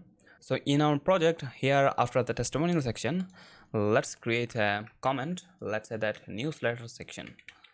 So newsletter section and end of newsletter section, and between these two comments we will have the HTML for the section. And also let's create a section here with the ID of newsletter. So here inside that we'll have a div with a class of container, and inside that we'll have our newsletter wrapper. So div with a class of newsletter wrapper, and inside that we will have our info. So if I come here, so here we have the layout, as you can see that. So we can actually divide it into the two part, left and the right, or you can say info and the form. So let's actually do that. So div with the class of newsletter form. First of all we will have the info, so this should be the newsletter info, and in the info we'll have the title. So h3 with a class of newsletter title, and in the title let's say that join newsletter, and also after that we'll have the paragraph. So let's say that newsletter, not something like that, newsletter text actually. So newsletter text, and here for the text let's copy this one, and that's it. So if I come here in our project, I can see the title and also I can see the text. So now after this whole div, means after this newsletter info, let's have the form. So div with the class of newsletter form, and inside that we'll have the form. Right now we don't need any kind of action because we will not make it functional right now, but we will see later. So inside this form we will have our level. So let's say that level, so we will say that the level will be for email, and also inside this level we will have our input. So input type will be the email, and also placeholder will be the your email address. So your email address. So after this we will have our button. So after this level we will have a button here. So button with the type of submit, and inside the button we will say that join. So if I say something like that, I can see my email address bar, and also I can see the join button. Now what I need is I need to style those things. So let's go to our home.js and style those. So after all this thing, come here and let's create a comment for the newsletter.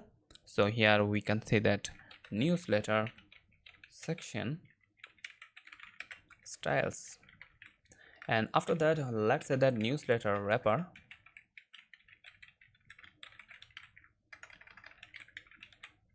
So in the newsletter wrapper I want to first of all display it as a flex,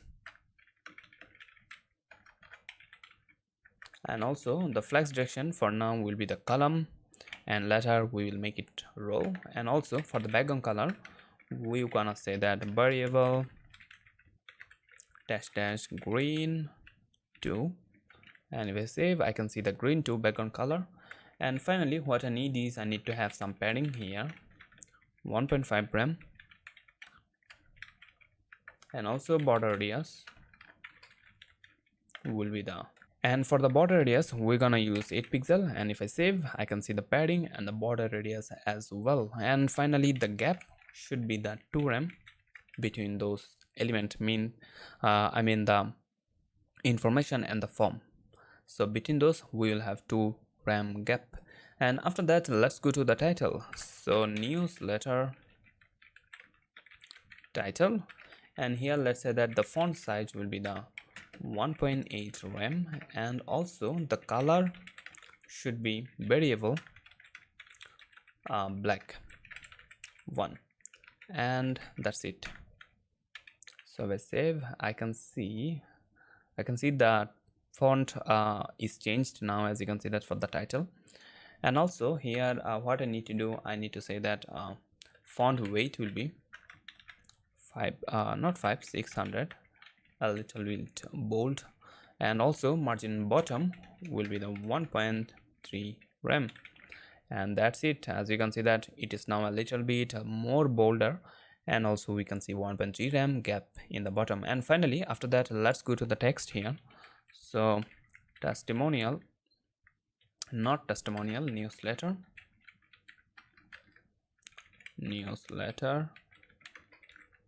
and text.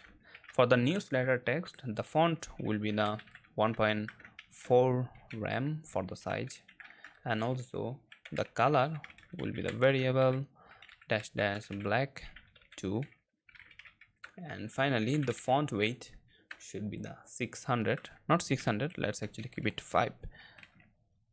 Yeah, that's what we want here. So after that let's go to our form. This form, as you can see that we need to style that. So let's say that newsletter form, and inside that we have the actual form. And in the form let's say that the position will be the absolute, not absolute, sorry, relative. So why we are having this relative in the form? So position relative in the form because I want to have this button in front of this whole form. As you can see that this floating button that we are having here, so this button will be in front of this field, as you can see that. So that's why the button will be position absolute and the whole form will be position relative. And after that, let's go to our width, and let's say that the width will be 100%. And also after that, the border radius will be the 8 pixel. And finally, what I want is I want to have the overflow hidden, and here it is. As you can see that the border radius is 8 pixel, I can see. And after that, I need to go to our level. So let's say that newsletter form, and inside that we have the level, and here I will just say that width will be 100%, because inside of this level what we have is we have our field, and newsletter form, the field means the input, width will be also 100%. And whenever I will have this, as you can see that I can see the 100% width for the input. And after that, let's go to our font size of 1.4 rem, and finally the padding will be the 1.5 rem and 1 rem, and here it is, as you can see. And also we don't want to have any kind of border here, so border will be the none. Sorry, border. So now I can see there is no border. And also after that, let's actually style this placeholder, as you can see here. So let's say that newsletter form, and grab the input. And to style the placeholder, we can actually select the placeholder here, something with placeholder pseudo element, as you can see. So for the placeholder pseudo element, the color will be the RGB color. So let me copy the color actually. So the color will be this one, and if I save, as you can see that a little bit grayish color, and it is looking good. So after that, let's actually style this button. As you can see that this little button, we need to style that. So let's select this button, so newsletter form, and inside that form we have a button, and also the type of this button is submit, and this submit button should have a background color of variable dash green 1, and that's it. As you can see, the green one background color, it is applied correctly. And also the color will be, so the color that we want, if I can spell, so white one. So white one, and if I save, as you can see that the color is now white. And also let's say that the border is none. And also what I want is I want to say that the font size will be the 1.4 rem, and padding will be the 0 and 2 rem, and the height will be 100%. And if I do that, I should see a large button here, as you can see. So after that, what I want is I want to position it absolute. So position will be absolute, and where I want to position it, I want to position it in the right side here.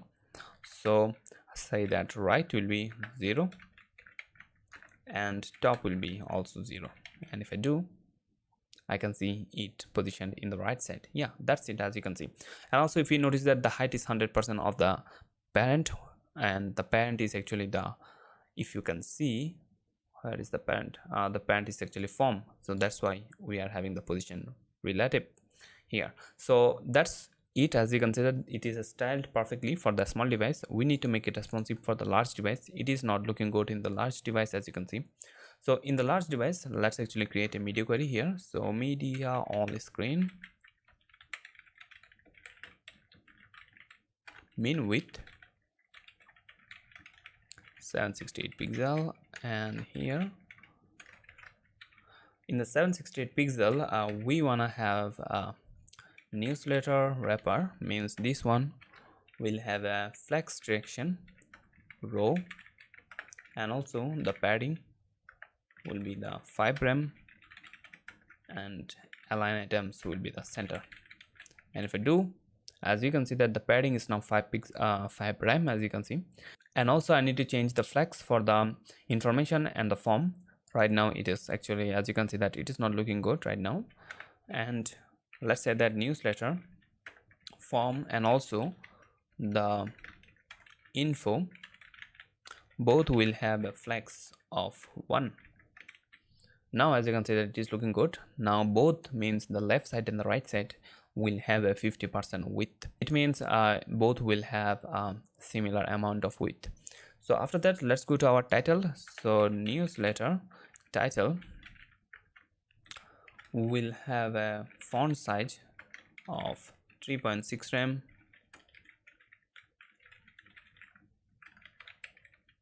and also margin bottom will be the 2 rem, and that's it. Yeah, as you can see that it is looking good. And for the text, so newsletter text will be the font size of 1.8 rem, and max width will be 400 pixel. So whenever I'll have 400 pixel max width for the text, means this text will not go outside of 400 pixel width. So after that, let's go to our form. So newsletter form, so this form will have a max width of 450 pixel, and also border radius will be the 12 pixel. And after this form, let's go to our input. So newsletter input, what is happening, newsletter form and input. So this input will have a font size of 1.8 rem, and also the padding will be 2 rem. And if I save, as you can see that this newsletter form is now having a little bit more padding. Now we are having 2 rem. And also I wanna change the font size of this button. So let's come here and say that newsletter form, and say that I have the button which type is the submit. And here for the submit button, the font size will be the 1.8 rem, and also padding will be the 0 and 3 rem. And here as you can see that it is looking much better. And that's it. That's what we want for that newsletter section, as you can see, and it is looking good. So now what I need to do, I need to add this animation, as you can see that a scroll animation. So let's add the animation to this section. So in our index.html, so here beside this id we will add the .ios attribute. So for the attribute, the fade up will be the value, and as you can see it is having the animation. So that's it. That's what for our newsletter section. I will see you in the next section.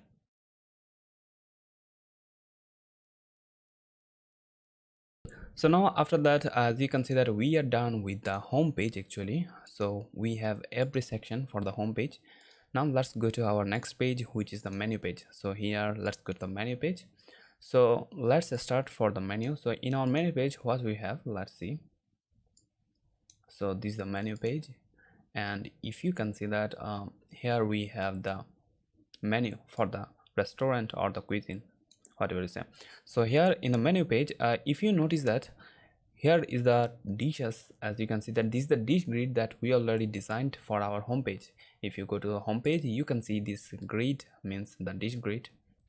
So this grid is already, we designed it, we made that, so we don't need to worry about this. We can actually copy the code for this one. And also beside that, we need to create this first section, as you can see here.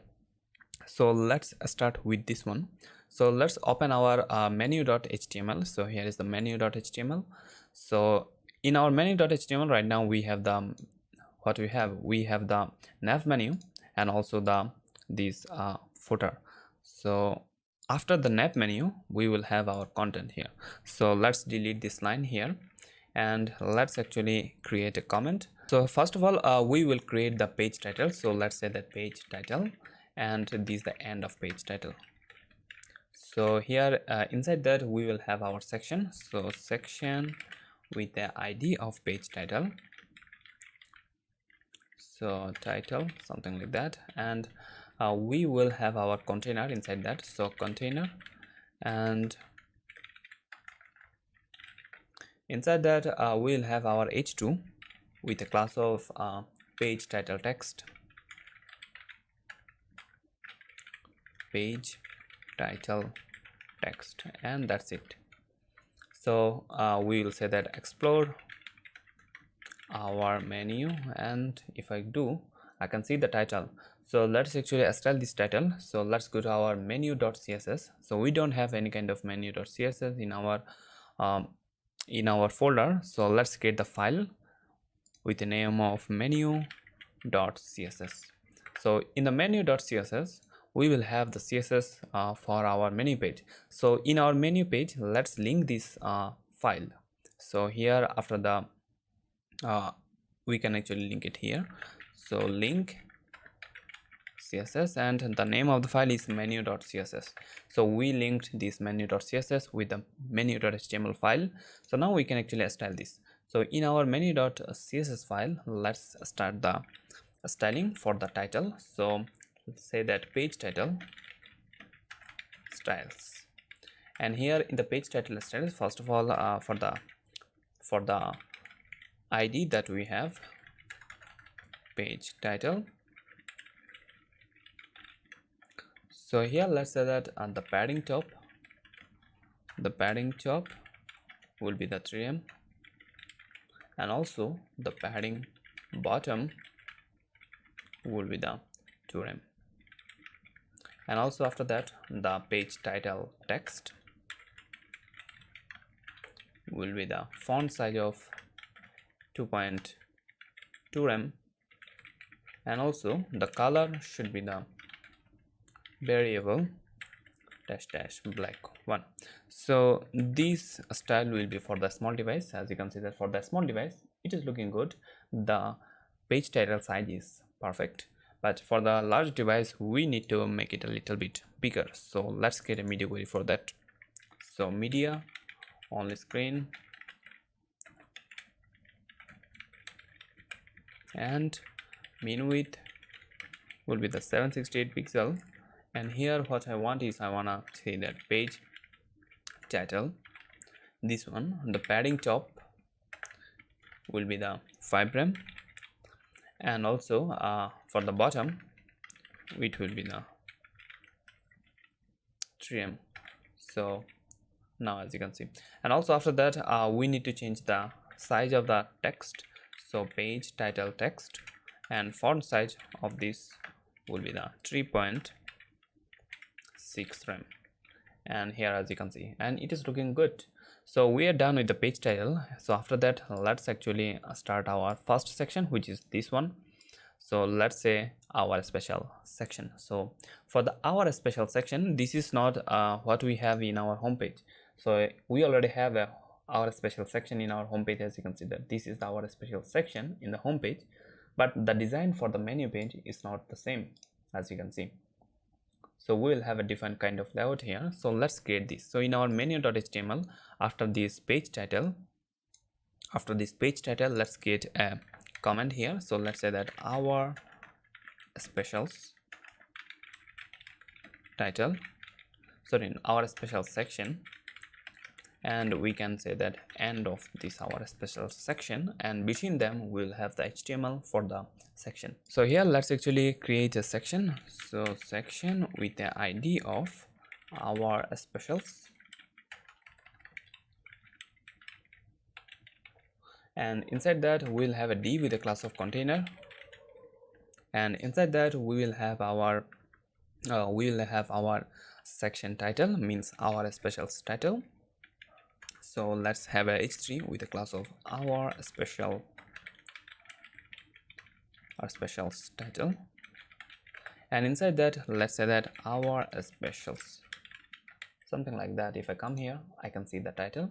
So good. After that let's create the wrapper for the items, because we'll have multiple items, as you can see. So let's actually create a wrapper for that. So d with a class of our specials wrapper, And here inside that we will have two items. So let's create the first one. So div with the class of our specials item, and these our special items. So we have this we have a typo here. So our specials item, and inside this item we'll have an image first of all. So div with the class of our specials item image. So this item image, inside that we'll have our img, so this image, and let's actually have a source for that. So images, and inside that we have food image. We can use food 3, and let's say that food, and here you can see I can see the image. Good. So after that let's go to our info, means after the image we have the information about the item, or you can say dish. So let's go to this div, means after the our specials item image div, means after this div let's create another div with a class of our specials item info. So that's it. So after that we'll have the title, which will be the h3, and with a class of our specials item title, and that's it. Here we'll say that, let's actually copy the text from here and paste it here. So after that let's also say that what we'll have after that, we will have the price for that. So a h4 with the class of our specials item price. So item price here, so this price will be the $12, as you can see. And after that what we have a star image. So let's create the star image here. So after the h4 let's get a div with the class of our specials item stars. So here we'll have the image for the stars. So images folder. So we have 3 stars image, and also you can say stars for the alternative text. So I can see the stars here. So now we have our first item. Now what you can do, we can actually duplicate this first item. So here is the first item, and here's the closing div. So we can actually duplicate this whole thing, means whole item. Now we'll have our 2 items here, and as you can see, and also if you want you can actually change the content, but right now I'll keep it as it is. So that's it for our HTML. So let's go to our menu.css and style this section.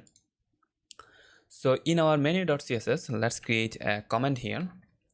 So let's say that our specials menu styles, and here let's say that for the padding, means for the our specials, the padding will be the 0, means the top and bottom, the default top and bottom padding will be the 0. And after that let's go to our title. So our specials title, and for the title what I want to do is I want to change the font size. So font size of 1.8 rem, and also the color would be the variable black 1, and with that color I can see the color is changed. And also let's say that margin bottom would be the 2 rem. I can see the margin bottom 2 rem, and that's it for the title. And after that let's go to the wrapper, and also this is actually for our small device. As you can see, for the small device I think the size is okay. So here the wrapper, our specials wrapper, this wrapper will have a display of flex, and also the gap will be the 1.5 rem, and flex direction will be the column. So if I do column, it will not have any kind of changes right now, but whenever we'll have the row, you will see that every item will be in a single row. So we will have column for the small device, but in the large device we will make it row, as you can see here. So fine, after that let's go to our max width of 400 pixel. Yeah, fine, after that let's go to our individual item and style that. So our specials item, so all the item will have a flex of 1 and display flex 1 because I want every item to have the equal amount of width, as you can see here. So display will be, so inside every item we wanna display them as a flex. So the gap for that will be the 2rem, and also background color will be the variable light green 1. So if I do, as you can see that inside that item we have the image and also the content, and now those are actually displaying as a flex, and between them we are having a gap of 2rem. So fine, after that let's also increase some padding, will be the 1.5 rem. Yeah, and also the border areas will be the 12 pixel, and it is looking good, as you can see. So now after that I want to have the same width for the image and the content. I want to have equal amount of space for the image and for the content, and for that what I can do, I can actually make them flex 1. So let's do that. So here our specials item image and also the item info will have a flex 1. So as you can see that right now they are actually taking equal amount of space. And after that let's go to our image. So style this image, so our specials item image.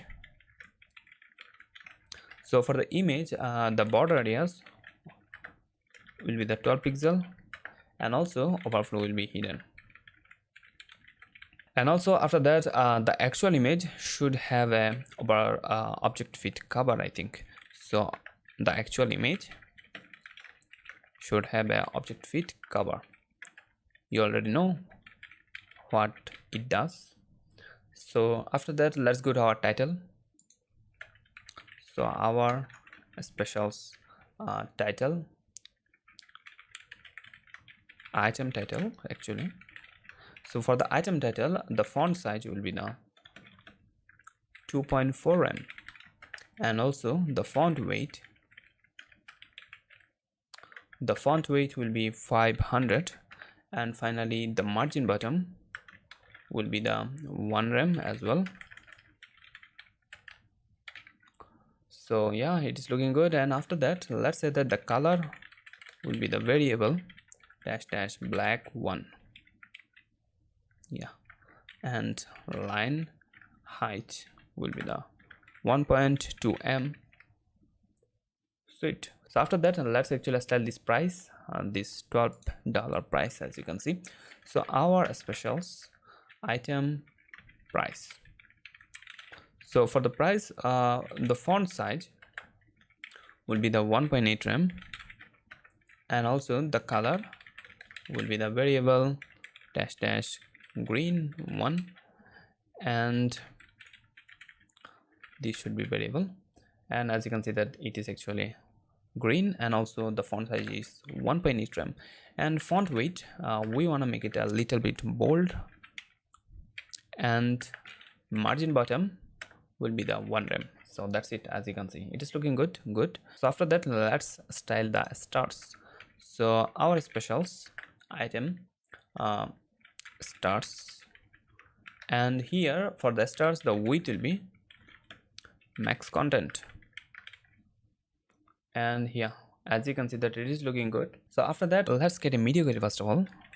So media only screen, and min width will be 768 pixel, and here our specials item, not item. First of all we will start with the title. So for the title the font size is 2.4 m, and as you can see that the title is now a little bit bigger, and also our specials wrapper.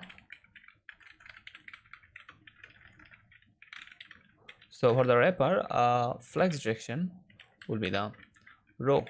As I said, whenever I will have the row, now as you can see that they are actually in one row. So after that, the gap between them will be increased, so 2 rem, and also max width will be the none. So right now we are having 400 pixel max width, so that's why it is actually squashed in a small place. But whenever I will have the max width none, it will actually take the whole place, as you can see, means the whole width. So that's great. And after that, let's go to our specials item. Our specials item, and here let's say that padding will be the 3 rem, and also gap will be the 2 rem, and that's it. So finally, the title, our specials item title. So for the title, font size will be the 3 rem, not 2, 3 rem, and margin bottom will be the 1.5 rem. Yeah, great. And after that, let's go to our price. So our specials item price, and for the price, font size, let's say that it will be 2.4 rem, and margin bottom will be the 1.5 rem. And if I save, as you can see that the price is actually now looking good. Now as you can see that it is looking good. And also we want to have one more media query here for the extra large device. So whenever we will have extra large device, what I want to do actually here, let's actually here create a media query for that. So media only screen and mean width of 1100 pixel. So whenever we will be over 1100 pixel, our specials item image will have a flex 4, means it will have a flex 4, and the info, means the right side, will have a flex 3. Now as you can see that with that style, whenever I will go more than 1100 pixel width, the image will be a little bit bigger than the content, as you can see. So now after that, let's actually create this menu. As you can see that we have the top dishes, breakfast, lunch, and the dinner. So as I said, we already made this layout before. So now what we can do, we can go to our home page and copy this section code. So in our home page, if I come here, what is the home page? So the section we are looking for is the top dishes, I believe.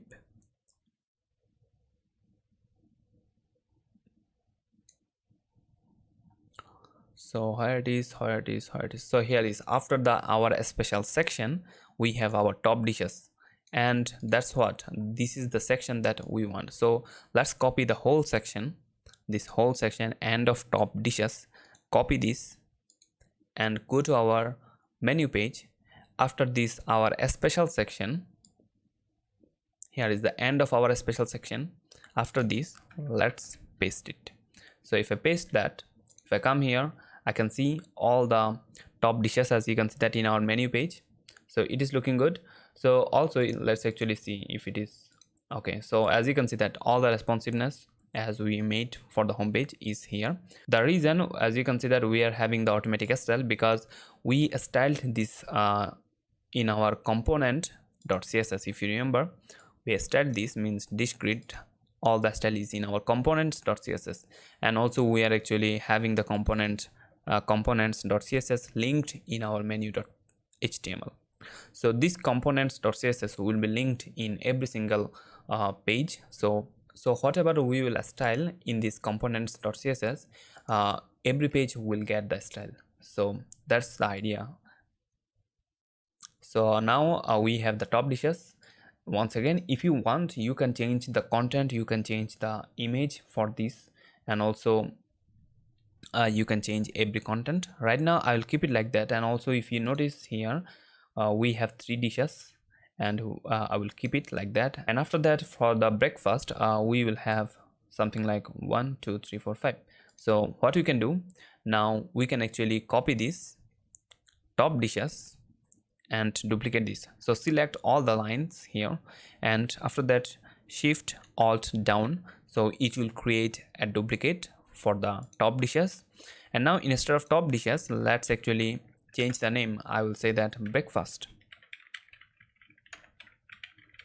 And also I want to change this title. Instead of having the top dishes, I will say that breakfast.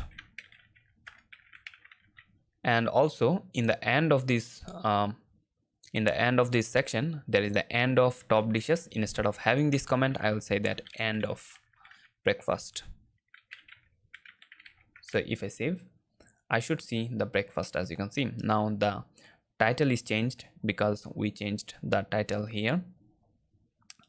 Where it is? Here it is. So we changed the title.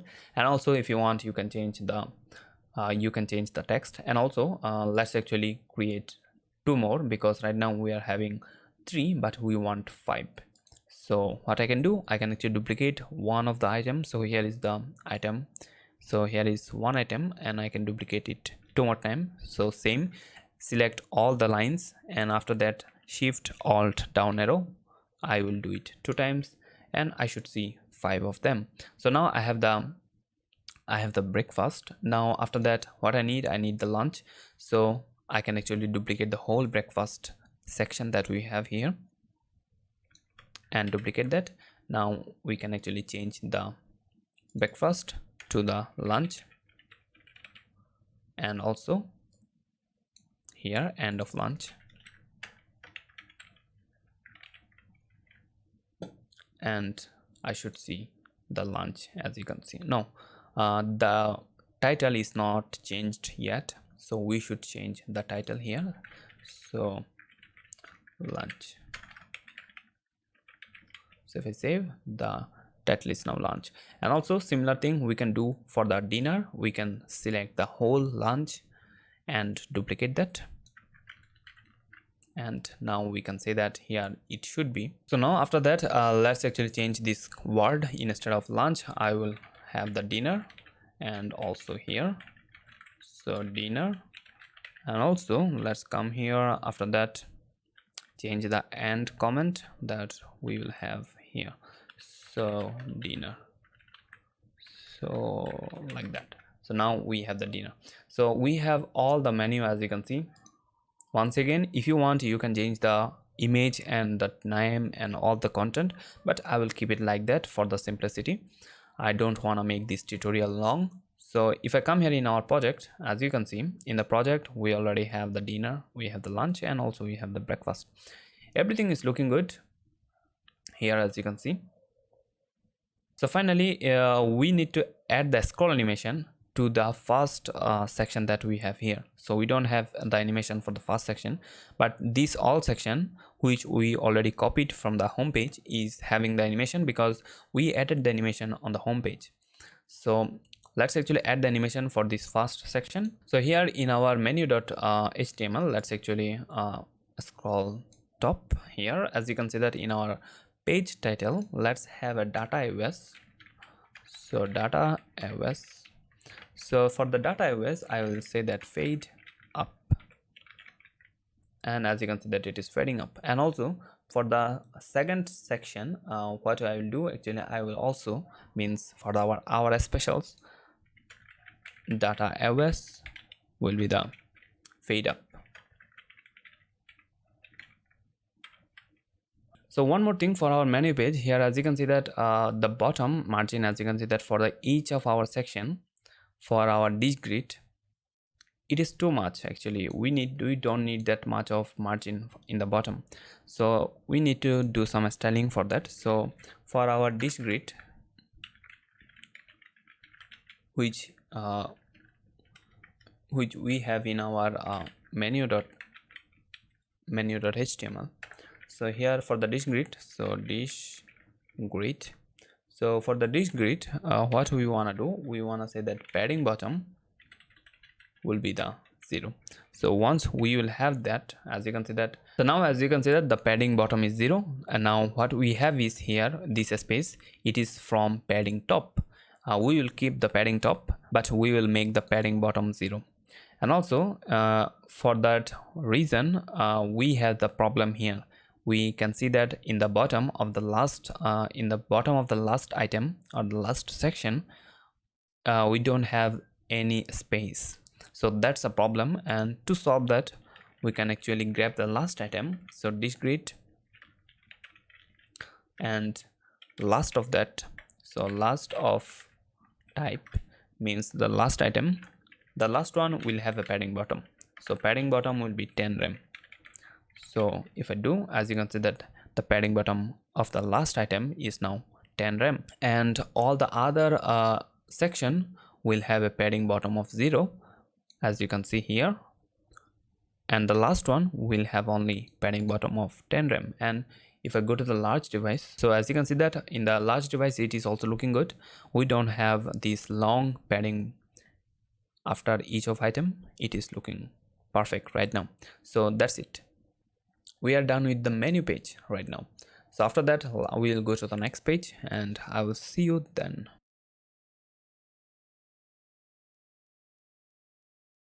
So now after the menu page, let's go to create our about page. So here is the about page, and here is the about.html.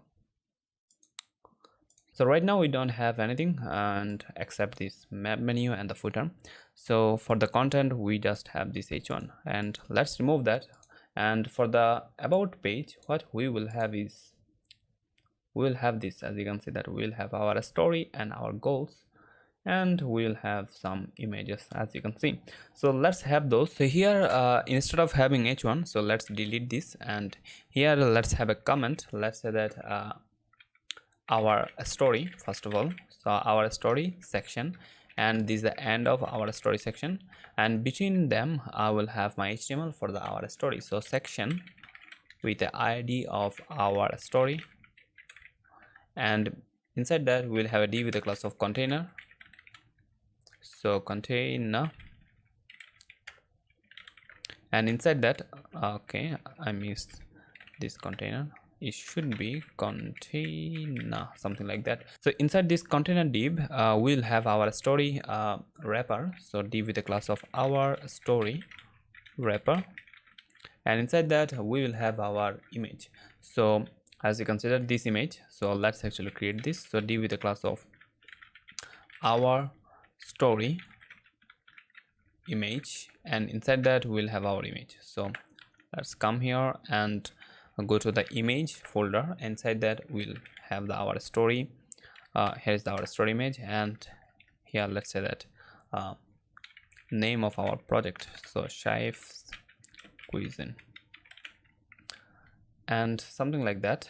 And here I should see the image, as you can see. So fine, after that let's go to our next part, means after the image we will have the information on the right side. So after the image div, let's get another div with a class of our story info. So inside this info we'll have the title, so our story title, and here we'll have our story. And also after this h3 we'll have the paragraph with a class of our story subtitle,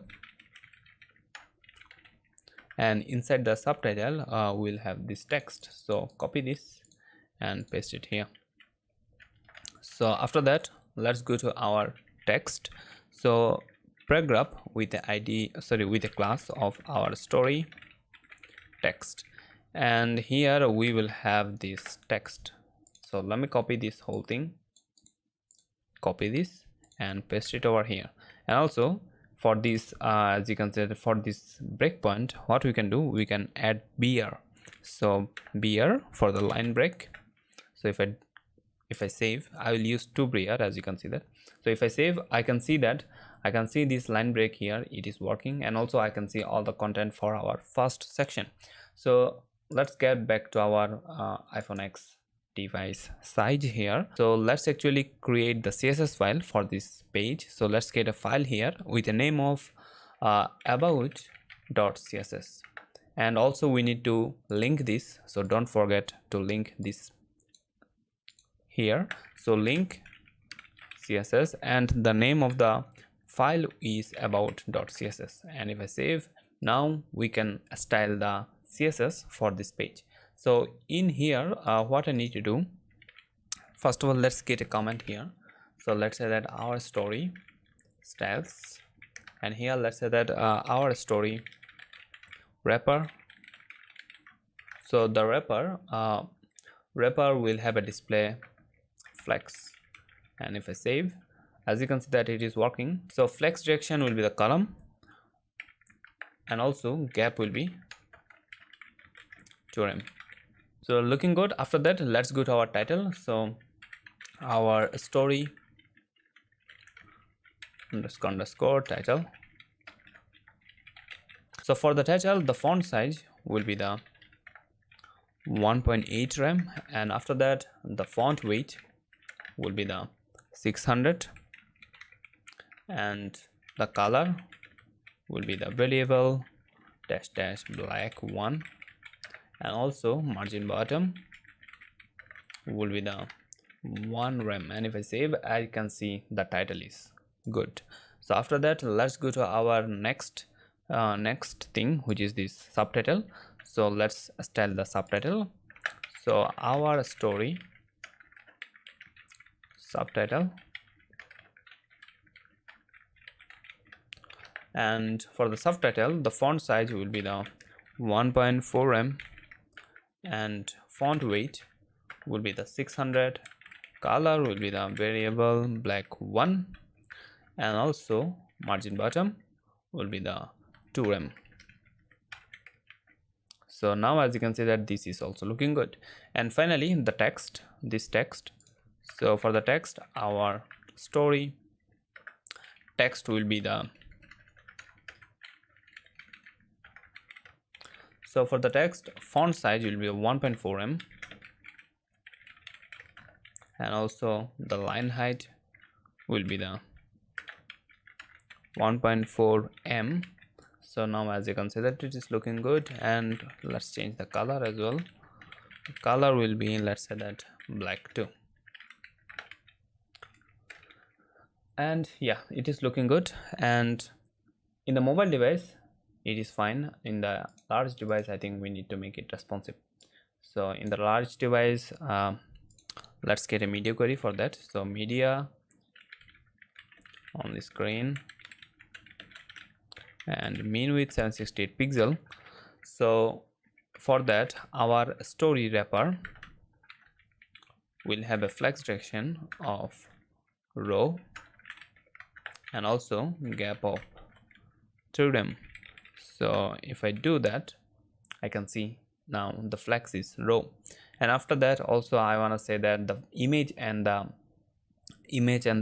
content will have the same amount of width. So for that, we can make both of them flex1. So our story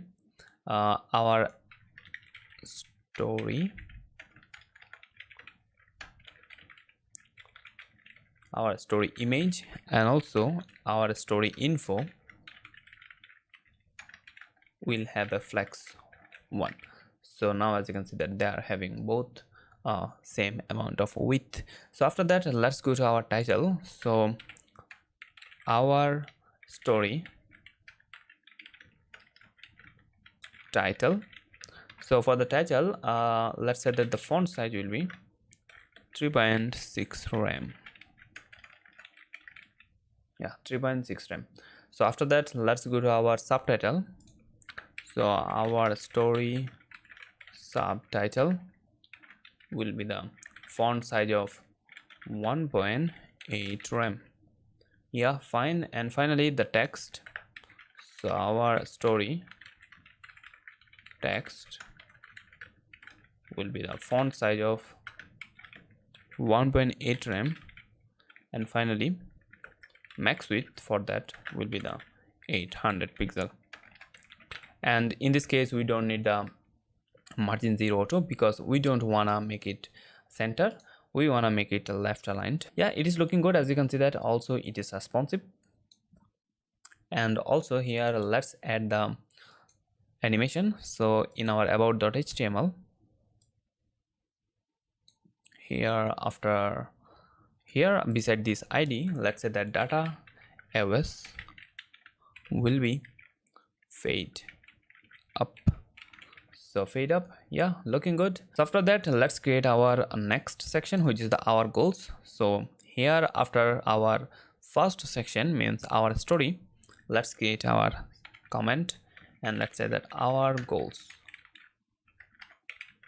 and this will be the end of our goals, and between them we'll have the content. So section with the id of our goals, and inside that we'll have a div with a class of container.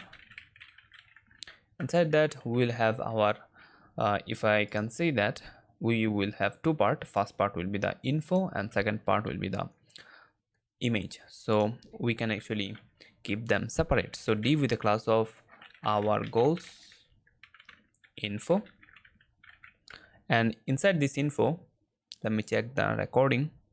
Yeah, it is fine. So inside this info we will have our title. So h3 with a class of our goals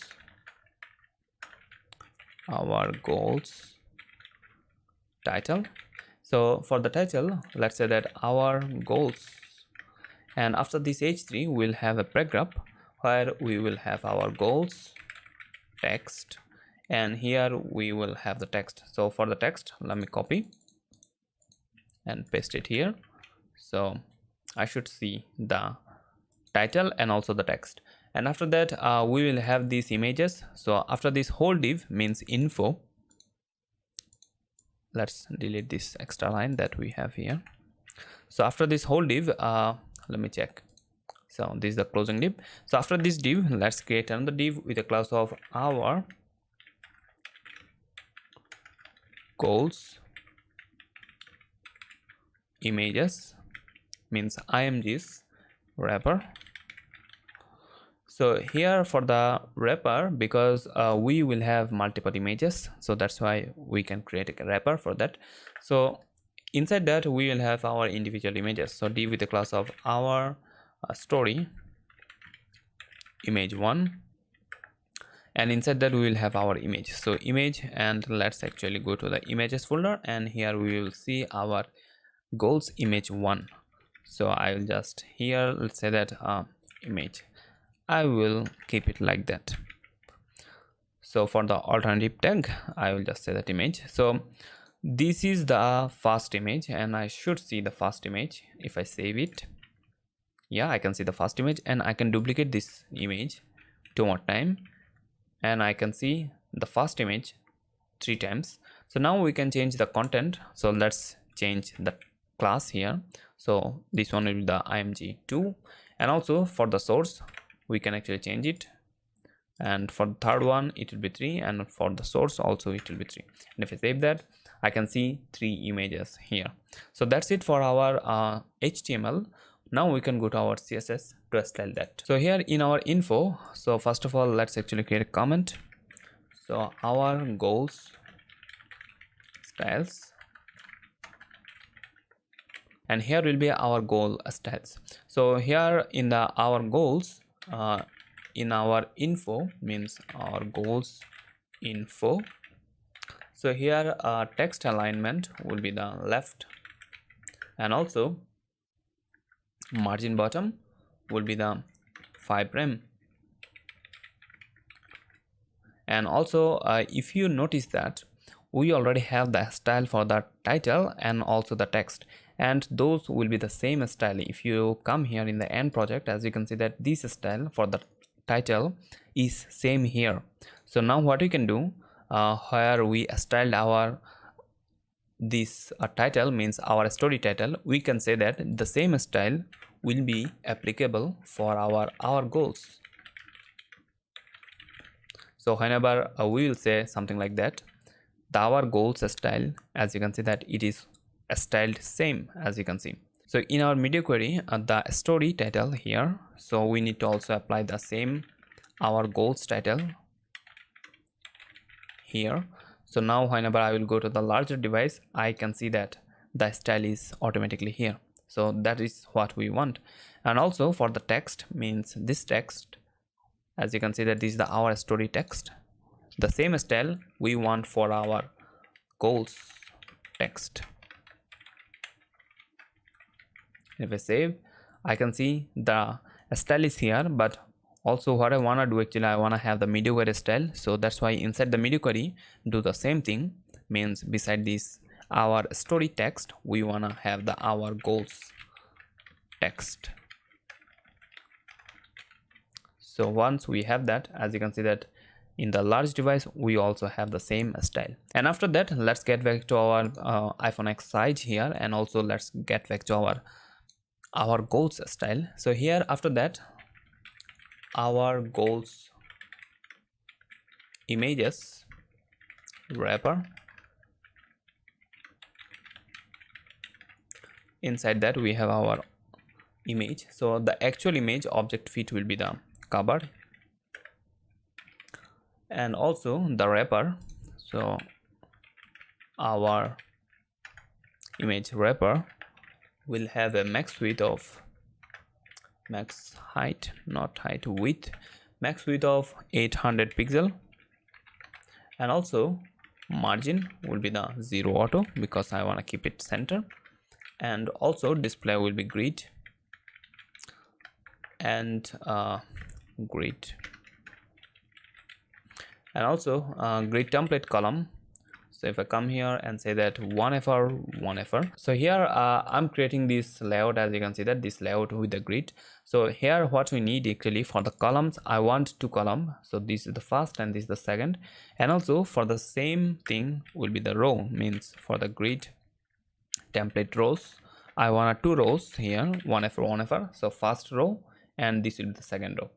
So if I save that, here as you can see that it is not perfectly styled yet, but we will do it in a moment. And also let's say that we'll have a gap of 1 rem here. So if I do, I can see the gap of 1 rem. And after that, let's go to our image number 1, because as you can see that in our grid layout, this image number 1 will have the whole column. As you can see that the first column will be for only image 1. So now we can see that in the first column we have 2 images, but it should be 1 image. So our goals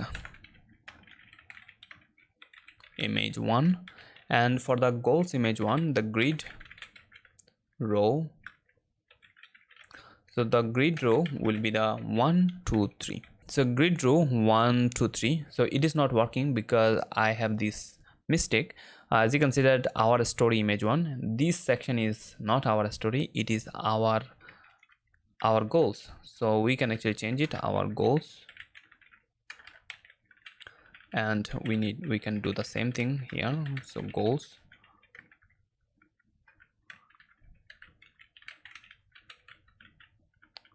so our goals image 2, and same thing our goals image 3. Now as you can see that the style is applied here. Now for the first image, the grid row is 1 to 3. So means here as you can see that for the first image, the row will start from the 1, it will go to the third one, as you can see, which means it will take the whole column. So with that saying, as you can see that the style is actually looking good. That's what we want for our goals. And what I need to do now, I need to make it responsive for the large device. So in the large device, it is not looking good. It should be centered, as you can see that, like that. So let's do that. So in our media query, so media on the screen, and min width will be the 768 pixel. And here for the min width, our goals info will have a text align of center. Now it is centered, as you can see that. And also for our wrapper, means our goals wrapper, images wrapper, we wanna increase the gap of them. So the gap should be the 2 rem, as you can see that the gap is not 2 rem.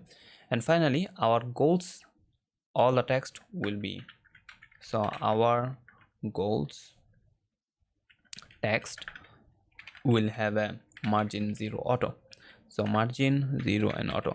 So this text means the style is having from our story, it is actually having a max width.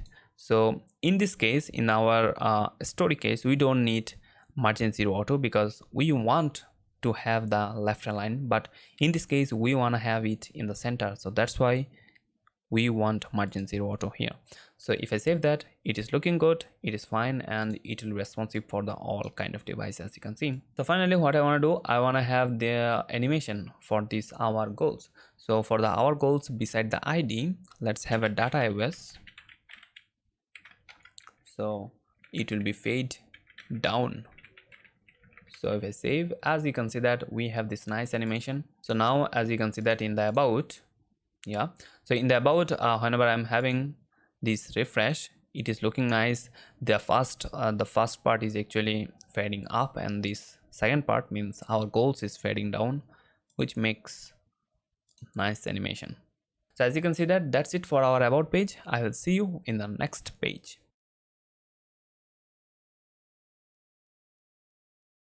So here after about page, we are going to create our contact page. So as you can see that, that's the contact page, and first of all we are going to have our extra information, and after that we will have the form. So if you remember, in our home page we already have this, so we already have this extra information. So now what we need to do, we need to copy the code for this extra information, and we need to add it on our contact page. So let's do that. So in our contact page right now we don't have anything, so let's go to our contact page. So let's open our contact.html. so here it is, our contact.html, and also let's open our index.html, means the home page. So from the home page we need to copy the extra information. So if I scroll up, I can see this is the extra information section, as you can see. So what we can do, we can just copy this section. So select all the things here, copy, and let's come to our contact.html, and here after the nav menu, so here is the end of nav menu. So after this line, let's actually delete this line, and here we need to paste our code. So as you can see that now we have the extra information. So we just copied this whole section from the home page to this contact.html page. So after this extra information, what we have is, we have this contact and inquiry section. So let's create this. So after this extra info section, let's actually create a comment here. So let's say that contact form section, end of contact form section, and between them we will have our HTML for the section. So let's get a section with the ID of form. So this will be our contact form, and inside that we will have a div with a class of container, and inside that we will have our h3 with a class of form title, and here let's say that contact and inquiry. So this is the title, and after that we will have our form. So let's get a div with the class of form wrapper,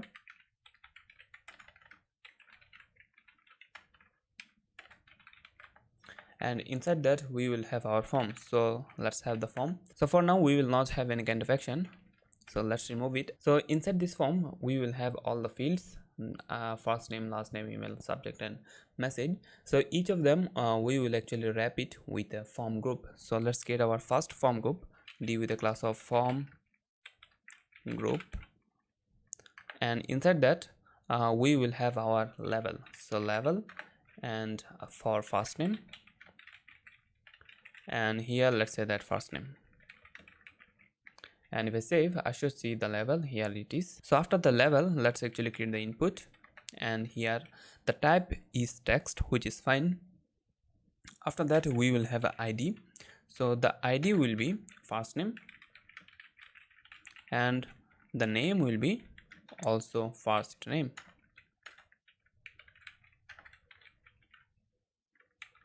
So now we have our first name, and this field will be required field. So now we can see the first name, the label, and also the field. So we need to do that for our every single field, as you can see here. So let's actually duplicate this first field group, means from group. So duplicate this, and for the second one it should be the last name,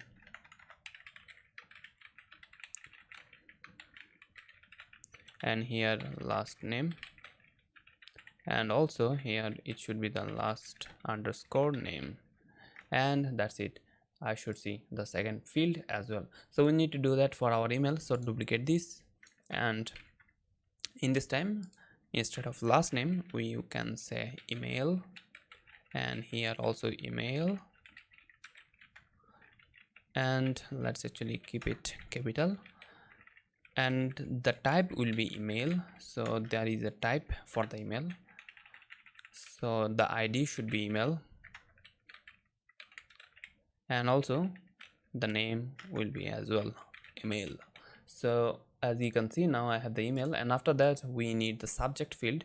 So this subject field will be the for subject, not submit, subject as well, and for that the type will be text, and here the ID will be subject, and name will be the subject. That's it. And after that the last one, the message. So let's duplicate this, and here for the label we will say that message, and here it should be also message. Here this should be a small m, and also instead of having this input we will have a text area. So text area, and the name will be the message, and ID will be message as well, and column and row it is fine, and as you can see I can see the message. And also this text area is a required field, so required here, and that's it. So we can see the message. So that's it. And after that the final thing what we need is we need this button. So after this whole form group div, let's create a button. So this button will have a type, the type will be submit, and also here we will have a class. So for the style the class will be btn and primary btn, and here we will say that send, and if I save I should see the button, as you can see. So now we have the button, as you can see.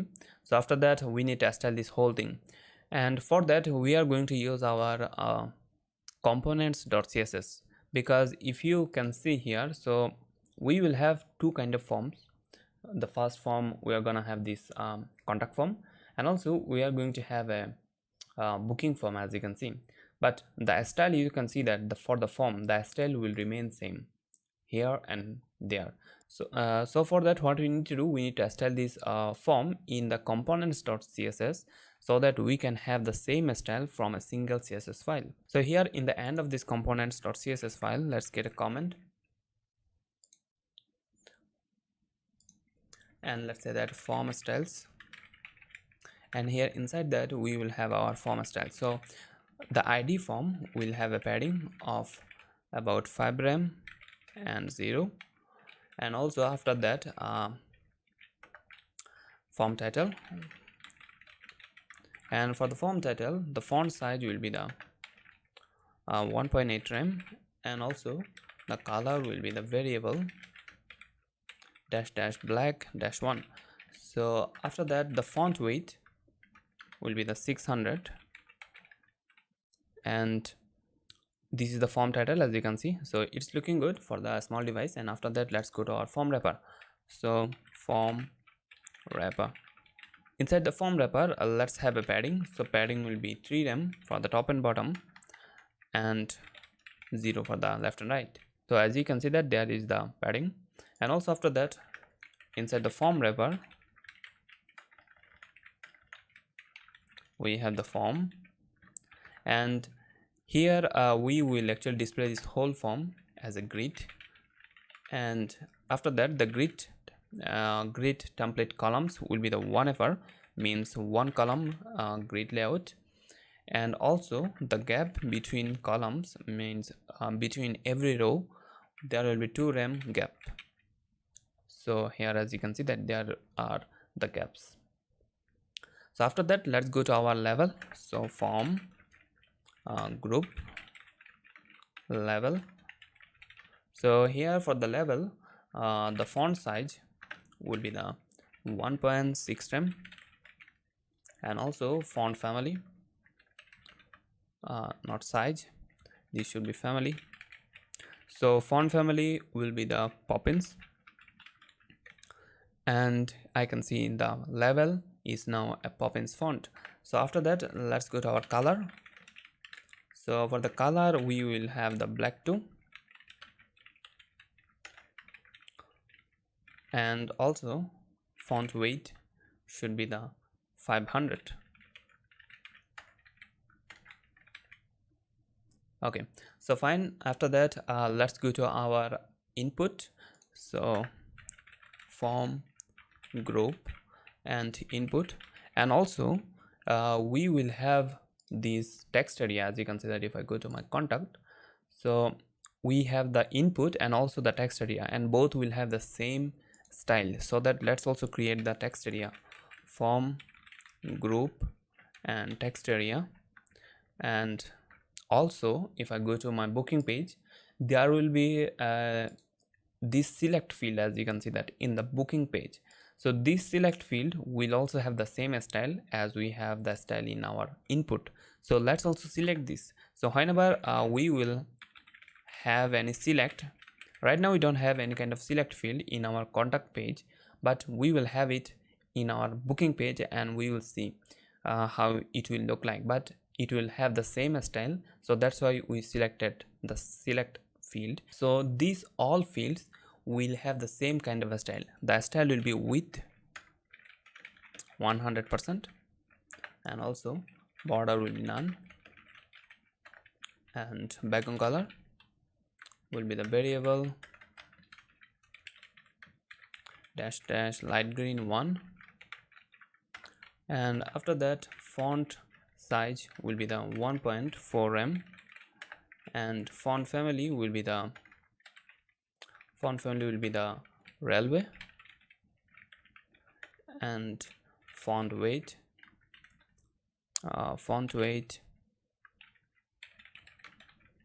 600. And if I come here in our project, as you can see that right now the font is 1.4 rem. That's why it is actually small height.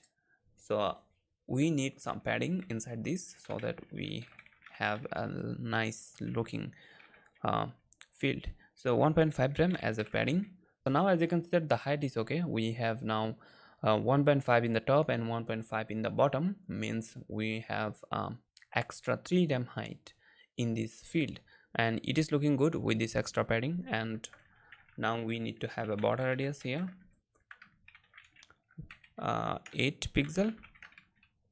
Yeah, fine. And finally margin top. So margin top will be 0.5 rem. So this margin top will actually help us to separate the level. So as you can see that now we have this 0.5 rem gap between the level and the field. And also the color, font color will be the variable dash dash black 2, and that's it. So now as you can see that the text area is also looking good here, as you can see. But for the text area we need a particular style, which is the resize style. So form group and text area. So this text area will need a resize style. So resize will be only for vertical. So now we cannot resize this text area horizontally, we can only resize this text area vertically. So after that, let's style this submit button a little bit. So let's select this button. So inside the form wrapper, and here wrapper, we have the button, and the button type is submit. And for the submit button, the width will be max content, and also border will be none, and padding will be also 1 rem and 4 rem. and also font weight will be 500, and finally letter spacing. So between those letters there will be 0.1 rem space. So now if you can see that this button is now looking good. Right now we need to make it responsive. So if I make it responsive, means if I go to the large device, it is not looking that much good. What I need to do, I need to make it something like that. It is looking more elegant. So let's actually make it like that. So let's get a media query first of all. So media on the screen, and mean width will be the, not height, width will be 768 pixel. So here the font the form title, we need to increase the size of this form title. So the font size will be 3.6 rem. Now it is looking pretty good. And after that, the form wrapper padding will be the 5 rem in the bottom and the top, and 0 for the left and right. And also after that, we need to say that in our form, so inside the form wrapper we have the form, and here we need to change the grid template column. So if you remember previously, what we have is we have one column template, as you can see that. Now we need to make it 2 column. So 1FR, and if I save, so now as you can see that everything is divided into these 2 columns. So now what I need to do, I need to make this message full width. As you can see that this message should be full width. So for that, what we need to do, we need to go to our contact.html, and here is the group of this message. As you can see that this is the form group of message, and beside this form group class, we need to add another class. The class name is the form group full. So whenever we will have this form group full, what we will do, let's select this form group full. So whoever will have this form group full class, it will have the full width, means it will start from the 1 and it will end in this 3 column line. So what I can do, I can say that grid column will be, it will be a start from 1 and it will end in the 3rd grid line. So if I save, now as you can see that it is starting from the 1, here's the 2nd, and here's the 3rd column line, means grid column line. So it will end here. So now you can see that the message is actually having the full width, and that's what we want, and it is looking good. Right now we need to increase the level font size. So form group level, the font size for that will be the 1.8 rem. Yeah, after that, for our all the field, means form group input and the text area, and also for the select, the font size will be also increased 1.8 rem, and also the padding will be the 2 rem, and finally margin top will be 1.5 rem, and here it is, as you can see. So it is looking good. As you can see that right now we have the perfect style for our contact page, I mean for the contact form. So it is looking good.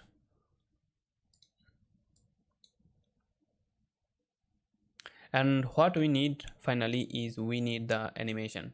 So in our contact.html, we need to add the AOS library animation. So here in our form, so here is the section, beside the ID we need the .ios, and let's say that fade down, and as you can see that we have the animation. And for this store info, we already have the animation because we added this animation in our homepage, if you can see here. So fade up for this store information, and fade down for this contact and inquiry section, and it is looking good. So after that, let's go to our booking page. So right now we don't have any content in our booking page.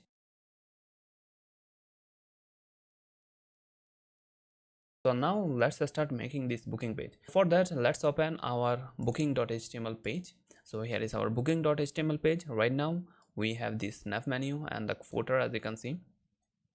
So what we need is we need to create this form here only.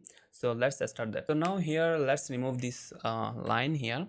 So let's create a comment and let's say that booking section, and this will be the end of booking section, and between them we will have the HTML for the booking page. So let's create the section here with the ID of form. So if you remember this ID, we used this ID in our contact page, as you can see that.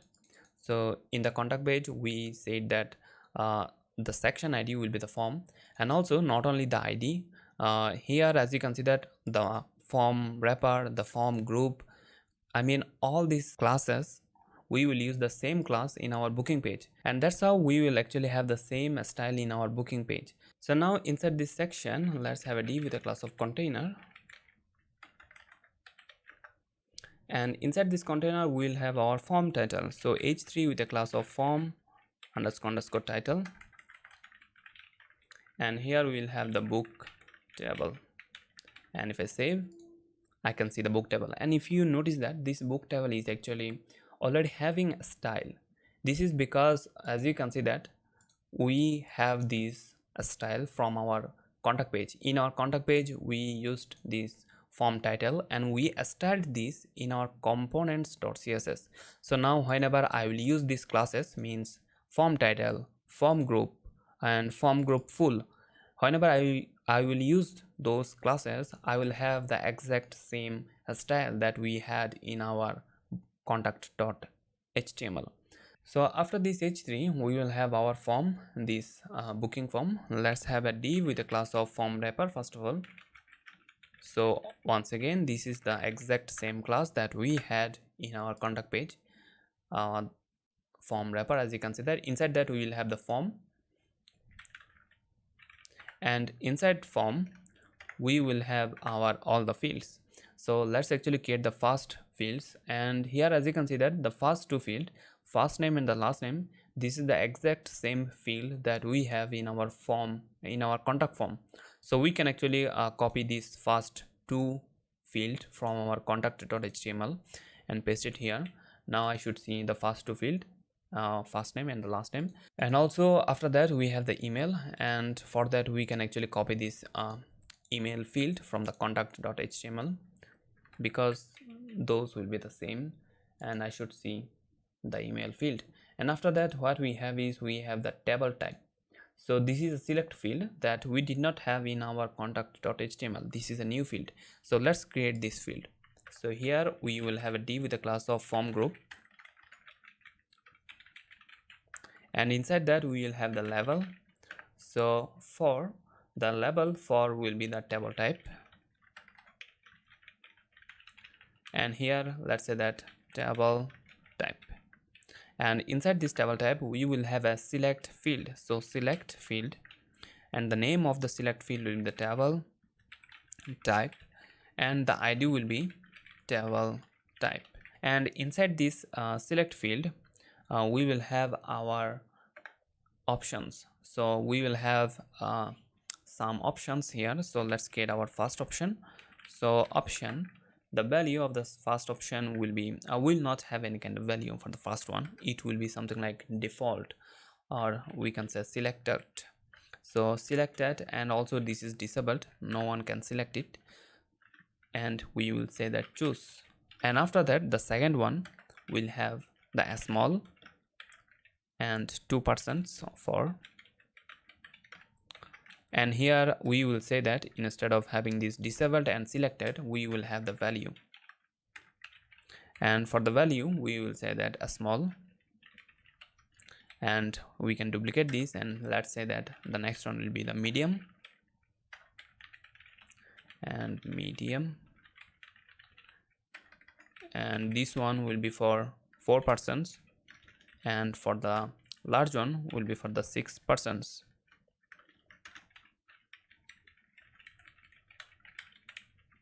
and if I save, I should see this select field, as you can see. So a small, medium and the large, and if you notice that the automatic selected one is the one, means this option, as you can see, this the one is automatically selected. And also if you notice that this is disabled, means you cannot select it manually whenever, let's say that I selected medium, and after that if you want to go back, means if you want to select choose, you cannot select these options. This is for only default text, you can say. So after that, once we have this select field, what we have the guest number. So let's actually create this. So after this whole form group, let's create another div with a class of form group, and inside that we will have our level. So for the guest number, and let's say that guest number, and here let's say that the input will be type of number, and ID will be guest number, so the guest number, and here we will have the name, so name will be guest number, and also here for the minimum value can be 1 and the maximum value can be 10. And this is a required field, and also this select field is also a required field, so let's have this required here. So now we have the guest number. I should see a number field, as you can see that you cannot type anything, only number can be typed here. So after that, let's go to our placement. So this is another select field, as you can see that. So for that we can copy this select field and paste it here. Now we should have two table tab. So the last one should have the placement title, so placement, and also for the for will be the placement. And here inside the select field, the name should be the placement, and also for the ID it should be the placement. And here for the option, let's say that first option will be the outdoor, and here we will say that outdoor.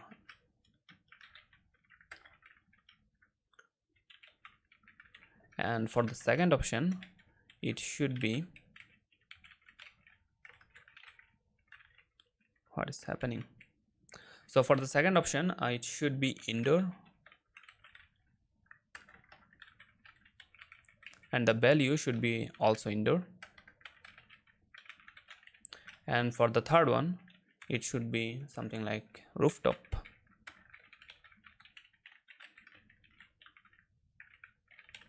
And that's it. If I save, I can see the placement, and also I can see the all options, as you can see. So fine. After that, what we have the date and time. So let's actually create this. So div with a class of form group, and here the level will be, and the level will be date, and we will say date here. And for that and after that, let's have the input for the date.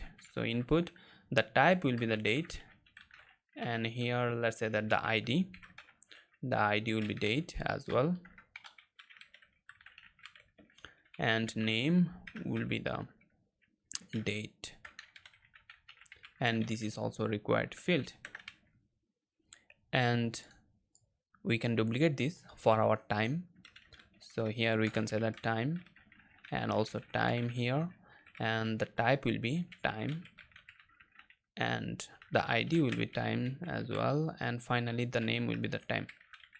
So now I can see the date and the time, and finally we will have this note. So this note, as you can see that it will be the same as we have in our message, in our contact.html. If you remember, we have a message text area. We can copy this message text area and paste it here. So as you can see that this is the message text area, and instead of message we can say that note, and here note, and the name will be note, and ID will be also note. And also here one thing we need to actually change here, we don't need columns here, but for the row, instead of having 10 row we will have only 4 row. So now as you can see that here we have the 10 row, and when we will have 4 rows it will be more shorter. Now as you can see that we have 4 rows here only. So fine, after that we need the button, and for the button we can copy this from our contact.html, and here we will have the button, exact same button that we styled in our contact.html. So it is looking good right now, and I need to see if it is looking good. Yeah, as you can see that in the mobile device, in the large device it is also looking good. So as you can see that this node is actually having full width, and the reason behind that is actually here as you can see that we are having this from group full in this node, so that's why it is actually having the full width, and all the other one who don't have this from group full is having a 50% width, and they are looking really nice. So that's what for our booking page. Now what I need to do, I need to actually have the AOS library animation, and for that beside this section ID we can say that data AOS will be the fade up. So that's it. As you can see that we have the animation and it is looking good. So that's it. As you can see that we are done with the contact.html, and also we are done with the booking.html, which means we are done with all the pages, as you can see that. And here one more thing, in our menu.page, menu.html, if I go to menu.html here, so you can see that the animation. This animation is actually different. So you can see the animation in our menu page. This animation is actually a little bit different. The first column is actually moving up, this top dishes is moving down, and this breakfast is moving up. Means what we need to do in our booking page, in our menu page. Let's open this menu page. Here these, let me see, so they are moving up. That's fine. These top dishes, I think it should be moving down. So top dishes moving down, and now if I refresh here, now yeah, as you can see that now we have the exact same animation for this menu page. So now we are done with the all pages, as you can see that.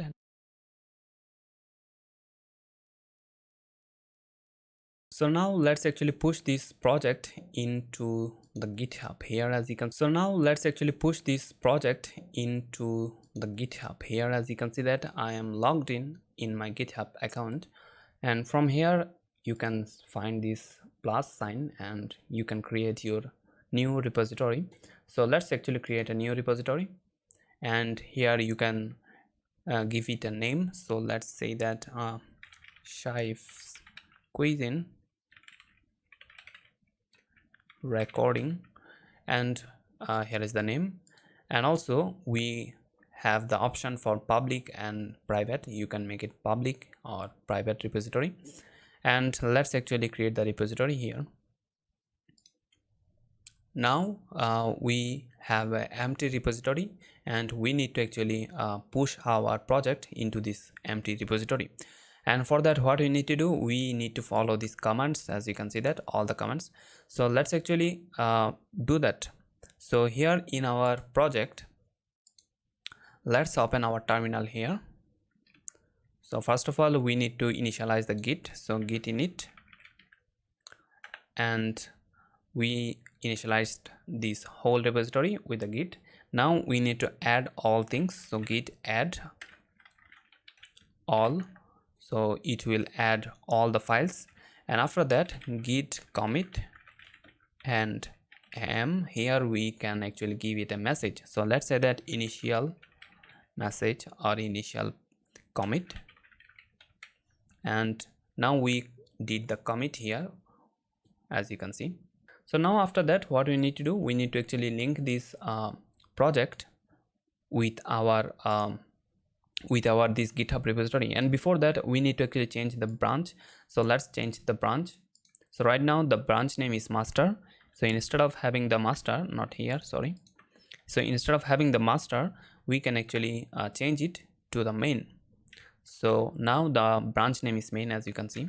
So after that, we need to actually add this repository with this GitHub remote repository. So we can actually copy this line, means you can see this line. So copy this line and paste it. So now with this command, what we are doing, we are actually linking our project with the GitHub repository. So let's link it. So linking is done. Now we need to push it. So the last command to push our project into the GitHub remote repository. So let's push it. So the last command should be done. Yeah, as you can see that the last command is done, and now we should see our code into this remote repository. So if I refresh, I can see the whole project in my GitHub remote repository. Everything is looking good. So great, now we can see the whole project here, means we can see all the files and everything in this remote repository. Means we successfully did that. We successfully pushed our whole project in this remote repository.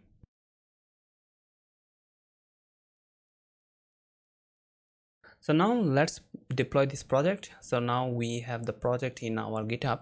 So now we can actually deploy it easily. So for deploying the project, we are going to actually use Netlify. So go to the netlify.com and log in, and here is my Netlify account, as you can see. And from here we can actually add a new site from Git. You can find this button once you log in. So you can actually click this button, and here, as you can see, that you can select from where you want to deploy your site. So we have our project in GitHub, so that's why we should select GitHub. And after that, you need to authorize with GitHub. So here you will find a list of all repositories that you have, so you need to select the correct one. So now I need to select the repository, and if you remember, the repository name is Shaif's Cuisine recording, and I can see the exact repository name here. So I can select this. Now we selected the repository, and after that we need to say that we don't need to do anything here, so we can directly deploy this site. So deploy site, and as you can see that it is building the site. So now as you can see that it is published. Now we should see our project in a live URL. So as you can see that I can see my site in this live URL. The URL, if you notice, it is not something localhost, it is a live URL, and I can see that my site is working fine. Yeah, all the pages should work fine.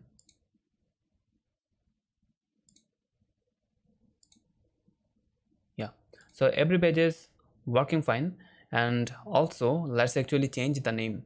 The name is actually something we don't want, so let's actually change this name. So for that we need to go to our site setting, and from here I can see that inside the site details you can change the site name, and instead of having this all random name, I just can say that Shaif's Cuisine.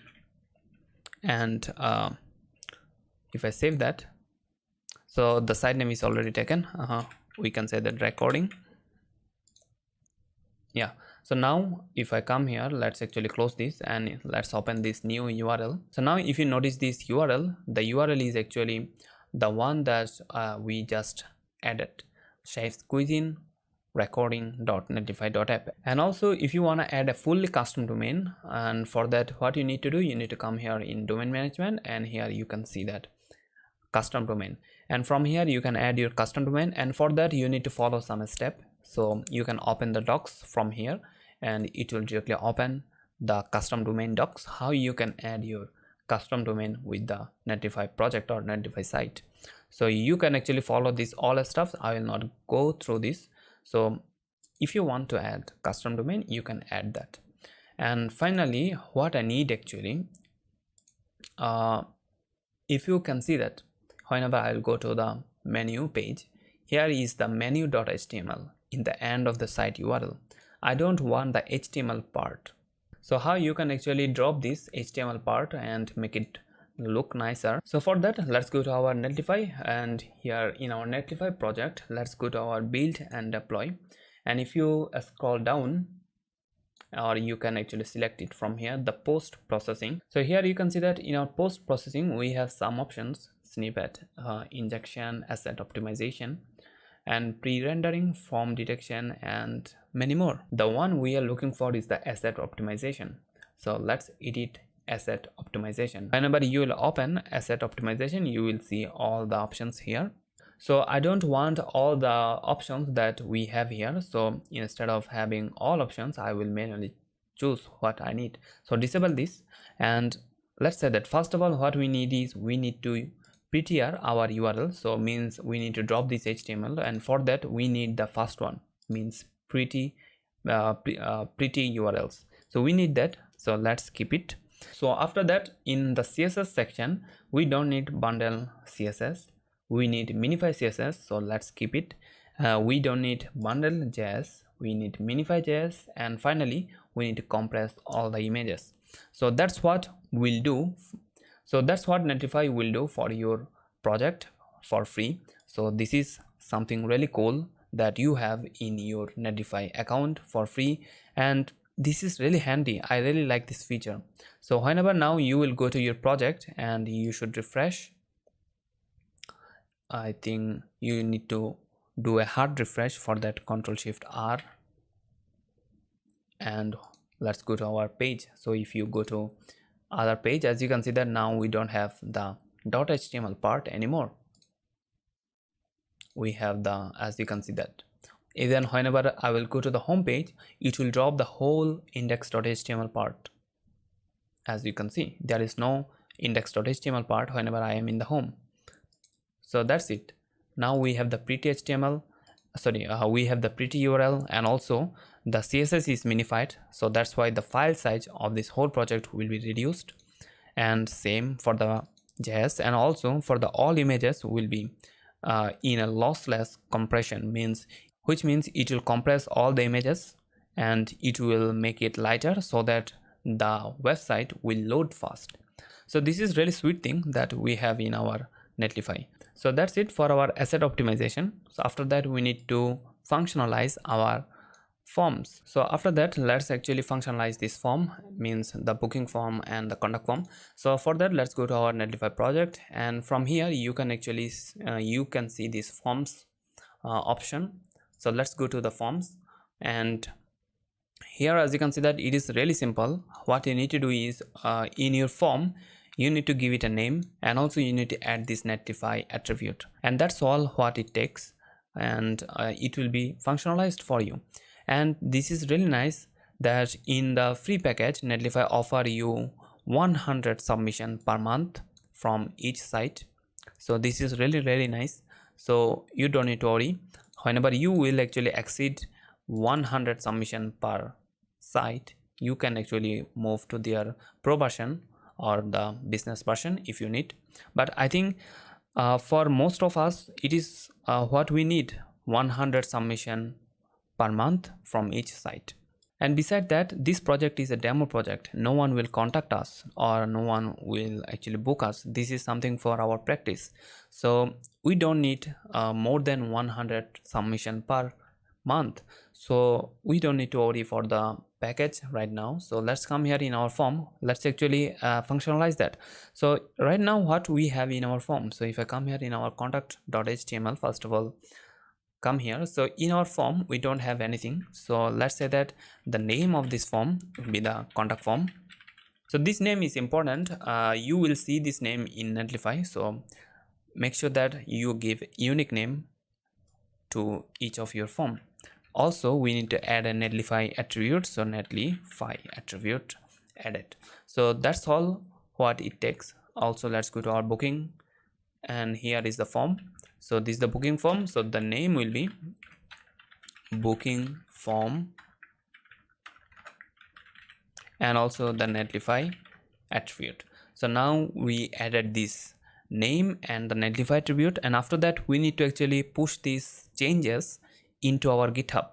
So let's actually open the terminal once again. So here you can open the terminal, and we need to add all the changes. So git add all, and after that git commit -am, and let's say that Netlify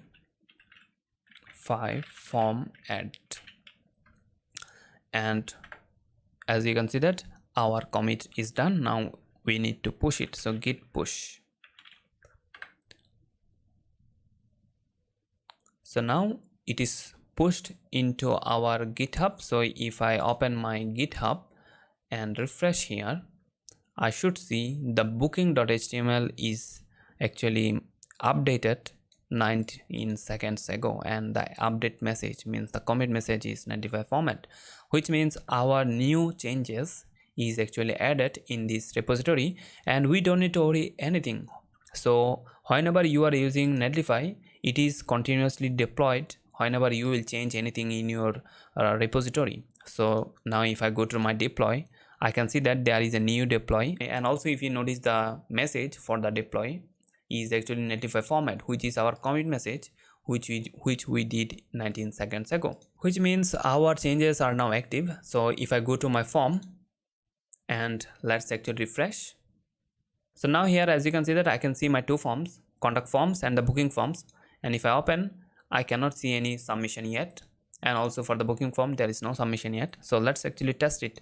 So let's refresh this whole thing, and for our contact, let's say that test message, and if I send this, as you can see that now we are in a thank you page from Netlify, which is really nice. You should have a thank you page after you submit your form. So Netlify will do that for you. As you can see that thank you page, and if I go back to my site, now I'm back on my site. So now let's actually check my submission. Let's actually refresh here, and if I go to my contact form, I can see a submission, and if I open the submission, I can see the first name test, last name test, and email, subject, and the message, which means we have our first submission in our contact form. So let's also test the booking form. Right now we don't have anything, so if I come here on my booking page, let's test it. So test name test. So if I send that, Netlify will redirect us into a thank you page,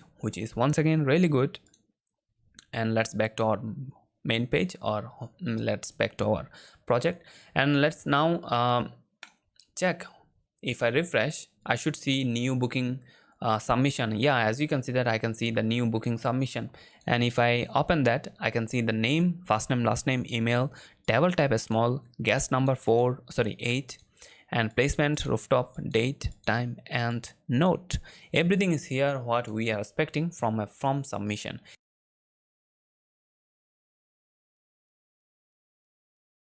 So that's it. We finally finished the project. We started from the scratch and we made this whole project, and after that we pushed the project in the GitHub, and finally we deployed the site and also functionalized the site using Netlify.